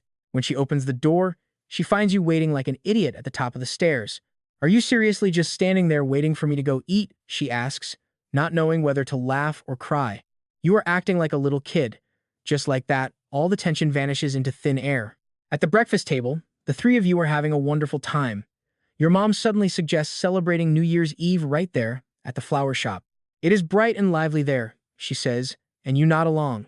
Yan Youngi agrees, but just as she speaks, a white minivan pulls up right outside the shop. A man in a thick black puffer jacket steps out. Your mom gasps, realizing he is finally back. Your mom drops her chopsticks and rushes outside to meet him, with you and Yan Youngi following close behind. It is your father, Yan Zintang. You watch him unload a mountain of bags from the trunk. Seeing you, his face lights up with a massive grin. He grumbles playfully to your mother, but his gaze quickly locks onto Yan Youngi. You must be Yan Youngi, he says. No need to be formal, just make yourself at home. Yan Youngi quickly thanks him, explaining that the whole family has been incredibly sweet to her. Your dad acts totally cool, but you know the truth. When your mom called to say you were bringing a girlfriend home, he was so excited, he almost booked a flight right then. Even after hearing about Yan Youngi's difficult past, this grown man actually cried on the phone. Suddenly, a cold wind sweeps by, prompting everyone to grab the bags and head inside. You ask what he bought, but he completely ignores you, excitedly grabbing your mother's hand instead. Honey, I hit the jackpot in Jiangcheng, he beams. I am definitely winning the floral design competition next year. Your mom smiles, gently teasing him like a child. I know, she says, but look after your health too. She has heard this a million times before. Every year, he promises a big trophy, and every year he comes home empty-handed. Watching them, Yan Youngi spaces out for a moment. You step over and chuckle, telling her that your parents are always like this, still flirting after all these years. Yan Junshi smiles and shakes her head, silently thinking to herself that it's really nice. She thinks how wonderful it'd be to grow old like that. That evening, the family is busy working on the first floor. Yan Junshi is making dumplings with your parents, laughing and chatting. You're the only one running up and down the stairs, up to who knows what. Your mom calls out to you multiple times, but you completely ignore her. Just then, your dad stops her, smiling and waving his hand to signal she should let you be. Meanwhile, on the third floor, you admire your masterpiece. You wipe the sweat from your forehead, and right as you're heading down, you bump into Yan Jinshi on the stairs, coming up to find you. What are you up to? The dumplings are ready, so hurry up and eat. But you ignore that completely, happily grabbing her hand. Come with me. Without giving her a second to react, you drag her straight to her third-floor bedroom door. Seeing your mysterious look, Yan Junshi smiles and asks what you're doing. You just offer a mischievous grin. Open it and you'll see. She takes a deep breath and pushes the door open. Instantly, she freezes. The entire room is packed with flowers. Lisianthuses, winter jasmine, Elsa roses, bellflowers, and hyacinths. On the desk, on the bed, by the window, on the bookshelf, and even the doorframe. Flowers are everywhere. You stand right behind her, your voice incredibly gentle. I gathered all the beauty of the 4 seasons and brought it to your room. Those words make her eyes tremble. With her back turned to you, she silently steps inside, her gaze sweeping across every single bouquet. Suddenly, she spots a small note on the desk.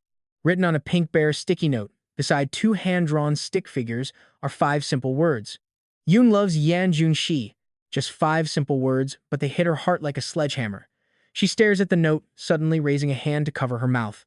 When she finally turns around after a long silence, you realize her face is completely covered in tears. Yet, she's smiling as beautifully as any flower. You slowly walk up to her, your eyes filled with no one but her. Miss, how about I trade my heart full of love and this room full of seasons for the chance to watch tonight's fireworks with you? At this moment, she thinks back to her teenage self from a few years ago. So lonely and desolate, it is as if she could be swallowed by the dark night at any second. But now, you are always there, doing everything to make her happy. She has never felt less alone than she does right now, so it turns out she could actually yearn for a boy this much. Half laughing and half crying, she pouts. Are you really that happy to see me cry? You step forward, reaching out to wipe away her tears.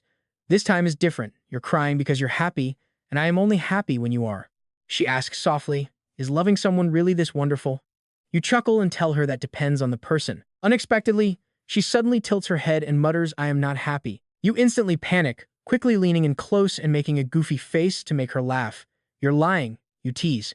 Though you're clearly smiling, she stays stubborn, saying she isn't happy and that you just look stupid. You ignore that and demand an answer. So, are you going to say yes or what? Yan Junshi looks up, blinking as she asks what is truly on her mind. Is it just for tonight? You freeze. What fire? Then it instantly clicks. You immediately puff out your chest and declare boldly for a lifetime. Downstairs, Mom is already losing her patience. What on earth is taking those two so long? It shouldn't take this long to call them for dinner. But Dad is just messing with some flowers, smiling. He boasts that you get your romantic side from him just as you walk down, holding Yanjun's hand.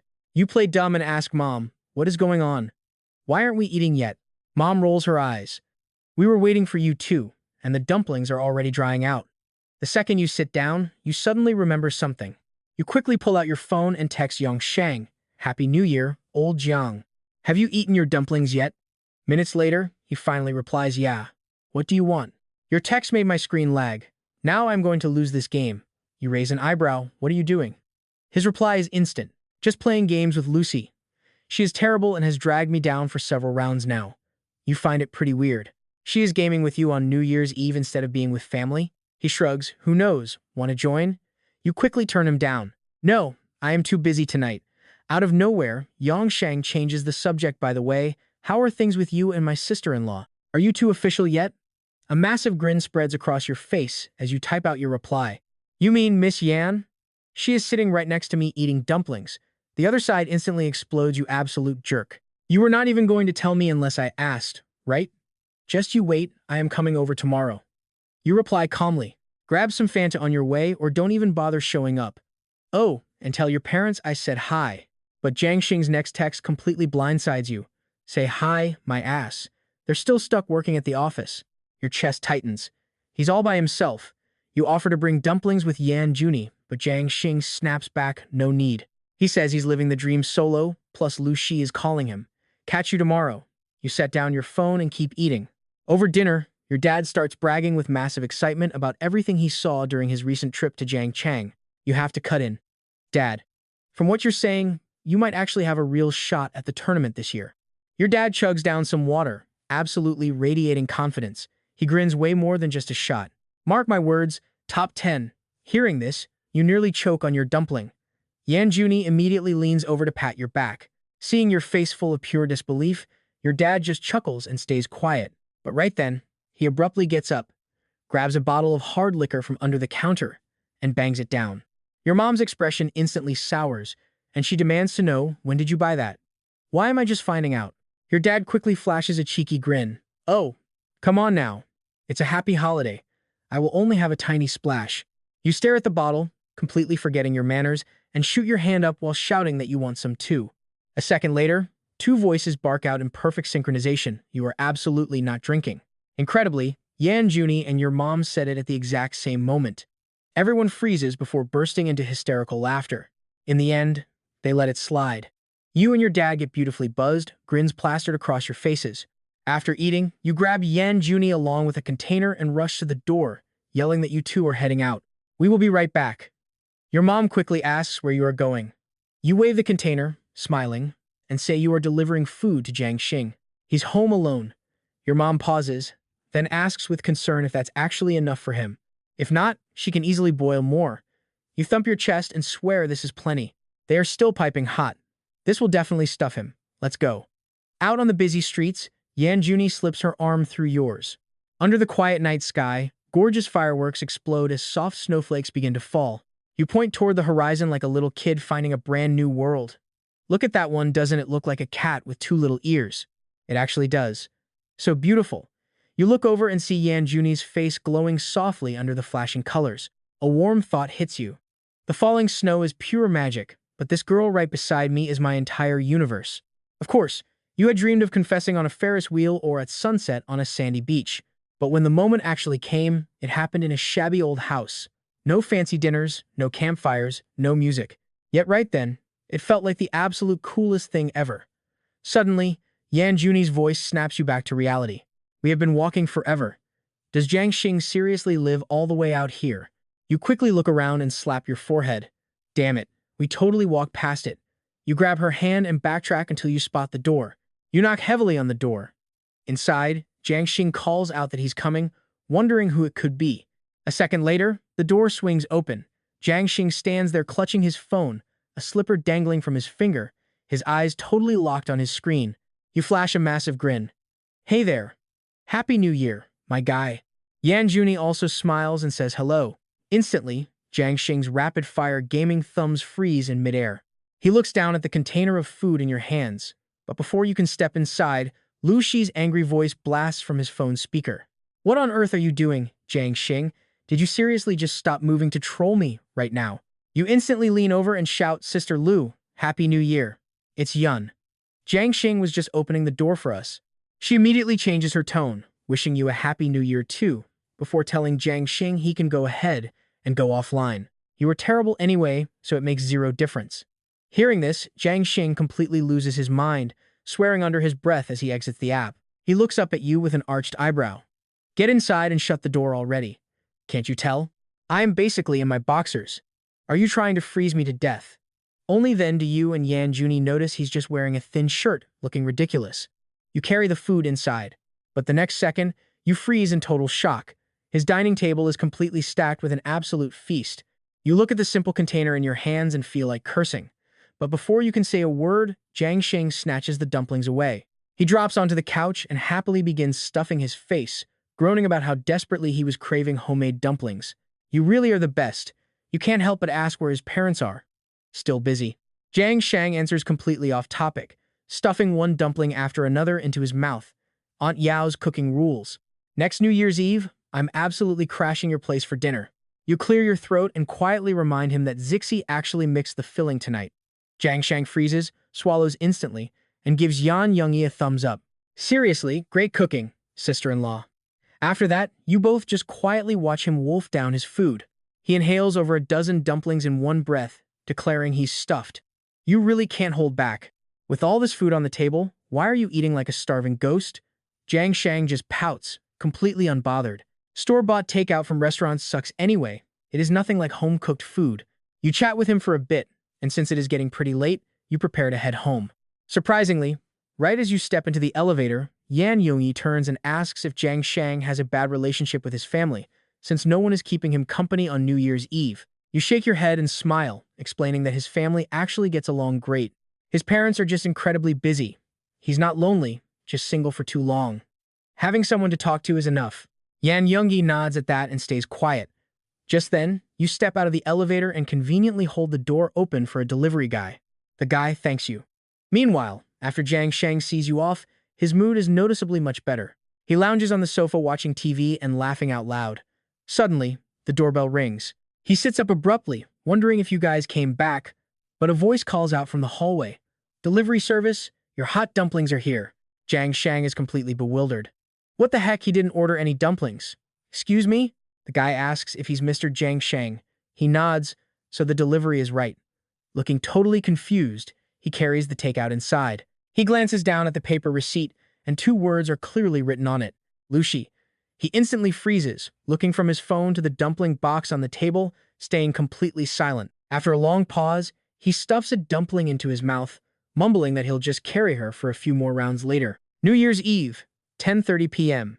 You and Yan Youngie crunch through the thick snow, walking back home. Out on the streets, some people are singing about being in love.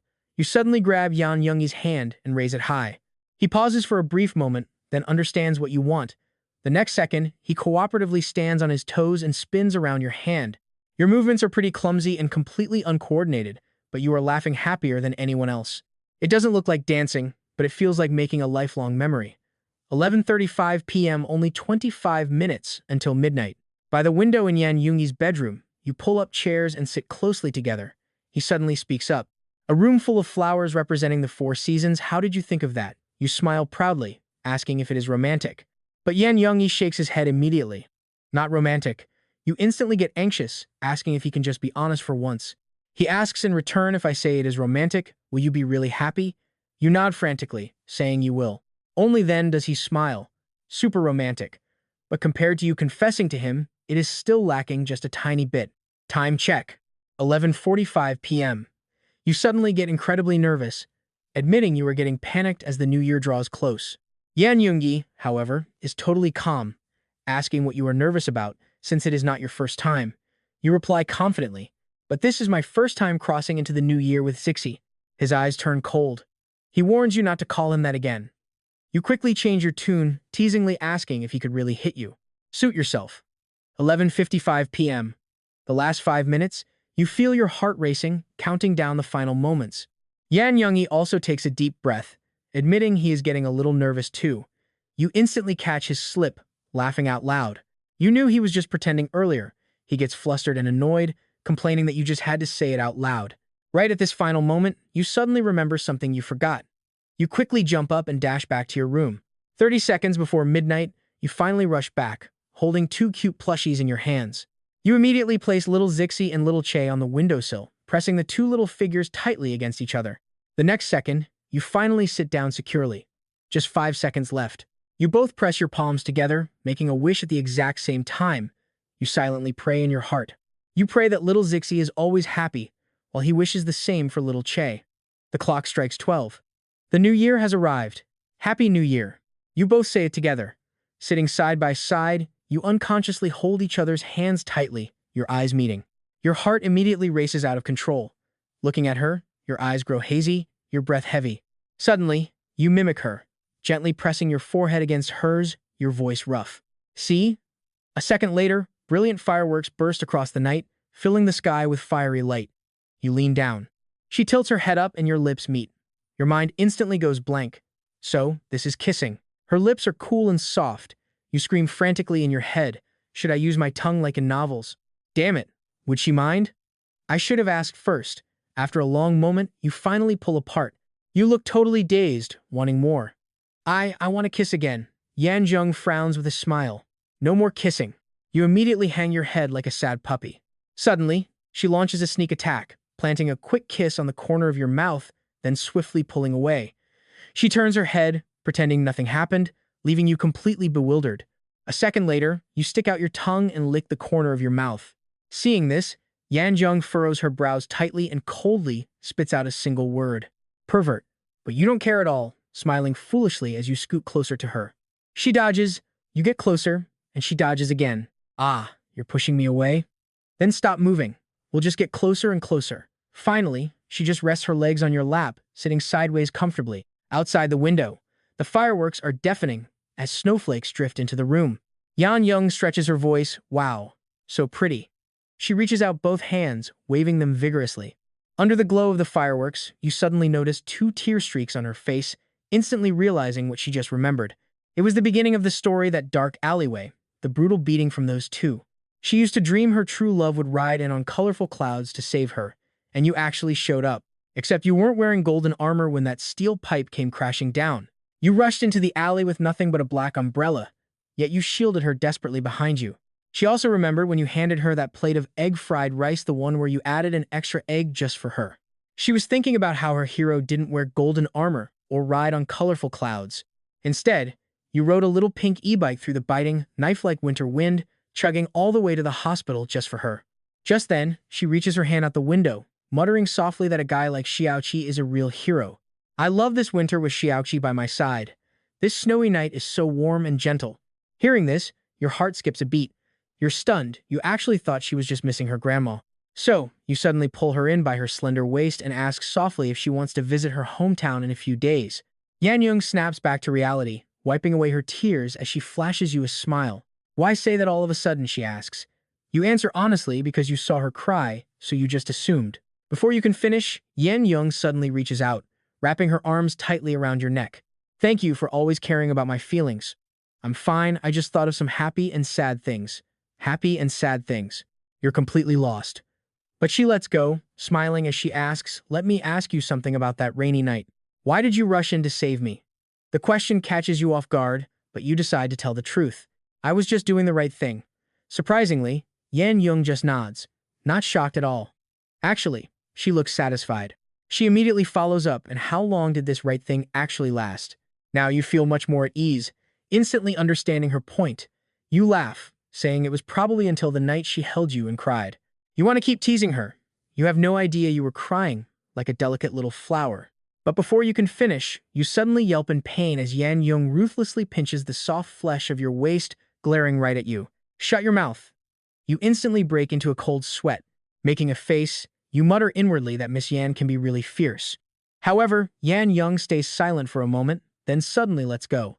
When we go back to Layan this time, I don't plan on working at the nightclub anymore. You freeze, then quickly agree. That's for the best, it's not safe for a girl. If I have time, I can accompany you to your singing gigs. Right after saying that, a sudden flash of inspiration hits you. You remember the video you secretly recorded of her singing a few days ago. Maybe you could post it online, but then you hit a wall. Lyrics, arranging, publishing, you don't know the first thing about any of it, but you instantly make up your mind. For her sake, you will definitely learn. But then another thought hits you. If she actually blows up and gets signed, you two will have barely any time together. You quickly shake your head. That doesn't matter. As long as you can help Miss Yan achieve her dream and make her happy, none of it matters. But on second thought, what if you mess it up? Will she end up unhappy? Your mind is instantly a total mess. Turns out there is so much trouble waiting for you down the road. You know very well that Miss Yan is incredibly proud and independent. She would never let you provide for her, but you do not plan on telling her right now. Plenty to worry about already. All of that can wait until school starts. You change the subject and ask her out directly. Tomorrow is Lunar New Year, so let's go out and have fun. Yanjun blinks go where? You immediately perk up. The ultimate couple's date, of course shopping, movies, boba, and street food. You even add that it is too bad it is winter right now. We cannot eat ice cream. To your surprise, Yanjun nods without hesitation. Just then, the snow starts falling even harder. You both shut the window just as she's about to put her legs down. You suddenly blurt out, you walked so far today. Let me rub your feet for you. Yanjun instantly looks at you with deep suspicion. Just rubbing my feet. You immediately feel guilty. Really? But then you think about it, your original intention was indeed just to rub her feet. Why feel guilty? You start to muster some courage when Yanjun suddenly leans in close to your face. She narrows her eyes, staring you down and drawing out her voice. Are you really just rubbing my feet? It is over. Your tiny bit of courage vanishes into thin air. But seeing your goofy expression, she bursts into laughter and actually nods in agreement. All right, with that, she sits back and places both feet directly onto your lap. You look at her delicate feet, gulping as if facing a formidable enemy. The next second, moving gently, you hold them, barely even daring to breathe. The moment you touch them, Yanjun trembles slightly. Her cheeks flush red. It tickles a bit.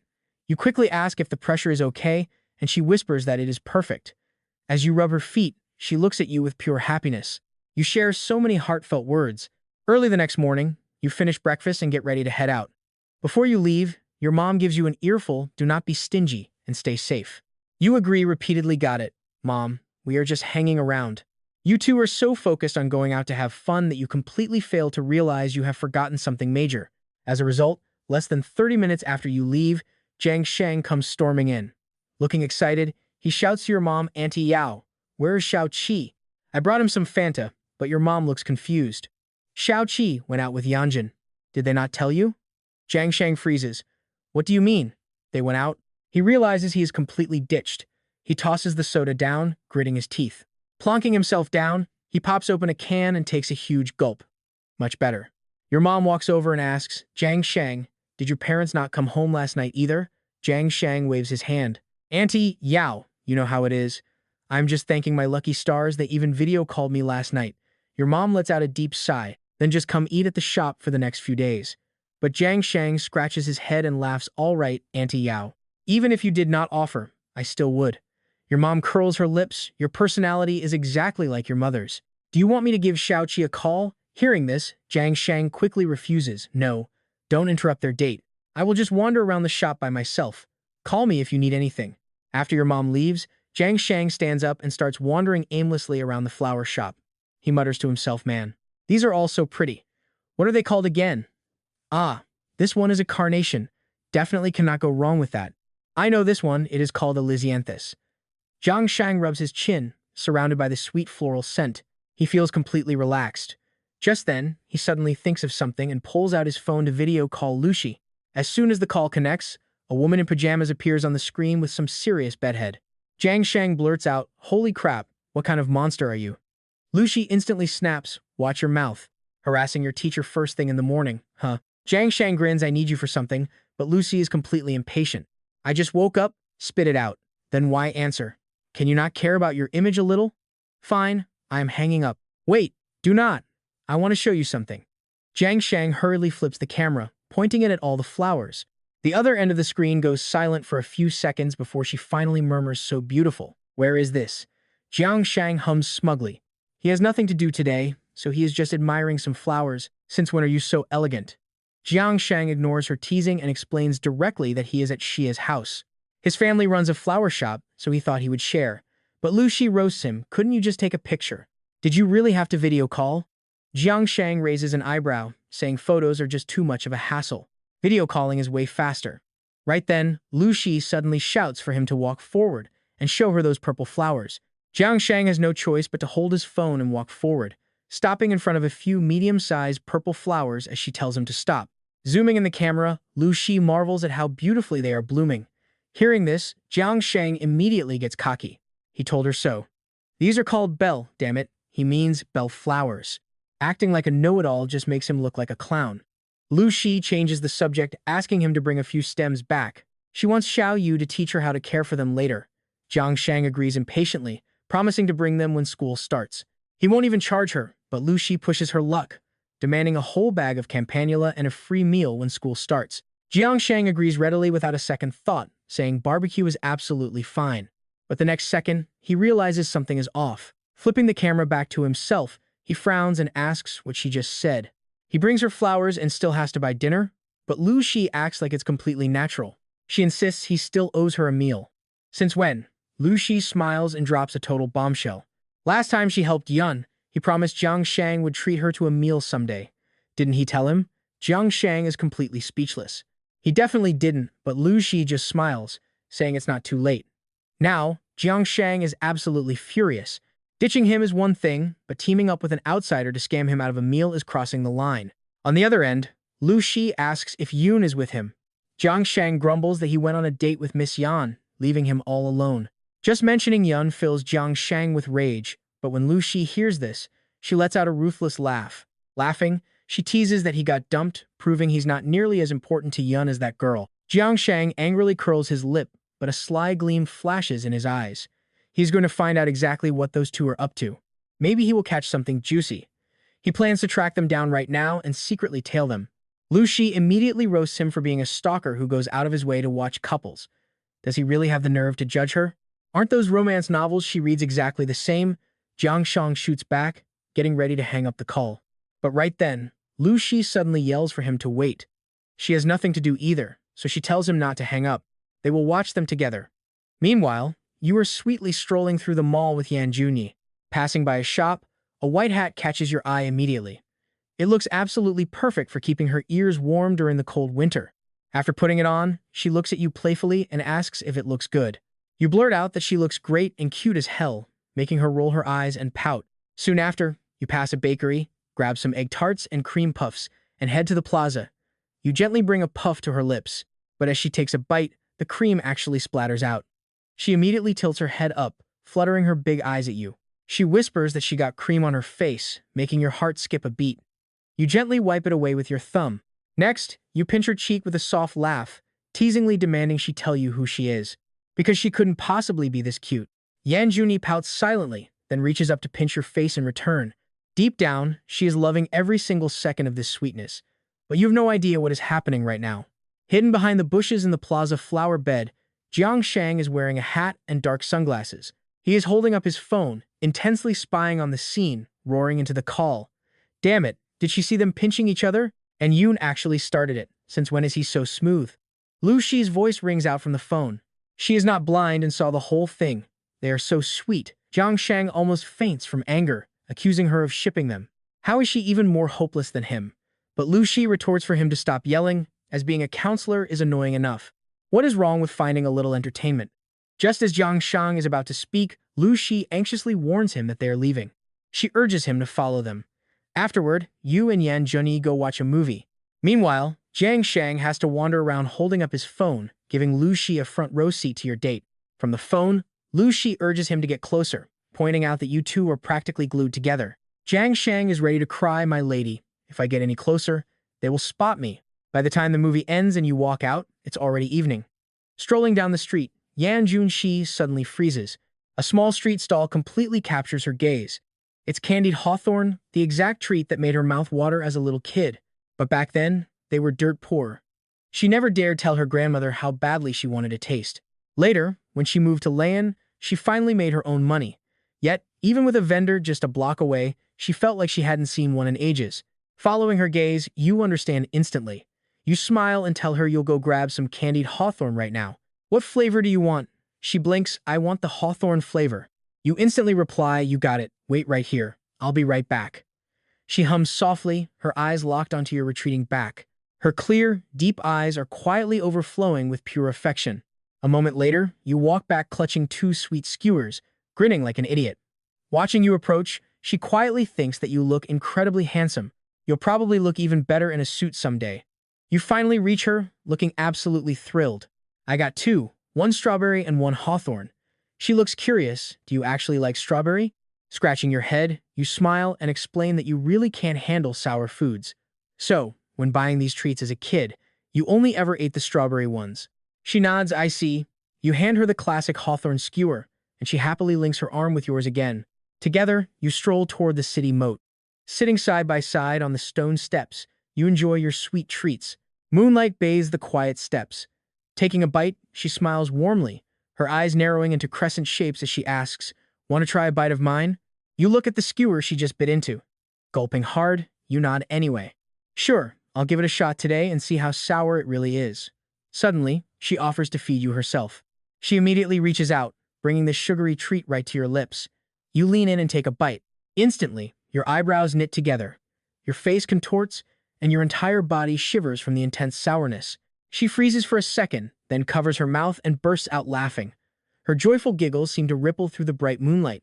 You look so ridiculous, she teases. Battling the intense sourness, you ask her which is worse, lemons or hawthorn. Probably lemon, right? She guesses. But you just flash a knowing grin, ready to drop the perfect line. Actually, isn't it much more sour when you get jealous over me? The moment those words land, the air grows dead, silent. She stares blankly at you, looking completely expressionless, as if she didn't understand. It takes her a moment to process, but her cheeks flush with annoyance. If you keep talking like a smooth criminal, she huffs, I'll ignore you completely. Laughing it off, you both get up and continue strolling along the water. Meanwhile, Jiang Shang sits down in the exact spot you just left, clutching his phone to continue live streaming for Lu Shi. Soon, you reach an old boat dock. It clearly hasn't been active in years, but your eyes light up with sudden excitement. Pointing at the wooden platform, you tell her that you used to hang out here constantly as a kid. Then, you paint an even prettier picture. Taking a boat from here around the moat lets you see the whole city of Huang lit up. You keep rambling, describing the magic of the place. During the hot summers, the entire route is covered in gorgeous flowers. The sweet floral scent hits you the second you step on board, but safety issues force them to shut the whole operation down. Otherwise, you could have taken her on a romantic ride tonight. But then, your tone shifts. Since it is winter, they usually set off a massive fireworks display right along the shoreline. It is easily as beautiful as the summer view. You promise her she would adore it, but she simply leans against the railing, resting her chin in her hand. She just stands there, listening to you speak. A gentle night breeze sweeps past, softly lifting her dark hair. But when you finish describing the scene and turn around, you realize her eyes are closed, a soft smile resting on her lips. Feeling a bit let down, you softly ask, "Are you even listening?" Surprisingly, she doesn't open her eyes, but her long eyelashes flutter slightly. "I'm listening," she murmurs. As you spoke, she closed her eyes just to paint that beautiful picture in her mind. A rustic wooden boat drifting across the water, blooming flowers along the banks, and brilliant fireworks painting the sky. Then her voice softens, turning mysterious, but I see much more than just the fireworks and the night view. You immediately ask, "What else?" Only then does she softly whisper, "I see Xiao too." You freeze instantly, staring at her, completely lost in a daze. The very next second, drawn by some magnetic force, you find yourself leaning your face closer to her warm cheek. She tilts her head down, her eyes softening like water. You lean in slightly and kiss her right there in the open. She flinches, eyes snapping wide open in shock, but after a few soft gasps, her gaze grows hazy and she melts right back into it. But kissing takes serious energy, and neither of you has eaten anything since the movie ended. Now you are absolutely starving, so you head straight for the street food stalls. Squid, grilled gluten, boneless chicken feet, and cold noodles. You buy a little bit of everything before finally sitting down at a clam noodle stall. The second you unpack the food across the table, that mouth-watering aroma hits you hard. But as you sit, you notice her hat is crooked again. You patiently reach out to straighten it, pulling it down over her ears to keep her warm. But when you look up, you find her giving you a fierce glare. You instinctively ask why she is staring like that. To your surprise, Yanjun knits her brows and snaps. "I specifically pushed it up, and you just pull it right back down without a word," she complains angrily. "This hat looks ridiculous covering my ears," she says, but you just smile and gently pinch her cheek. "Looking good does not matter right now. Not freezing your ears off does." She pouts, but leaves the hat alone. That is when you notice the noodle vendor staring at you with a rather miserable expression on his face. You are taking up his table with a feast from other stalls, and you haven't even ordered yet. Feeling a sudden wave of embarrassment, you quickly turn and call out to him, "Give us 2 orders of clam noodles with extra clams in both." Hearing this, the vendor instantly beams with joy. Taking in the lively night market around you, you suddenly get a craving. You look tentatively at Yanjun, about to ask if she wants a drink. Before you even finish, she nods. "Sure," she says. Your eyes widen in shock.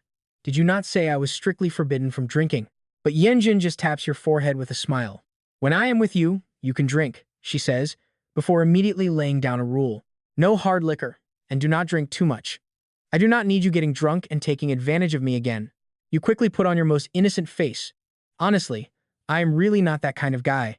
But Yanjun just curls her lip, ignoring your excuses entirely. So you turn and call out, "Boss, bring us 2 beers." But the next second, Yanjun grabs your hand. "Make it 4. I will drink with you tonight." Hearing that completely stuns you, and a wave of pure sweetness floods your chest. With a girlfriend this perfect, what else could you ask for? The moment the beer arrives, you quickly fill both glasses. You start by chugging a massive gulp, and your eyebrows knit together immediately. This tastes awful. It is not sweet at all.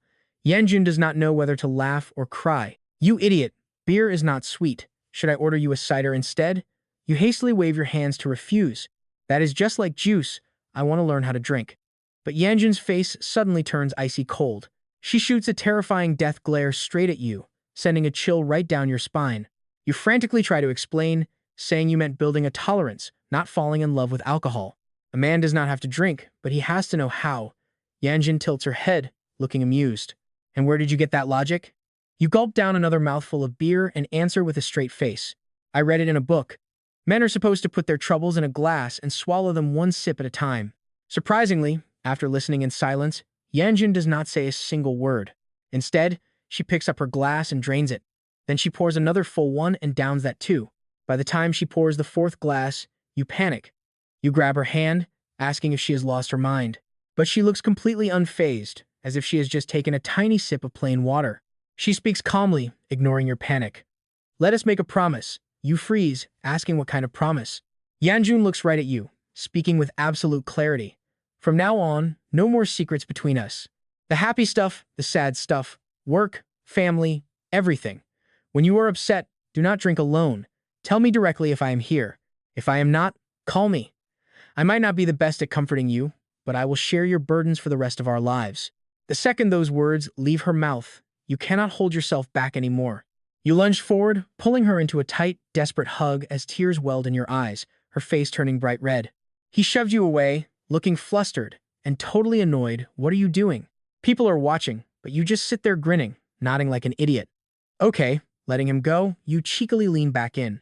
You tell him there is no problem, a quick hug and kiss cannot solve. Say that again, his eyes go dangerously cold. You immediately throw your hands up in surrender. There is no problem I cannot share with you. Hearing that, Yan Juni finally lets out a brilliant smile. But back at the flower shop, things feel a little tense. Fresh out of the shower, the second you swing open the bathroom door, your heart completely skips a beat. Yan Juni is standing quietly right there. His arms are crossed, wet hair clinging softly to his cheeks. He was clearly waiting for you. Instinctively, you freeze and take 2 steps back, hugging yourself tightly. Sister Shi, what are you doing? Seeing your shameless face, Yan Juni gets so annoyed he almost smacks you right there. What the hell are you thinking? He snaps coldly, but his next words make your heart race. Come to my room later. Bang, the door slams shut. You turn to stone right on the spot. Your brain is completely buzzing. He actually invited you to his room. Could tonight be the night? The more you dwell on it, the faster your heart races. You scramble back to your room to change, even making absolutely sure to blow dry your hair. But standing right outside his bedroom door, you chicken out. Taking a deep breath, you tell yourself to stay calm. If he gets impulsive, you will just reason with him. Knock, knock. Getting a positive reply, you gently push the door open and peek inside. You find Yan Jun sitting cross-legged on the bed. When she sees you, she waves immediately. It is cold out there. Hurry up and get in here. You close the door, sneaking like a thief. You tiptoe and awkwardly shuffle forward. Your weird behavior leaves her both amused and completely speechless. What are you doing? Why are you acting so reserved all of a sudden? Where is all that shamelessness from a few days ago, when you kept making up excuses to visit my room? You approach her feeling incredibly conflicted. Doing something like this today is just so embarrassing. What is there to be embarrassed about? You ask. Isn't it all a bit too soon? To your surprise, she cups her chin and seriously thinks about it. Too soon, honestly. I think it is a bit late. I was actually planning to tell you the night before last. Your heart drops instantly. It looks like she has really made up her mind this time. But his next words leave you completely speechless. He says it might hurt a little at first, so you just have to bear with it. Apparently, it gets much better later on. Wait, what? Your eyes widen like saucers and you blurt out, why would I be the one in pain? Shouldn't it be you? He just gives you a completely matter-of-fact look. I play all the time, so my fingers already have calluses. They stopped hurting ages ago. Calluses? Wait, your brain instantly short-circuits. It finally clicks. Are you talking about teaching me how to play guitar? Yeah, he answers with a firm nod. When you first start playing, your fingers really hurt, so you just have to push through the pain. Once you build up calluses like mine, it won't hurt anymore. You wanted nothing more than for the ground to swallow you whole. Oh, so that is what you meant. What else would it be? Yan Yung narrows his eyes, scrutinizing you. Xiao, you are acting really weird tonight. In that moment, your guilt and embarrassment hit an absolute peak. It turns out the only one with a dirty mind is you. Seeing your conflicted expression, he asks softly, do you not want to learn? I do.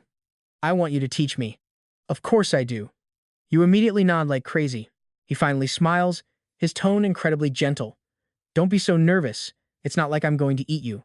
Hearing those words, your embarrassment instantly vanishes. Smiling brightly, you say, all right, Teacher Yan. Calling him Teacher Yan makes his lips twitch, but he still scoots over, pats the open spot beside him, and tells you to sit down. Okay, Teacher Yan. You quickly kick off your shoes and climb onto the bed, sitting cross-legged. But something still feels off, so you scoot closer to him, not stopping until you are practically glued to his side. Right after that, he pulls the guitar out of its case. He promises to teach you how to read sheet music first. Once you've got that down, he will show you how to hold chords. Got it, Teacher Yan? You just grin like a complete idiot. Flipping open a guitar music book, he points to the song Farewell. Look, these 6 lines correspond to the 6 strings. He is explaining everything so seriously, but your eyes are completely glued to his face. Out of nowhere, he suddenly looks up and catches you dead in the act. Look at the music. Why are you looking at me? You just grin playfully. Okay, Teacher Yan. Teacher Yan is so gentle when he teaches. She gives you a helpless look, but she can't bring herself to hit you. Instead, she patiently goes back to explaining the C chord, pointing out where to look. These 3 boxes below match up with the first 3 frets. She's totally focused, but you seize the moment. You suddenly lean in and plant a kiss right on her cheek. A second later, smack a sharp slap echoes. Ouch! You let out a painful shriek. Teacher Yan is way too fierce. She blushes bright red, a mix of embarrassment and anger. She warns that if you keep this up, she'll get mad. But for once, you don't talk back. Instead, feeling as calm as still water, you reach your hand straight toward her soft hair. Just as she thinks you are playing another trick, you gently pluck a tiny white petal from her hair. You softly tell her there was a flower in her hair. Those simple words make her heart skip a beat. She slowly turns her head, spots the bellflower on the table, and her cheeks flush crimson. She stands there, completely dazed. Right after, you notice that her hair is still wet, so you softly offer to blow-dry it for her. With that, she completely melts. Her lips tremble as she struggles to find the words. She can only instinctively nod. Okay, she whispers. You try to keep a straight face, pretending to be serious, but a second later, you just can't hold it in. A smug smile breaks across your face, completely giving you away, and she catches you red-handed. She instantly snaps out of it, furrowing her brows and realizing she almost fell for your little trick.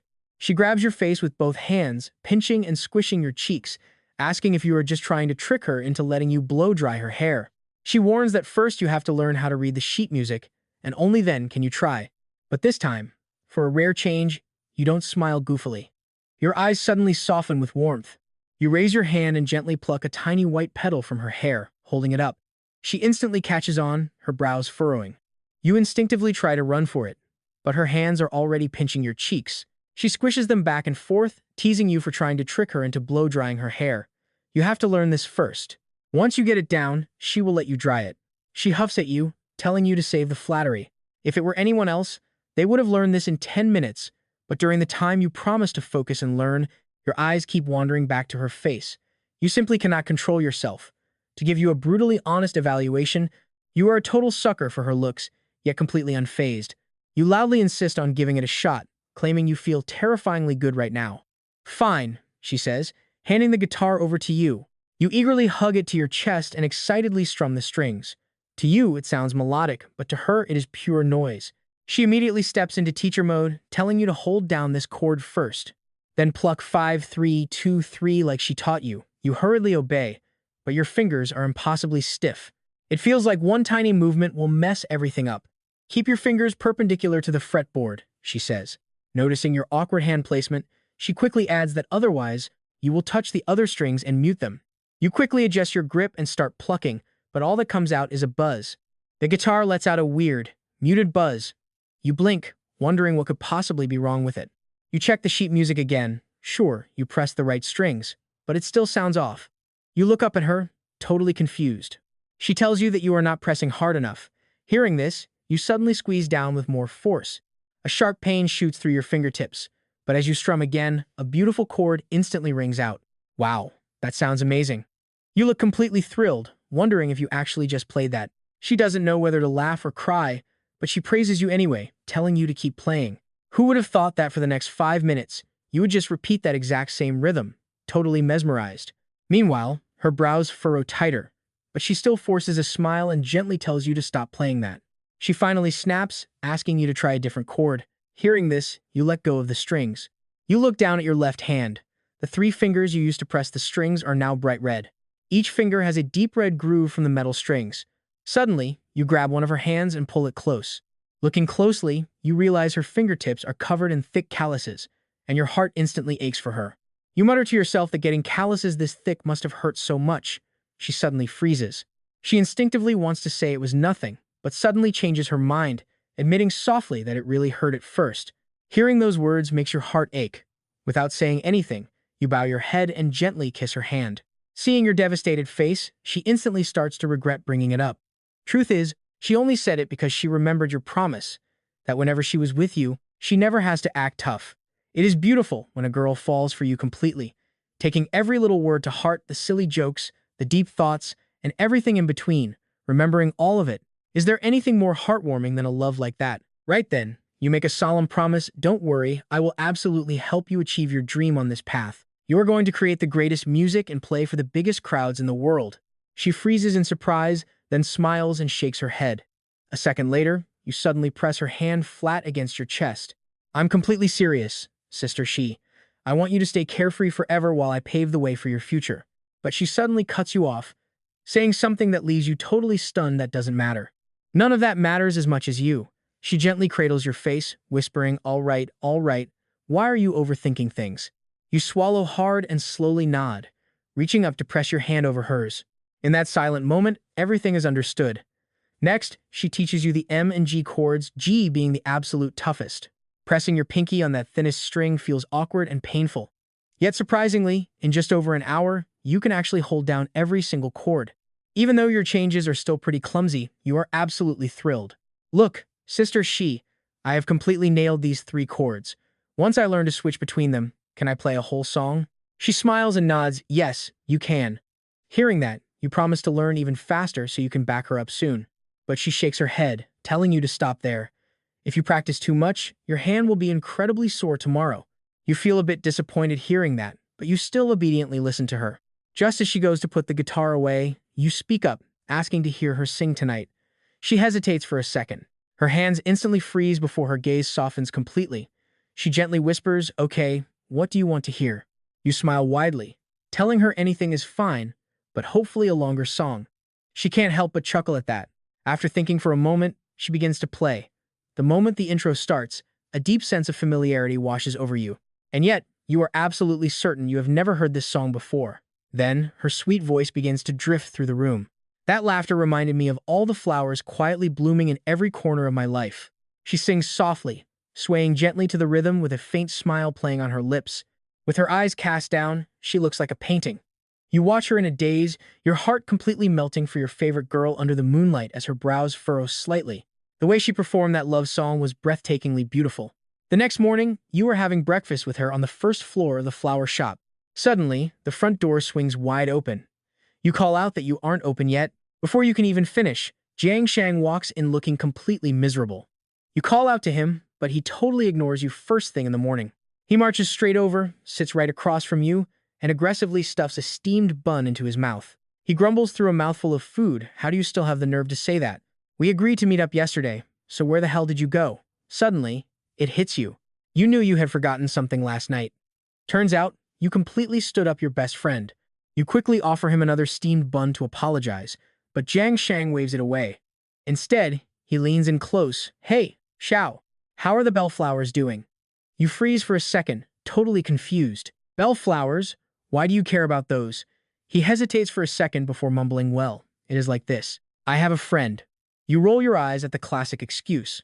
Apparently, this friend wants to grow bellflowers but is afraid he will kill them.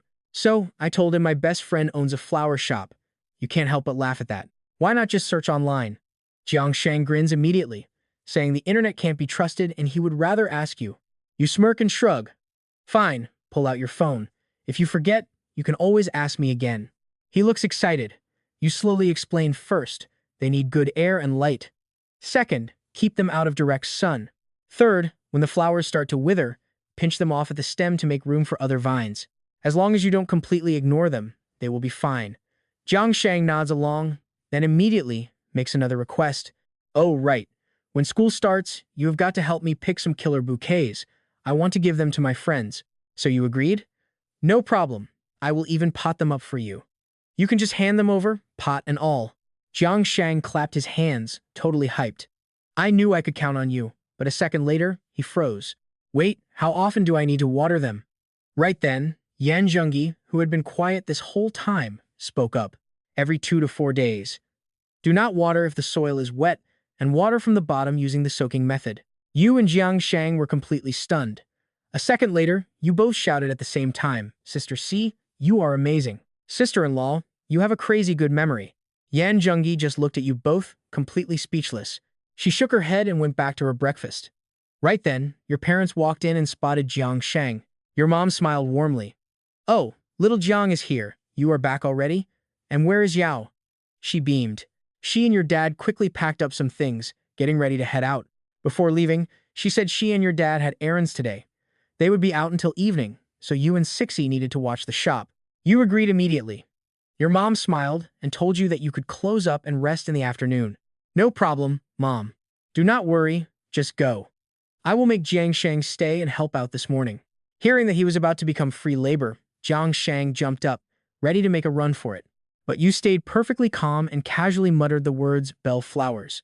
Instantly, Jiang Shang plopped right back down in his seat, Fine, I will do it, he grumbled unwillingly. And just like that, time skipped to the afternoon of the second day of the Lunar New Year. Your parents went to visit relatives. Only the three of you were left in the flower shop. After lunch, the warm winter sun felt absolutely perfect. Yan Zhengyi stayed in her room alone, sitting in the sunlight, reading the copy of Pride and Prejudice you gave her. Meanwhile, Jiang Shang was sprawled out on your bed, fast asleep. His snoring was loud enough to shake the walls. You had your headphones on, listening to the song she sang last night while your fingers flew across the keyboard, typing a new chapter. The entire afternoon was incredibly peaceful, with sunlight streaming through the window and illuminating the blooming flowers that filled the room. It felt as if time itself had slowed down. It was not until the golden sunset bathed the windowsill that you finally took off your headphones, stretched, and gently patted the sleeping guy next to you. Hey, old Jiang, old Jiang. But the only response you got was his thunderous snoring and the wind howling outside. You simply leaned back in your chair and closed your eyes, wanting to lock this exact moment into your memory. This kind of quiet brought such incredible peace of mind. After a long while, you realized you had not checked the feedback in your reader group chat. You unlocked your phone, only to find hundreds of unread messages waiting. User changed name when I hit 100 said the new book is amazing. The male lead gives such a strong sense of security. I cannot even imagine the female lead without him. She would be so lonely after her grandma passed. Calm and collected wrote, damn, who is cutting onions in here? Boba Eater agreed. The male lead, his parents are so sweet. 2. Scrolling down, you saw a change name when I hit 100 pounds typing next. Only a loving family could raise a little sunshine like him. Another user, Ray of Light, asked where the author lives. They wanted to send some local treats. Then, one comment made your heart skip a beat. It was from Paper Umbrella. I am so jealous of the male lead. I have his level of dedication, but I just cannot seem to find my own female lead. But other readers quickly chimed in to comfort him. One dog owner wrote, do not lose hope, bro, you just have not met her yet. Change name when I hit 100 pounds agreed, wishing everyone finds their true love this new year. Right then, someone noticed your alt account, Journey Far. Change name when I hit 100 shouted that a wild author had appeared. Hurry up and update, it is not enough. I am getting withdrawal symptoms here. Then they dug up a message you sent earlier. You had wished them a happy new year and mentioned taking a day off tomorrow. The group chat instantly exploded. Dreamwife wrote, not giving us extra chapters is bad enough, but skipping an update? Fellow Taoists, step aside. I am going to smite him with lightning. Misty Mountains chimed in, the author works hard. Just drop extra chapters when you get back. No need to spend time with a partner.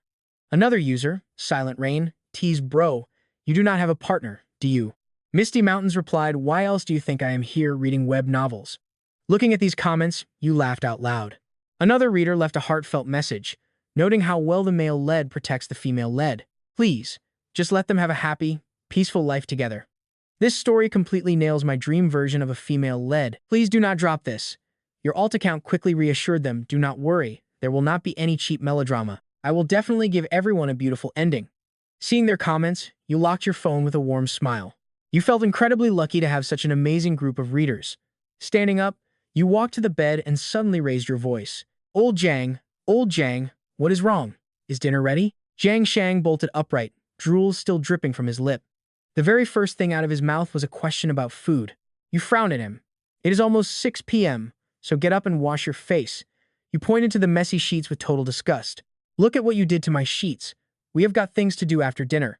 Jiang Shang instantly looked like he had lost the will to live, groaning, bro, what are you doing to me?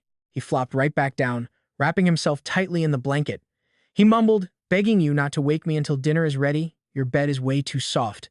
Let me snooze just a little longer. You felt completely helpless, able only to shake your head and sigh. But remembering how much he helped at the flower shop this morning, your heart softened and you let him sleep. However, the very moment you stepped out of the room, you bumped right into Yan Juni, who was also leaving her room. Your eyes met. The next second, you both said you would cook today in unison, then shyly looked down. You scratched your ear in embarrassment while she pursed her lips, nervously tugging at her collar. Then, with a light blush on her cheeks, she smiled and whispered that you should cook together. You were taken aback for a second, then immediately nodded with a happy smile. Then, suddenly remembering something, you smiled and told her you were taking her somewhere after dinner. In the kitchen, you bent down as Yan Juni carefully tied your apron. She gently pressed her forehead against yours, so one of you chopped and fried the vegetables while the other stirred the porridge. The spatula clinking against the wok sounded like a happy melody. The rich aroma of food quickly filled the entire hallway, right on cue for mealtime. Jiang Shang woke up right on time, without anyone having to call him. He stretched, braying like a loud donkey before finally rolling out of bed, completely satisfied. But as he followed that delicious smell, skipping his way up to the second floor, he was just about to rush into the kitchen. Suddenly, his footsteps ground to a halt. He instantly realized just how painful of a scene he was about to walk into. Damn it, if I cannot beat him, I can at least hide from him. Cursing to himself, he headed down to the first floor, turned on the TV, and found a show to watch with his food. At the dining table, Yan Juni suddenly spoke up. She asked what you meant by taking her somewhere tonight. Hearing this, Jiang Shang immediately chimed in. He agreed, saying he heard you mention plans while he was asleep. You raised an eyebrow, acting incredibly mysterious. But before you could even finish speaking, Yan Juni poked you hard in the waist.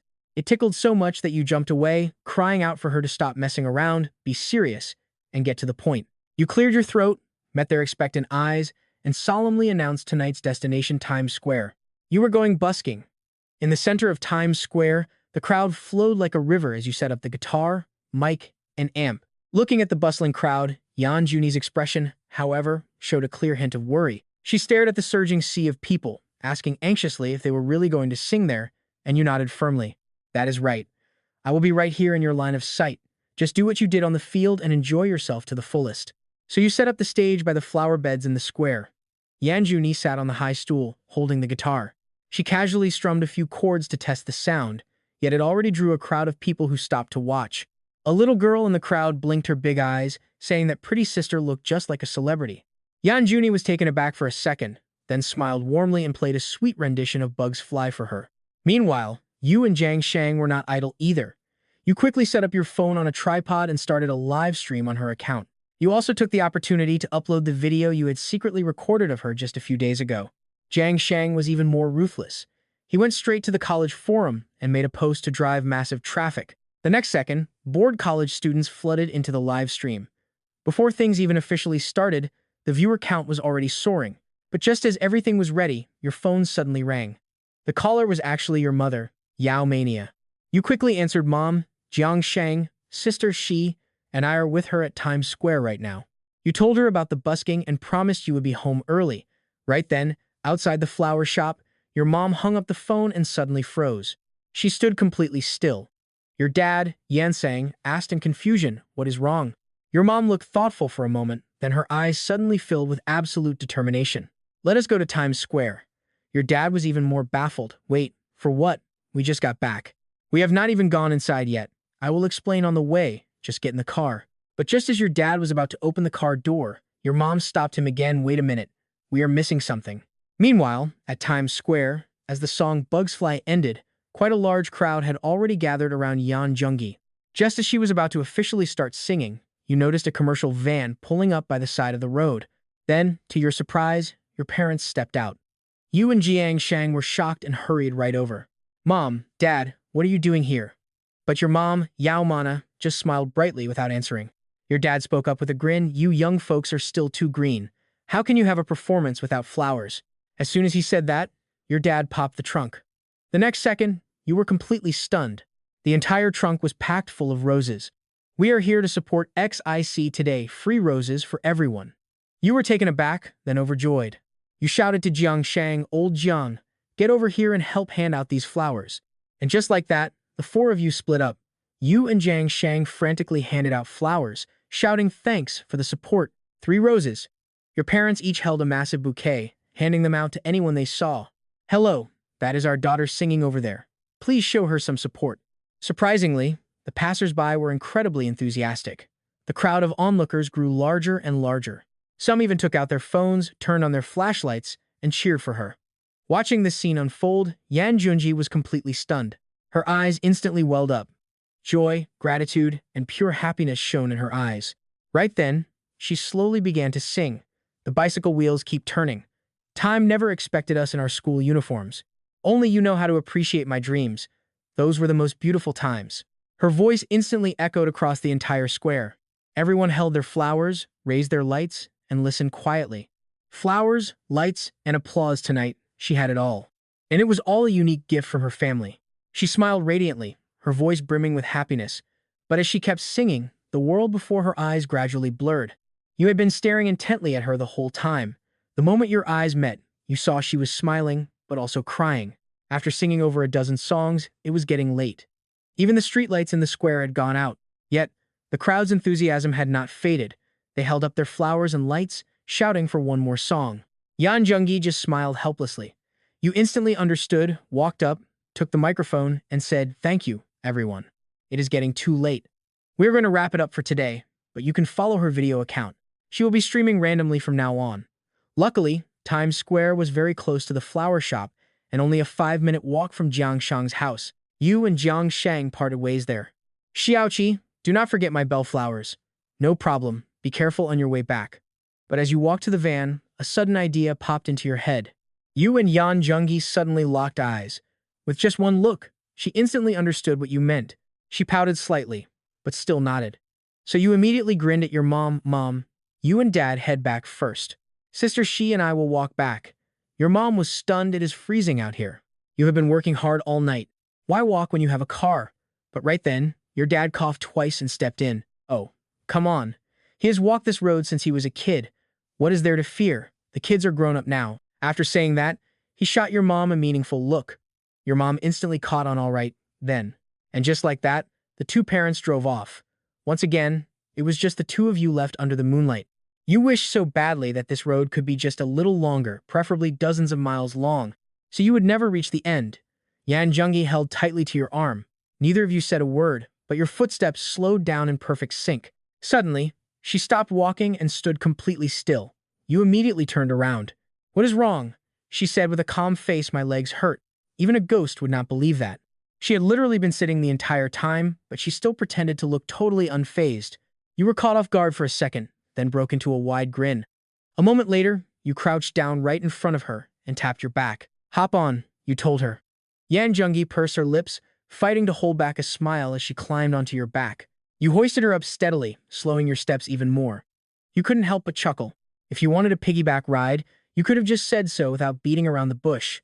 Surprisingly, she wasn't annoyed at all. Instead, she tugged at a stray strand of your hair and smiled back, saying she was afraid if she didn't do this.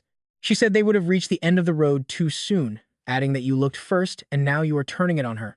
She asked if Xiaoqi had any shame. Your little scheme was exposed right there, but you didn't even blush before immediately surrendering. You just laughed. "My bad." You said, "I was totally wrong." Only then did Yan Jungi completely relax, resting her weight against you. But after walking a bit further, she suddenly leaned close to your ear, asking a question that caught you completely off guard. "Can I ask you something, Xiaoqi?" You asked what it was. Then she spoke softly, asking what kind of love you were looking for. You stumbled, nearly tripping over your own feet. That exact question made you absolutely certain she had fallen hard for you. When someone earnestly asks what kind of love you want, it means they want to give it to you without any reservations. Right now, that was exactly what Yan Junji was doing. She held her breath, staring at your back with expectant eyes. Finally, you spoke someone gentle, considerate, and understanding, who shares my values. But before she could even feel happy, you suddenly changed your tune. You curled your lips and muttered quietly to yourself. "But honestly, I probably won't ever meet someone like that in this lifetime." The moment you said that, Yan Junji froze on your back. What did that mean? Did you think she wasn't gentle, considerate, or understanding? A wave of hurt instantly welled up in her heart. She subconsciously pouted, growing angrier the more she thought about it. It was true she often hit you, and she had no idea how to act cute. She wasn't adorable at all. Right then, a man rode past on a beat-up electric scooter, squeaking and rattling as he went. That squeaking noise felt like it was mocking her for not being gentle, cute, or considerate. She was not about to accept that. Testing the waters for the very first time, she suddenly leaned close to your ear, blinked, and asked softly why. You feigned a look of shock, then softened as if you had suddenly thought of something happy, smiling brightly. You teased that a certain someone once claimed to be slow in the head, so your future wife would definitely have to be slow, too. Wait, what? Yan Jungi was stunned for a moment, then quickly realized you were just teasing her. Her face instantly flushed deep red, and tears began to fall uncontrollably. She leaned forward, pressing her entire weight onto your back with all her might to show her frustration and hurt. Grabbing your cheeks with both hands, she pulled hard, angrily and shyly telling you that she was not like you. A sharp pain shot through your cheeks, and you finally realized she was actually using real force. She was genuinely angry. You were just about to explain, but she suddenly raised her arm and quickly wiped away her tears. In that brief moment of losing her composure, she figured everything out. You had been so incredibly good to her lately. She already loved you so much that even if she walked through her entire life, she would love you until her very last breath. Because of this, she felt an unprecedented wave of insecurity for the very first time in her life. Meanwhile, you were completely panicking, unable to fathom how a simple joke could trigger such a massive reaction from her. But you had no idea that her love for you had already seeped deep into her bones, loving you enough to want to spend her entire life with you. You also didn't know your joke had terrified her. She was terrified she couldn't give you the love you wanted. Since you couldn't see her face, you could only ask tentatively. Sister Shi, what is wrong? I promise never to upset you again, you pleaded. But before you could finish, Yan Zhengyi went limp like a deflated balloon on your back, blushing as she stammered that it was nothing. She urged you to hurry home because she was cold, making you even more worried as you pressed for answers. When you asked if she was okay, she suddenly raised her voice, insisting she was fine and blaming you for teasing her. She started to say she thought you did something, but her words trailed off, leaving the sentence completely unfinished. It turned out she thought you felt she wasn't cute or considerate, and wasn't the love you wanted. With that, you both arrived back at the flower shop. As usual, you both took turns showering. Back in the bedroom, you had her sit on a small stool while you sat on the edge of the bed. You absent-mindedly blow-dried her hair, your mind completely consumed by her strange behavior tonight. Finally, you could not hold back anymore. You carefully asked what exactly is wrong with you tonight. You chimed in, saying, let's agree first, no hitting.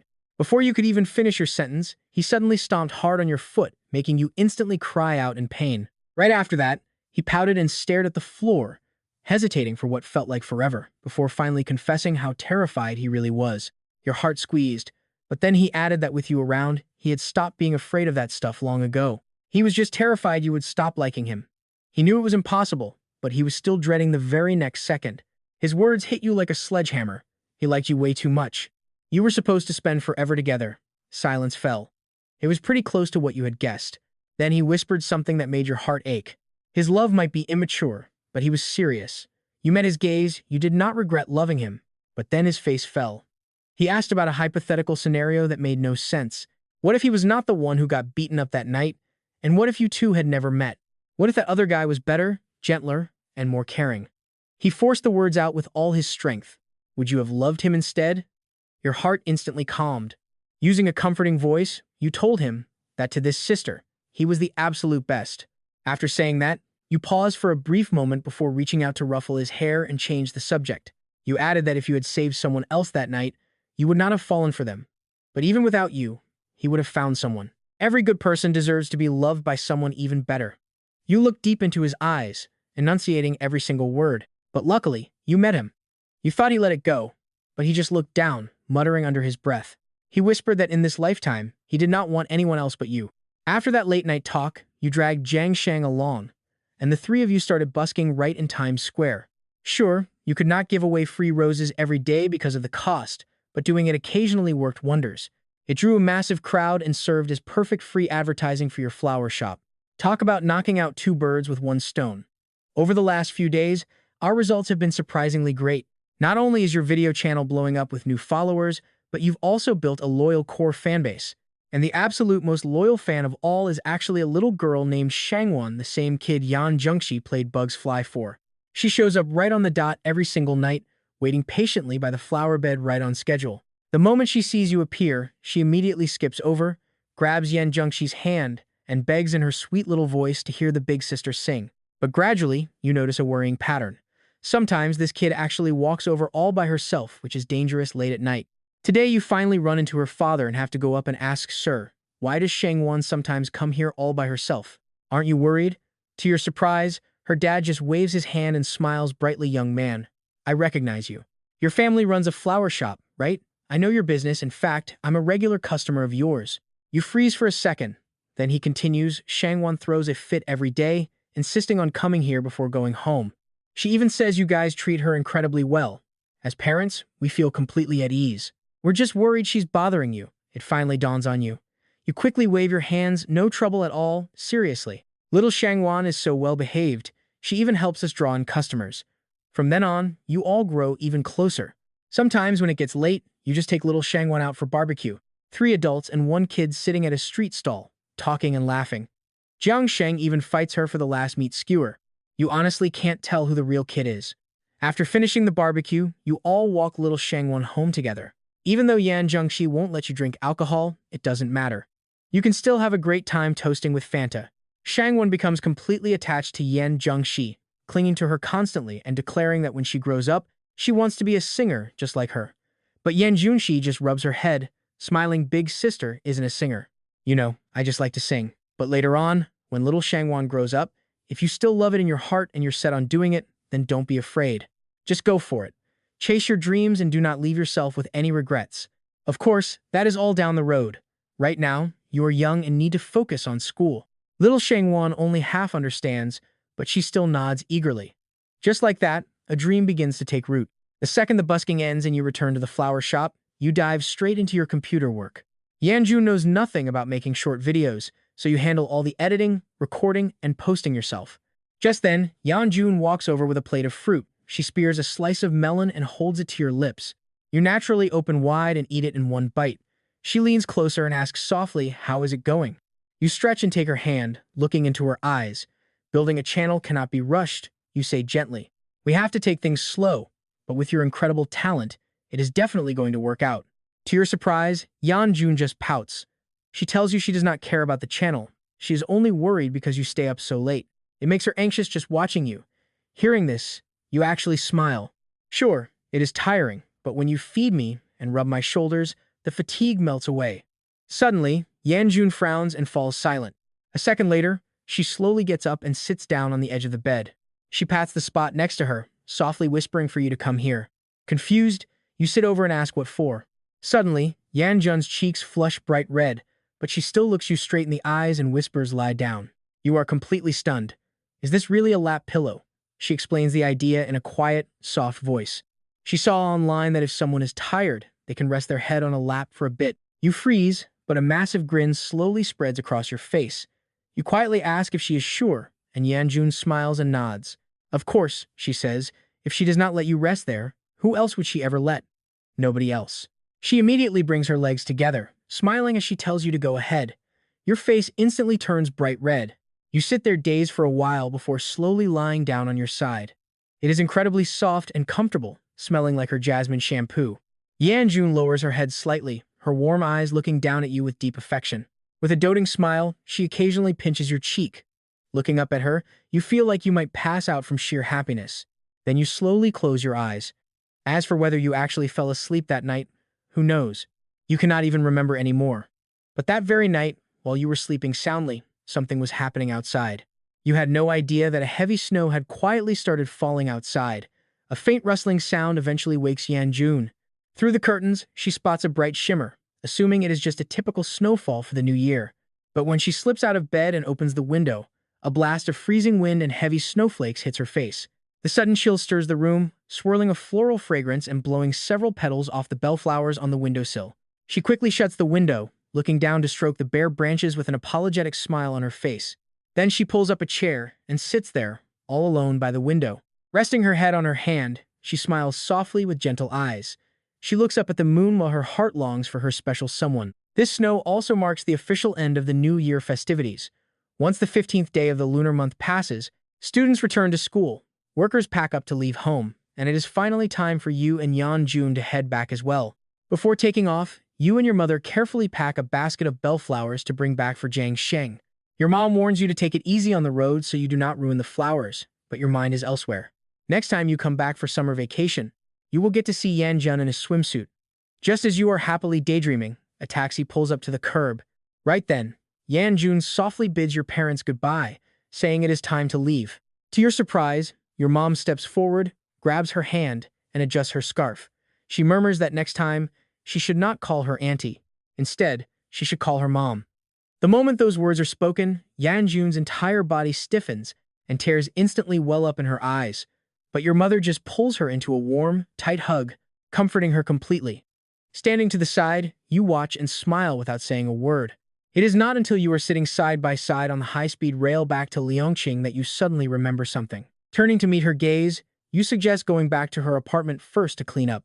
She nods, but then you hesitate, stammering your next words. "Do you want to move to a different place?" Yan Junxi pauses for a second.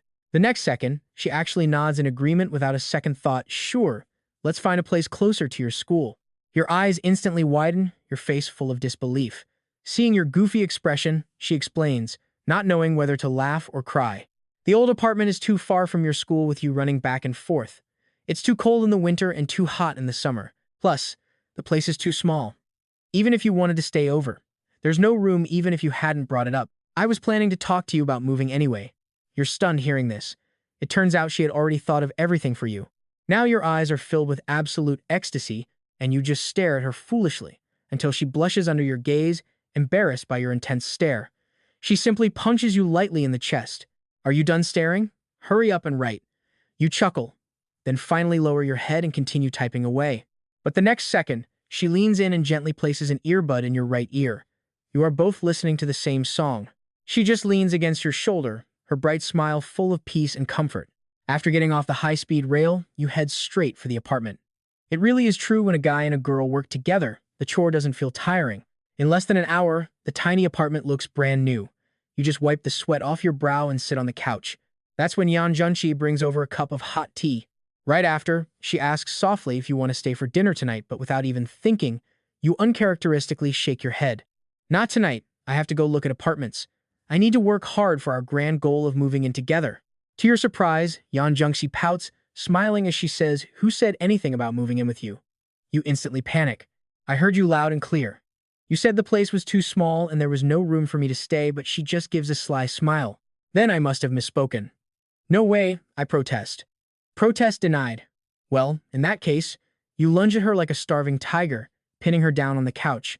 But before you can even gloat, she reaches out and starts tickling you mercilessly. But right at that exact moment, your phone suddenly rings. You have no choice but to let her go. You grab your phone and look, it's actually Jiang Sheng calling. As soon as you answer, he drops some major news from the other end. All 5 cafeterias at school today are completely closed.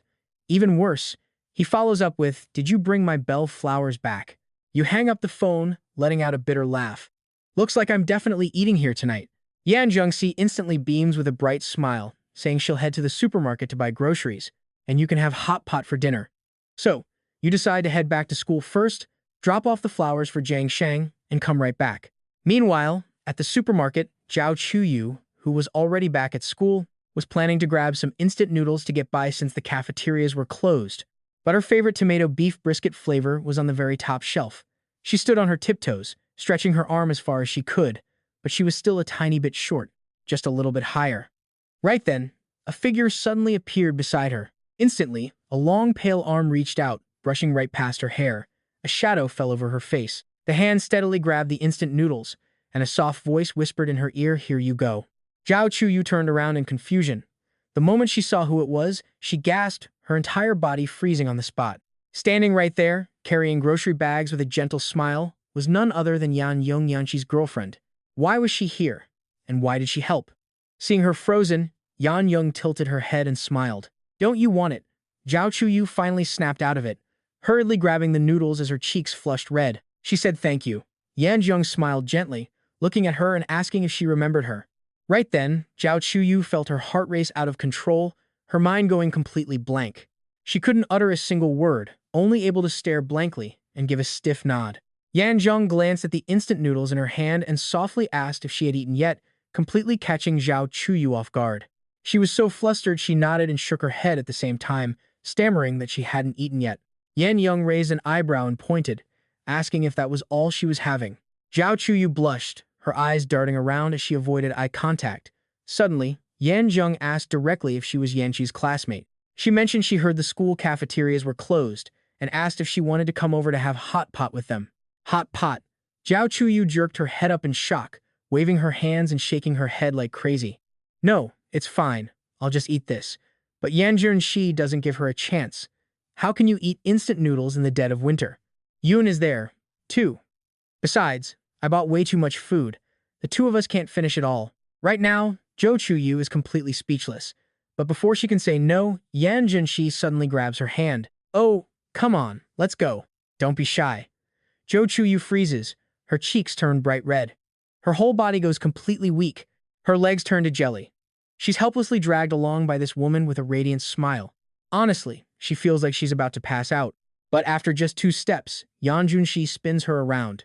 She takes the noodles right out of her hands and puts them back on the shelf. Then Yan Junshi looks at Zhou Chuyu with a smile. Can you help me carry some things? It's a bit much. Zhou Chuyu snaps out of it, nodding blankly. Okay. Walking out of the supermarket, Yan Junshi leads the way. Zhou Chuyu trails behind, carrying the heavy bags. She's been a good girl her whole life. She never causes trouble, and she's definitely never dated. But now, somehow, she's agreed to go eat hot pot with Yun's girlfriend. Zhou Chuyu silently stares at Yan Junshi's back. She looks down at her hand, the one that was just held, as a blush creeps up her face again. What is wrong with her? But seriously, she was just so cool. Meanwhile, Yan Junshi is actually sneaking glances at her from the corner of her eye as they walk. She just thought this little girl eating instant noodles in the dead of winter was pretty pitiful. It is a good chance to meet Yun's friends. Right then, Zhou Chuyu can't hold back. She hurries her pace and asks quietly, Sister, are you and Yun living together? Yan Junshi turns and smiles. Just call me Sister Shi. She wanted to say no, but the words change right as they leave her mouth. Almost. At the exact same time, you are just riding your electric scooter back to the dorm. Jiang Shang instantly jumps up from his chair, looking thrilled. You're finally back. Damn it. Where's my stuff? You just hand him a delicate flower basket. Your bellflowers are right here. Jiang Shang takes it, his eyes lighting up instantly. Beautiful. You always come through. But you ignore him, grab the Fanta off the desk, take a sip, and turn to leave again. Jiang Shang asks, where are you going? I'm going to eat at Sister Shi's place. You pause for a brief second. We're having hot pot tonight. Do you want to come? Who could say no to hot pot in the middle of winter? But Jiang Shang hesitates. For the first time ever, he actually shakes his head. Nah, I'll pass. I've got stuff to do. You raise an eyebrow. What stuff? Can't say yet. Jiang Shang acts totally evasive. He says he needs to give the bellflowers to a friend before they wilt and look ugly. You frown. They don't wilt that easily. Still, you don't think much of it and just hop on your scooter, heading out into the dark feeling absolutely amazing. The sweet thought of moving in with Sister Shi soon. Plus, getting to eat hot pot tonight makes you twist the throttle wide open. But the next second, you open the door and freeze, completely dumbfounded. Zhou Chuyu, what are you doing here? As soon as you walk in, you're met with a sight that makes you question reality. Zhou Chuyu is sitting on the couch, pursing her lips. She looks both wronged and incredibly awkward.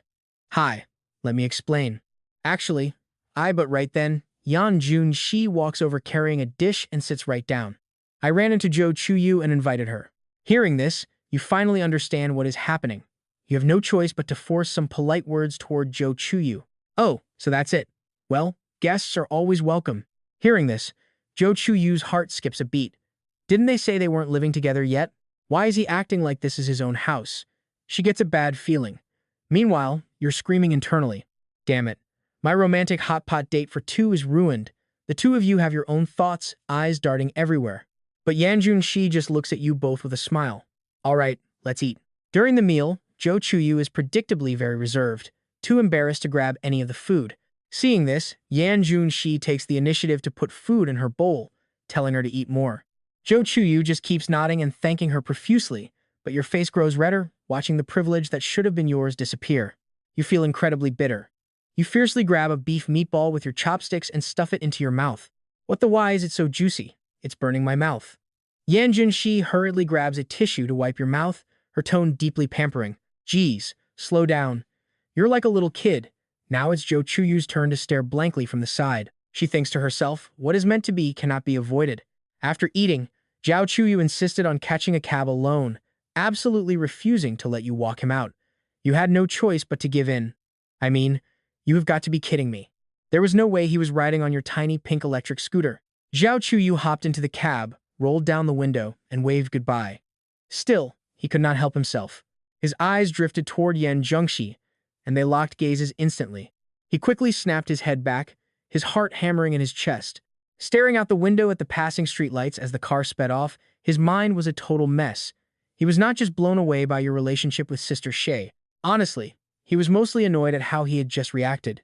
He whipped out his phone and stared at a picture of his brother in his gallery. Yeah, still handsome. Good-looking as always. Only then did he exhale a slow breath, though his head was still spinning like crazy. Meanwhile, once Zhou Chuyu left, Yan Junshi turned her big eyes to you and asked when you were heading home. Hearing that, your face instantly fell. Is she kicking you out? Talk about painful. But Yan Jungshi only smiled, gently taking your hand as you strolled down the sidewalk. She said she was just worried about you traveling back alone in the cold. Laughing, you immediately jumped on the chance to say it was fine. In fact, you would just stay over. Yan Jungshi froze, then gave you a bright smile, realizing exactly what your game was. Wait, were you really in that much of a rush to move in together? You scratched your head sheepishly, nodding like mad in your mind, before suddenly freezing in your tracks with a very serious face. Why did she just ask you to walk another girl home? As your girlfriend, shouldn't she want to avoid setups like that? You looked down into her soft eyes, sounding a bit down, admitting you felt like she never got jealous around other girls. It felt like she did not care. Yan Junshi was slightly startled. She immediately stepped in front of you, cupping your cheeks. When two people are together, she said, they must be loyal but still shine on their own. Overwhelming love is not happiness, it is a burden. Then she smiled and changed her tone, admitting that was just for show. Deep down, she minded like crazy. Forget you getting close to other girls. If you even look at them a second too long, she would get upset.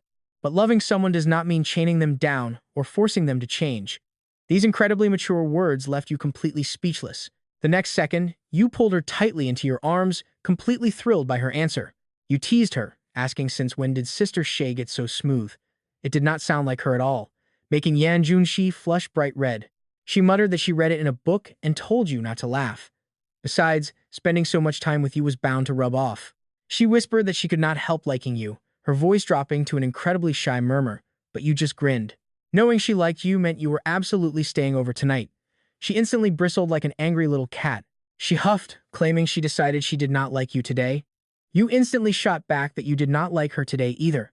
Fine, she would just go back to not liking you tomorrow instead. With that, Yan Junshi pushed you away. She let out a cute, annoyed huff, telling you she did not care anymore and you could sleep outside. Putting her hands behind her back, she strutted away and left you standing there, dumbfounded. Under the street light, you puffed out your cheeks, staring after her. Suddenly, a soft voice drifted back from ahead, telling you to keep up if you actually wanted to stay. If you walked too slowly, she was locking the door.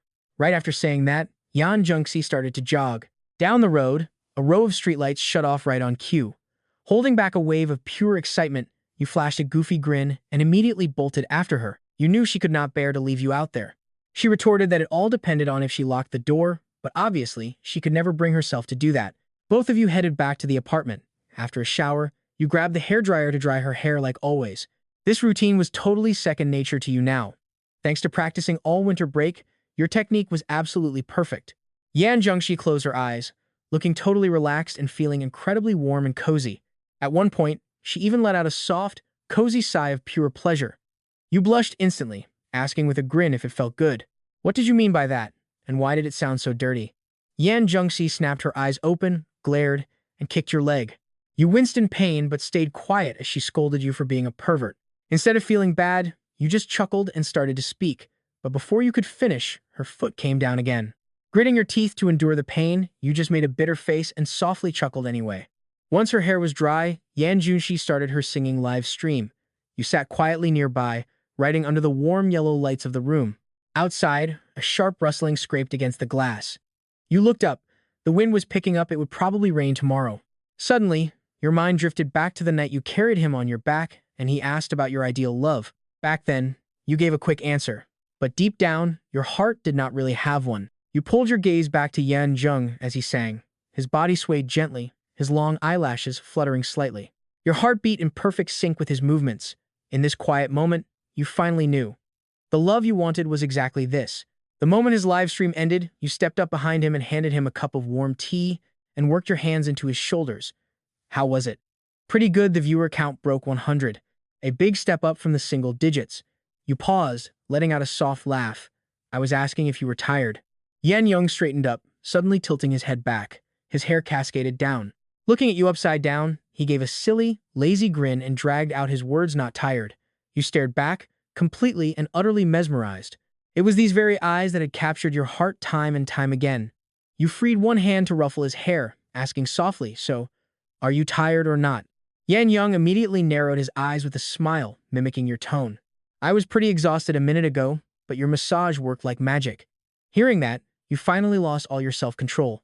You teased him for being so cute and cheesy, telling him to get away, but he only leaned closer, rocking back and forth in his chair. Soon, the the lights went out. You settled onto a floor mattress while he lay on the bed. Staring at the ceiling with your arms behind your head, the scene felt incredibly familiar. From the heart-pounding rush of your first meeting to this peaceful, quiet warmth, everything felt like a dream. Except now, it was real. Then, a soft voice cut through the dark. Xiao, are you asleep? No. Why are you still awake? Are you not sleeping either? Mid-sentence, you realized your words sounded a bit too suggestive and quickly corrected yourself. Are you missing me so much you can't sleep? A second later, Yan Young was leaning right over the edge of the bed. He lay on his side, propping his head up with one hand, looking down at you. Well, now I definitely don't dare to sleep. I am not that easy.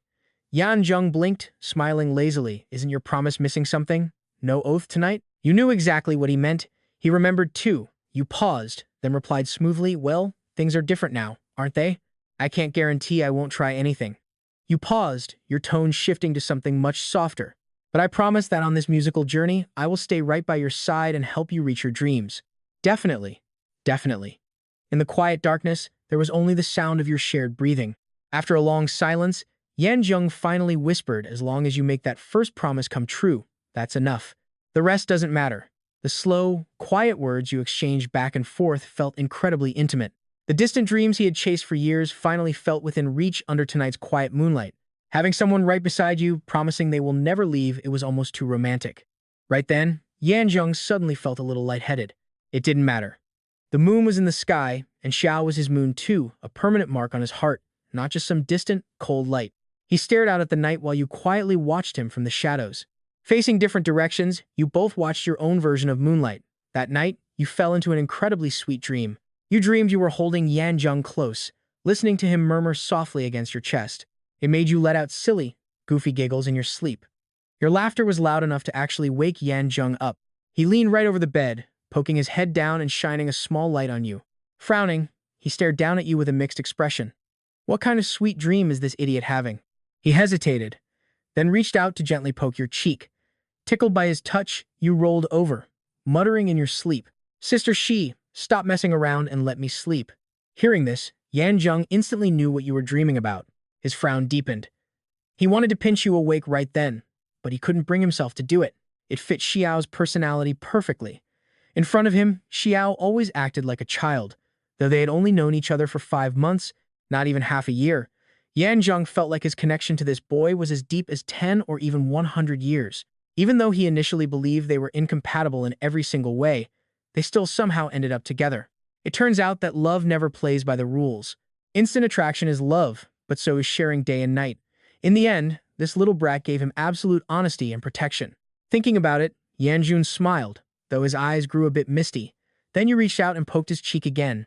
Tickled by your touch, Yan Jun tossed and turned. A warm, sunny feeling instantly rippled through his heart. So he just lay there on the edge of the bed, his eyes incredibly gentle. His legs kicked up and down as he rested his chin on his arms, softly humming a song.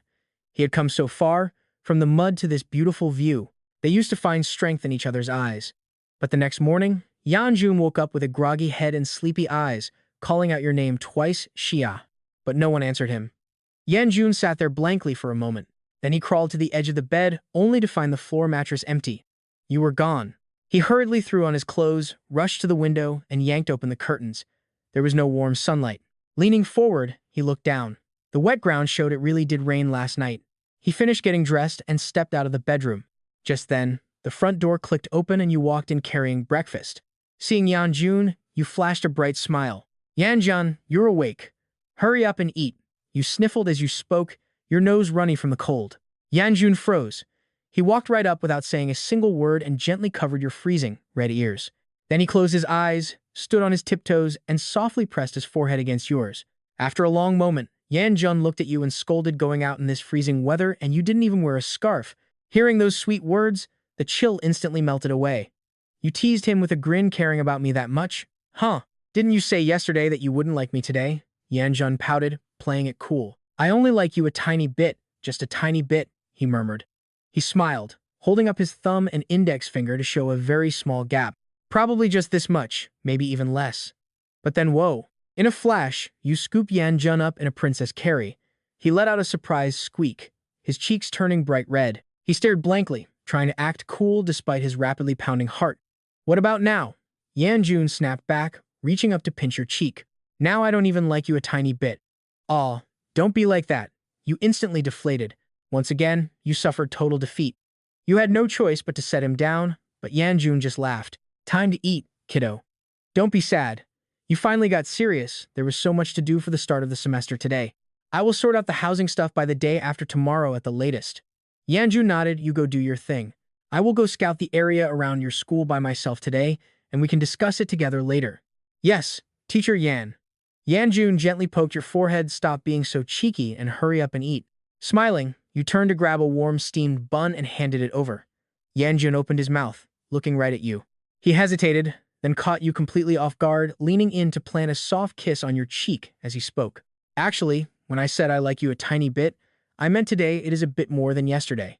And tomorrow it will be a bit more than today. That is how it is now, and how it will always be.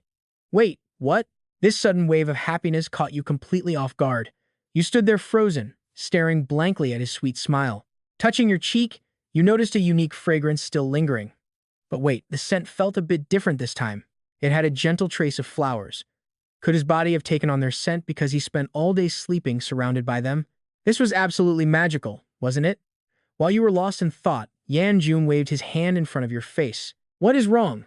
You snapped back to reality, thought for a second, and slowly said, Yanjun, you smell so good. Smack! The next second, a long overdue knuckle flick landed right on your forehead. With breakfast finished, you hopped on your little pink scooter to drive him back to school. The February weather was damp and freezing, so bitter you could barely keep your eyes open. Luckily, Yanjun insisted on wrapping his warm scarf around your neck before leaving. Yanjun clung to the back seat, wrapping his arms tight around your waist. He shouted, Are you cold? You turned your head slightly. If you hug me tighter, I won't feel cold. So he squeezed even harder, pressing his cheek against your back. Later, I will buy a windproof blanket for Little Pink. That way, you will not have to freeze anymore. It is good for Little Pink to experience some tough love. Yanjun rolled his eyes and went quiet, pressing his head even harder against your back. When you finally arrived at the school gate, he hopped off. You go do your thing first. I will check out apartments on my own and take a cab back tonight. You nodded. Call me if you need anything. I will be there in a flash. He stepped forward, pulled your scarf up higher, and nodded with a smile. Neither of you said a word, just holding each other in a tight, quiet hug.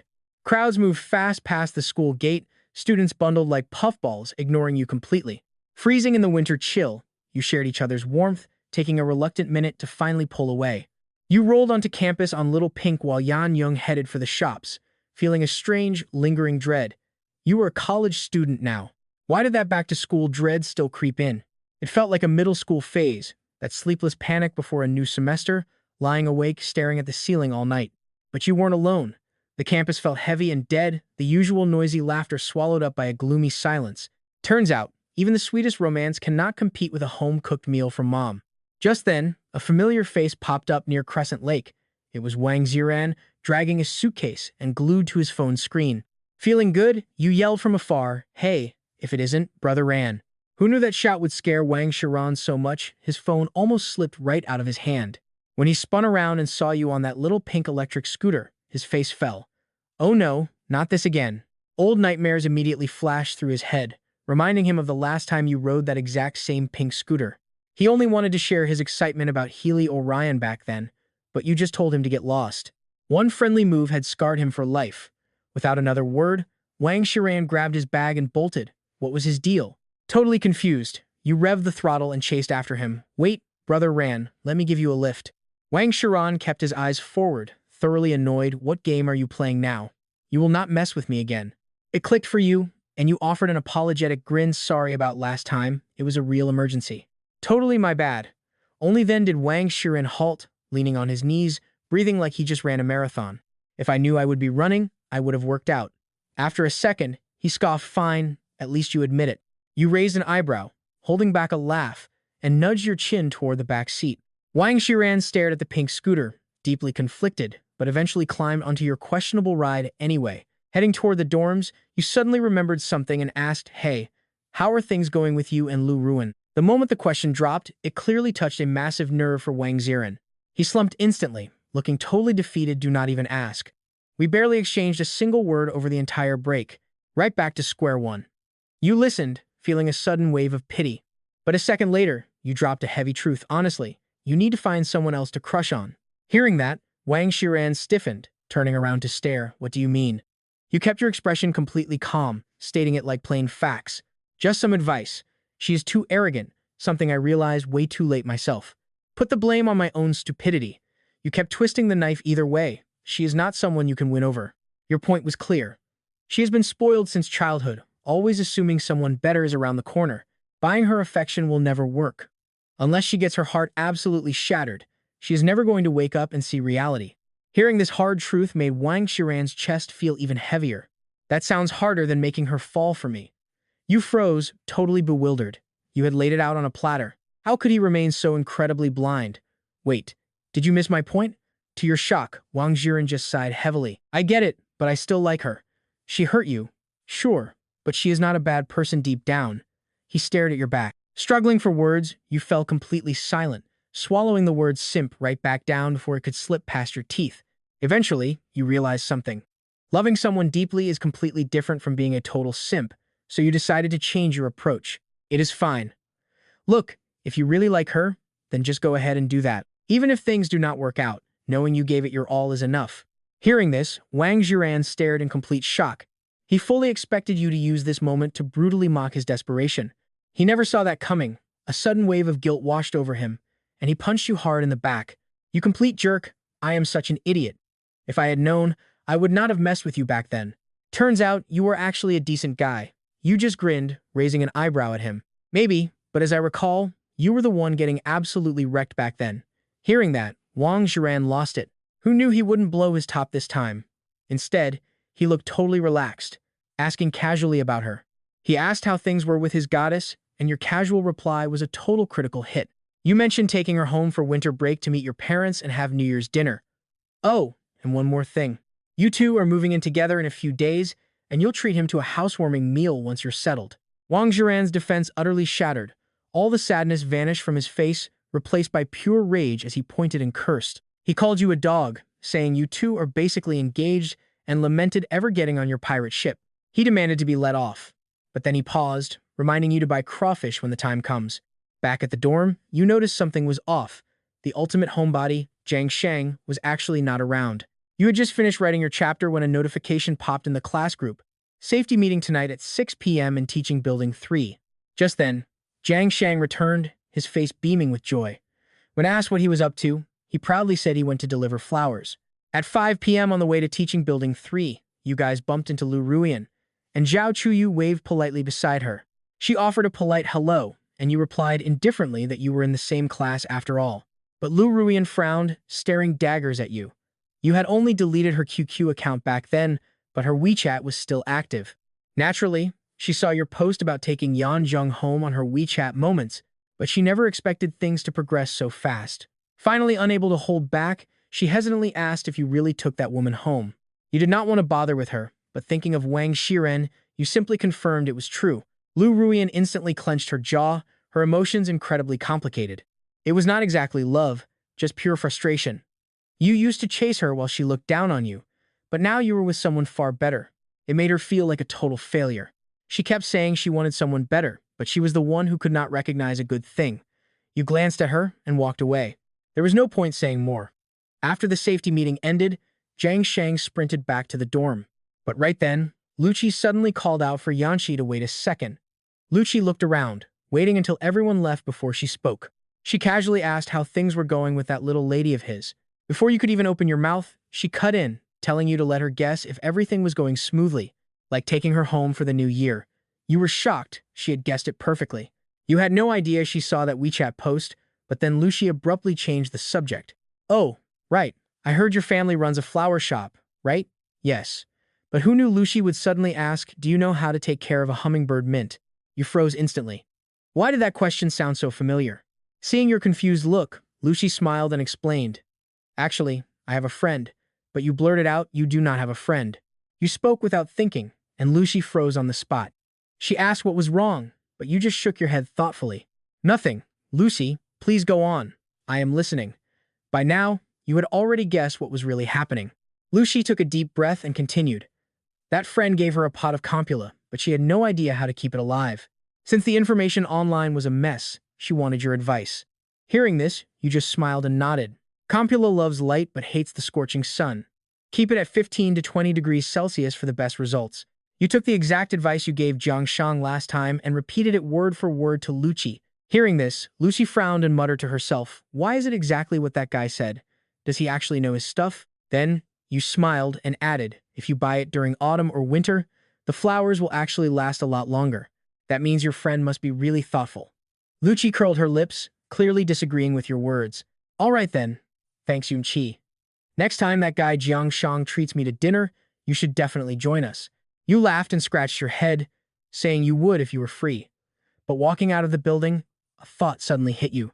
Oh, right, Lucy. Do you live in the staff housing? She nodded, confirming your guess. She asked why, and you explained that your girlfriend's current rental apartment was just too old and tiny. You were looking to move somewhere new, so you wanted to know if there were any vacant rooms available there. Hearing this, Lucy immediately flashed a very gossipy grin. She let out a long tease about you two moving in together already. You smiled shyly, admitting it was not quite at that stage yet. But Lucy caught on instantly and agreed.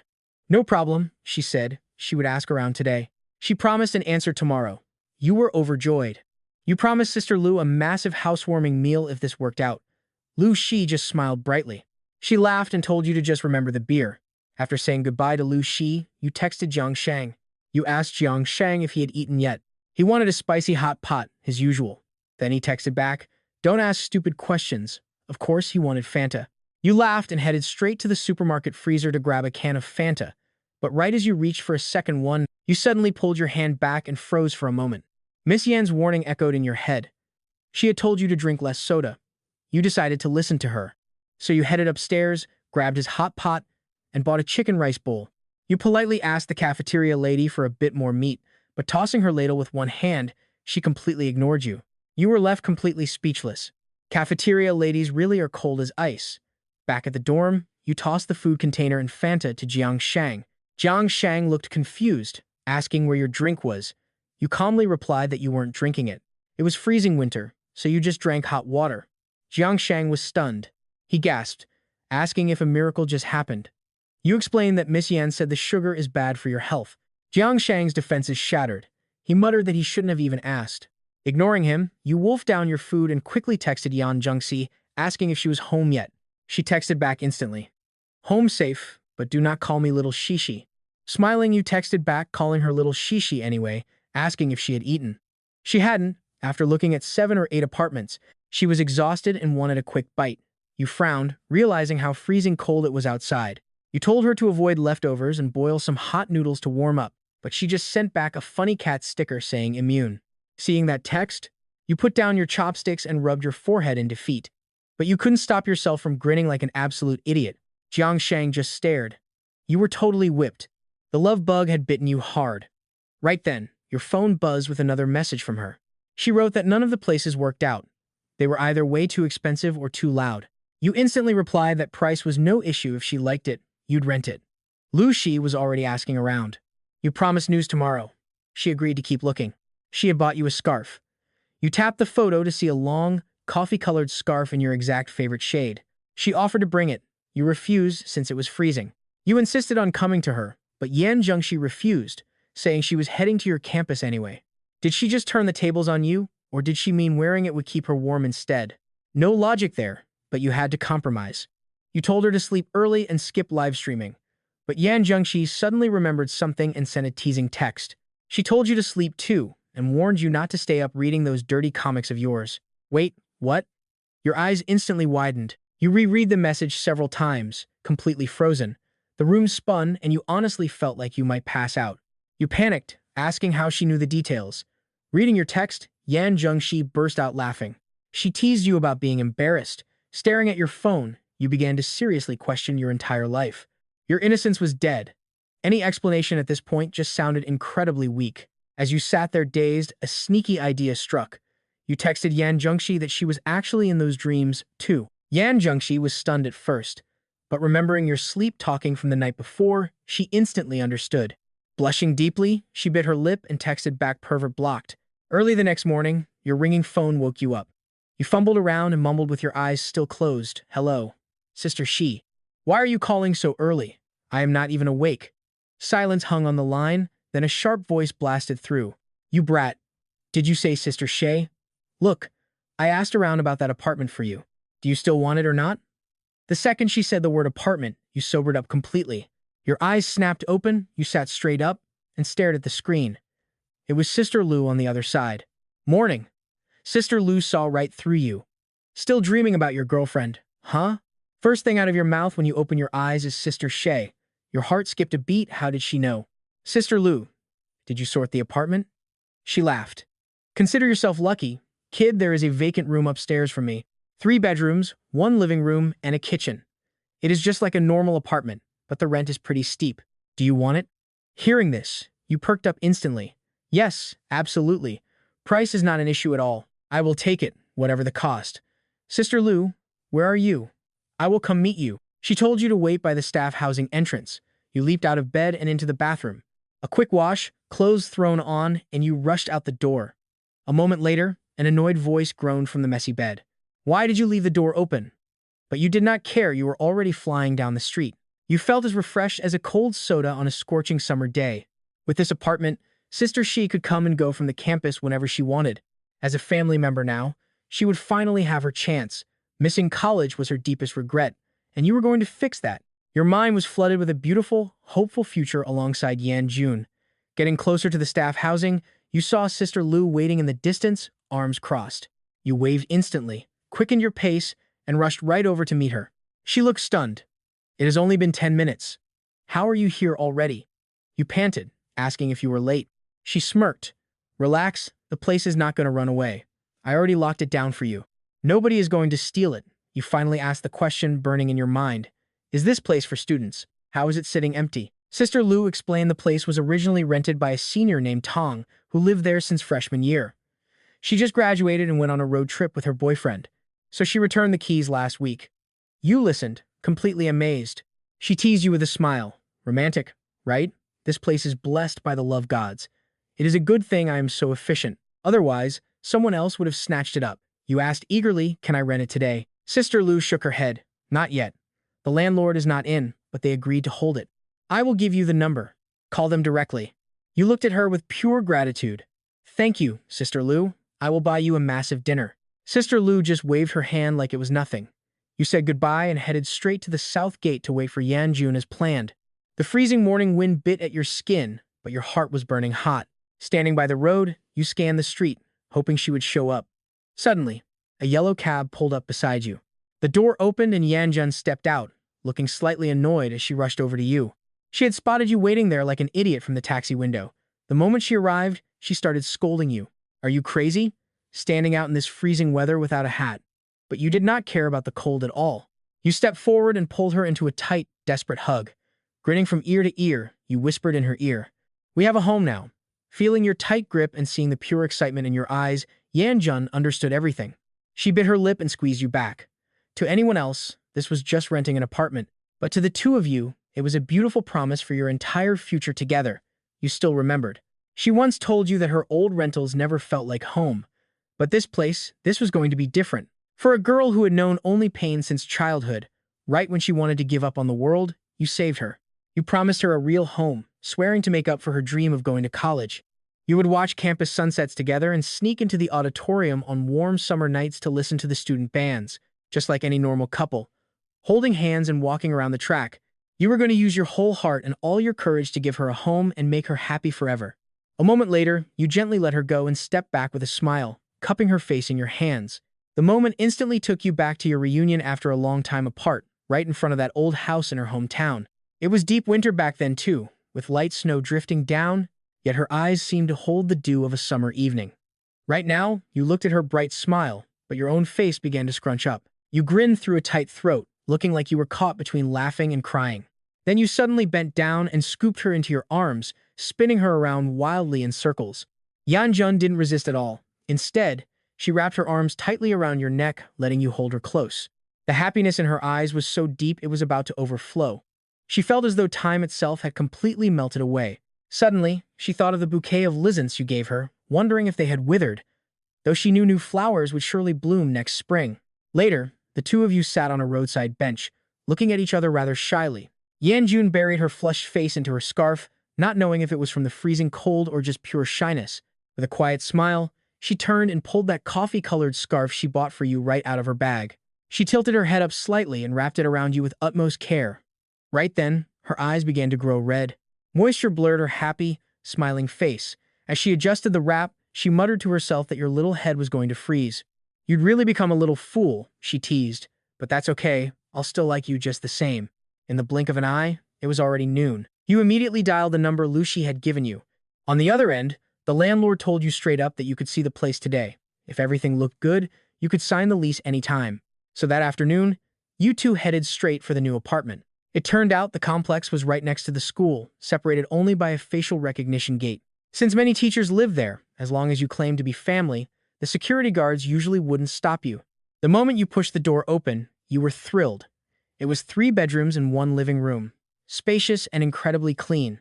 Out on the balcony, you turned to ask Yanjun what she thought. She smiled, saying it was wonderful and quiet, though slightly expensive. You took her hand and replied confidently, "It's fine. It's not like we can't afford it. We're going to live here for a very, very long time." Yanjun nodded heavily without a word as the landlord brought over the lease. You were completely clueless about this legal stuff, so at the crucial moment, it had to be Yanjun. She carefully read through every single clause, asking all about the details regarding utilities and property management. Once she was sure everything was foolproof, the two of you finally signed the contract. But right after, Lucy called out of nowhere. She asked how the search was going, and you proudly told her everything was settled and signed. Lucy was stunned, praising you both for being so unbelievably efficient. Just then, you remembered something and quickly asked, "Oh right, Sister Lu, what about the facial recognition for the gate?" But before you could even finish, Lucy cut in. She explained that the newly rented place wasn't in the system yet, so the school gate scanner wouldn't work, but you could just ask the security guards to let you through. In a few days, once it's officially registered, you can come and go as you please. You breathed a sigh of relief and quickly thanked her. You even boldly promised that once you were moved in, you would definitely invite her over.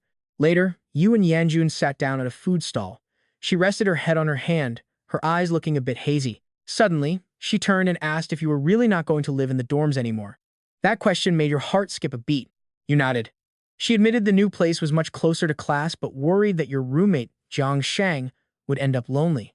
Then Yanjun softly muttered to herself that it felt unreal, that you two were actually moving in together. Hearing that, you leaned in with a cheeky grin, asking if she was looking forward to it, since it was your first time too. But before you could finish, she spun around, getting right in your face with a squint and a pout. She reached out and pinched your nose. "Spit it out, did you plan this all along?" She interrogated you like a rapid-fire cannon. "I knew something was off," she huffed. "How did we end up living together out of nowhere? Are you going to trick me into sharing a bed next?" This sudden, adorable contrast instantly made your face flush bright red. You stared at her blankly, then smiled and reached out to gently rub her head, asking how she was so cute. She finally curled her lips, lightly punched you, and asked softly, "So, when are we moving?" Your eyes instantly turned determined. When she suggested tomorrow afternoon, you nodded, while she started figuring out how many trips the move would take. But you flashed a knowing smile and asked why it would only be the two of you. You could not let your friends eat a housewarming dinner for free. So, after class the next day, you went right to Jiang Shang. You asked if he had plans, and suddenly he got incredibly excited and began to ramble. He did. He found a wild new show where a fairy princess escapes her wedding and turns into a dirt chicken. You frowned, asking why he always watched such girly shows, which instantly kicked a massive hornet's nest. Jiang Shang snapped back indignantly, saying you had absolutely no room to talk. He brought up you watching My Little Pony as a kid, but before he finished, you lunged and covered his mouth. Looking guilty, you quickly begged him to drop it so both of you could save at least some of your dignity. Jiang Shang finally nodded in satisfaction, so you let him go and laid your cards on the table. You told him to stop watching TV and help you move. Your casual request hit him like an absolute bomb. You casually mentioned leaving the dorms, completely petrifying Jiang Shang. By 2:30 p.m., you arrived. You showed up right on time at Yanjung apartment, where she was already waiting with her things packed.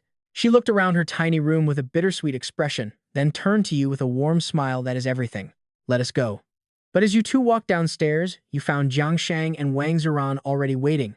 The second Jiang Shang spotted you, he rushed over, complaining that you did not even mention you were moving. That was pretty uncool of you. Beside him, Wang Ziran nervously shrank back and stammered a greeting to Yanjung. Yan Yung smiled warmly and instantly offered a generous invitation to them. She insisted they stay for dinner at the new place.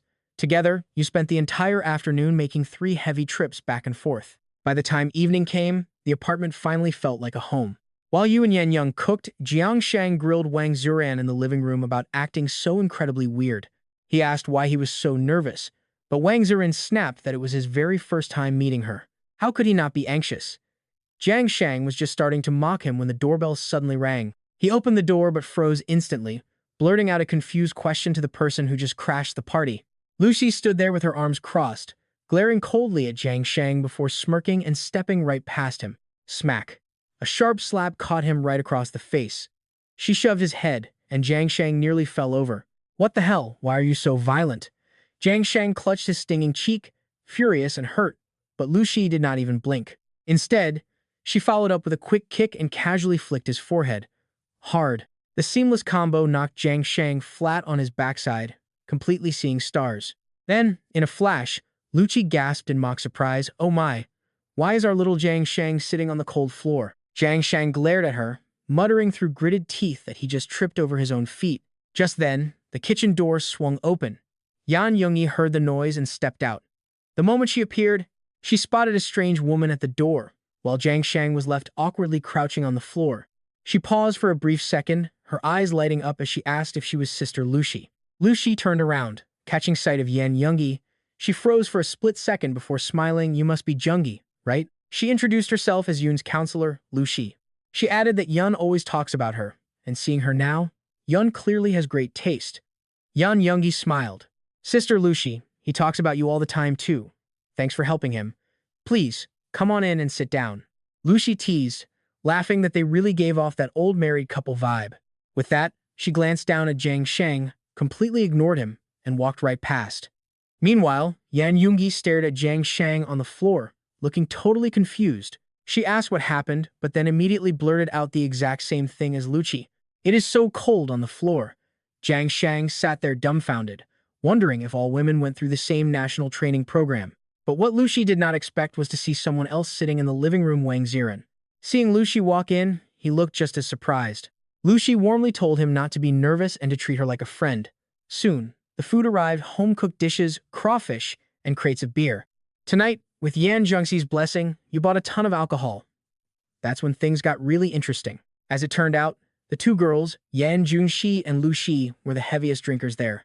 Wang Ziren was a total lightweight. The other guys were absolute trash at drinking. Sure enough, a few rounds in and under a high moon, Yan Junxi and Lu Shi weren't even buzzed. Meanwhile, you 3 grown men were completely wasted, slinging arms around each other and shouting total nonsense. Jiang Shang broke first, suddenly throwing his arms around you. Tears and snot streamed down his face as he wailed, "Xiao, how am I supposed to live without you? Just a lonely guy guarding an empty dorm." He said he would die of loneliness. Yan Zhengxi felt guilty hearing this, but Lu Shi just looked disgusted. Right after that, Wang Ziren started wailing to the heavens, complaining about why his life was so incredibly hard. For a whole year in high school, he loved a girl who didn't even know his name in college, then got called a simp by another. He asked if it was easy being him.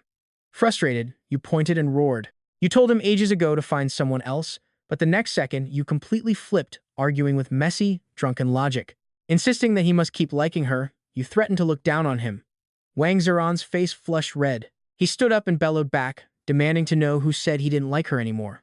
Wang Ziran roared, face burning red. Asking if he could just complain a little, he demanded if they thought his title as the top romantic was a joke. But you just laughed, gave him a massive thumbs up, and shouted with pure, drunken enthusiasm, "If you are looking for a wife, find someone exactly like my Yan Zhengxi." Yan Zhengxi looked at you helplessly, a soft smile playing on her lips, her eyes filled with incredible warmth. Hearing that, Jiang Shang suddenly sat straight up on the couch, his face flushed red, his drunken gaze locked directly onto Lu Ji, who noticed him immediately. She raised an eyebrow and snapped, asking what he was staring at, and warning him not to act like a crazy drunk around her. But Jiang Shang just nodded vigorously, threw his arm around Wang Ziran's neck, and pointed a finger fiercely right at Lu Shi. He stuttered as he yelled that it was true, you had to find someone gentle. You can't find someone who beats people up immediately. He mumbled about her being too violent, and Yan Zhengxi quickly handed him the trash can. Fortunately, he was just dry heaving. Still, Lu Shi's face turned livid, and she snapped in pure fury. She demanded to know who he was calling violent, threatening to throw his punk self right out the window. Right then, you suddenly grabbed Yan Junxi's hands and held them tight against your chest. With a loud crash, you knocked over the empty beer bottles on the floor. Everyone's attention snapped directly to you. Yan Junxi's cheeks flushed a deep, rosy pink. Looking at you shyly, she asked softly what you were doing. You gulped and slurred out that Sister Shi was incredibly pretty. The moment those words left your mouth, the room went dead silent. Lu Shi covered her face, chuckling with quiet amusement. Wang Zaren's heart instantly tightened. Nobody noticed Jiang Shang staring blankly at Lu Shi, a strange spark flickering deep in his eyes. Suddenly, Wang Zeren slapped his thigh and let out a tragic, dramatic wail. Soon, the guests all left. You lay alone on the couch, groaning and mumbling drunken nonsense, shivering as if catching a cold. Yan Zhengxi brought a blanket to cover you, then quietly began cleaning the whole place, picking up the scattered bottles. She swept, mopped, wiped the tables, and hauled out the trash until everything was spotless.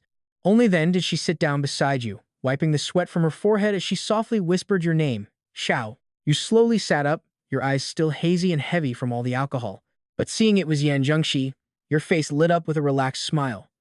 The next second, you pulled her into a tight embrace, ignoring her mild protests and refusing to let her go. Closing your eyes, you murmured just one simple thing. You whispered how happy you were resting on her shoulder. Yan Zhengxi's eyes watered as she thought to herself. Her own happiness was not one bit less than yours. You gently let her go, asking with hazy eyes and a hoarse voice if you could be together forever. Yan Junxi blinked and softly replied, asking why they wouldn't be together forever. But your eyes instantly welled up with tears as you leaned close, confessing you were terrified of her becoming a massive star.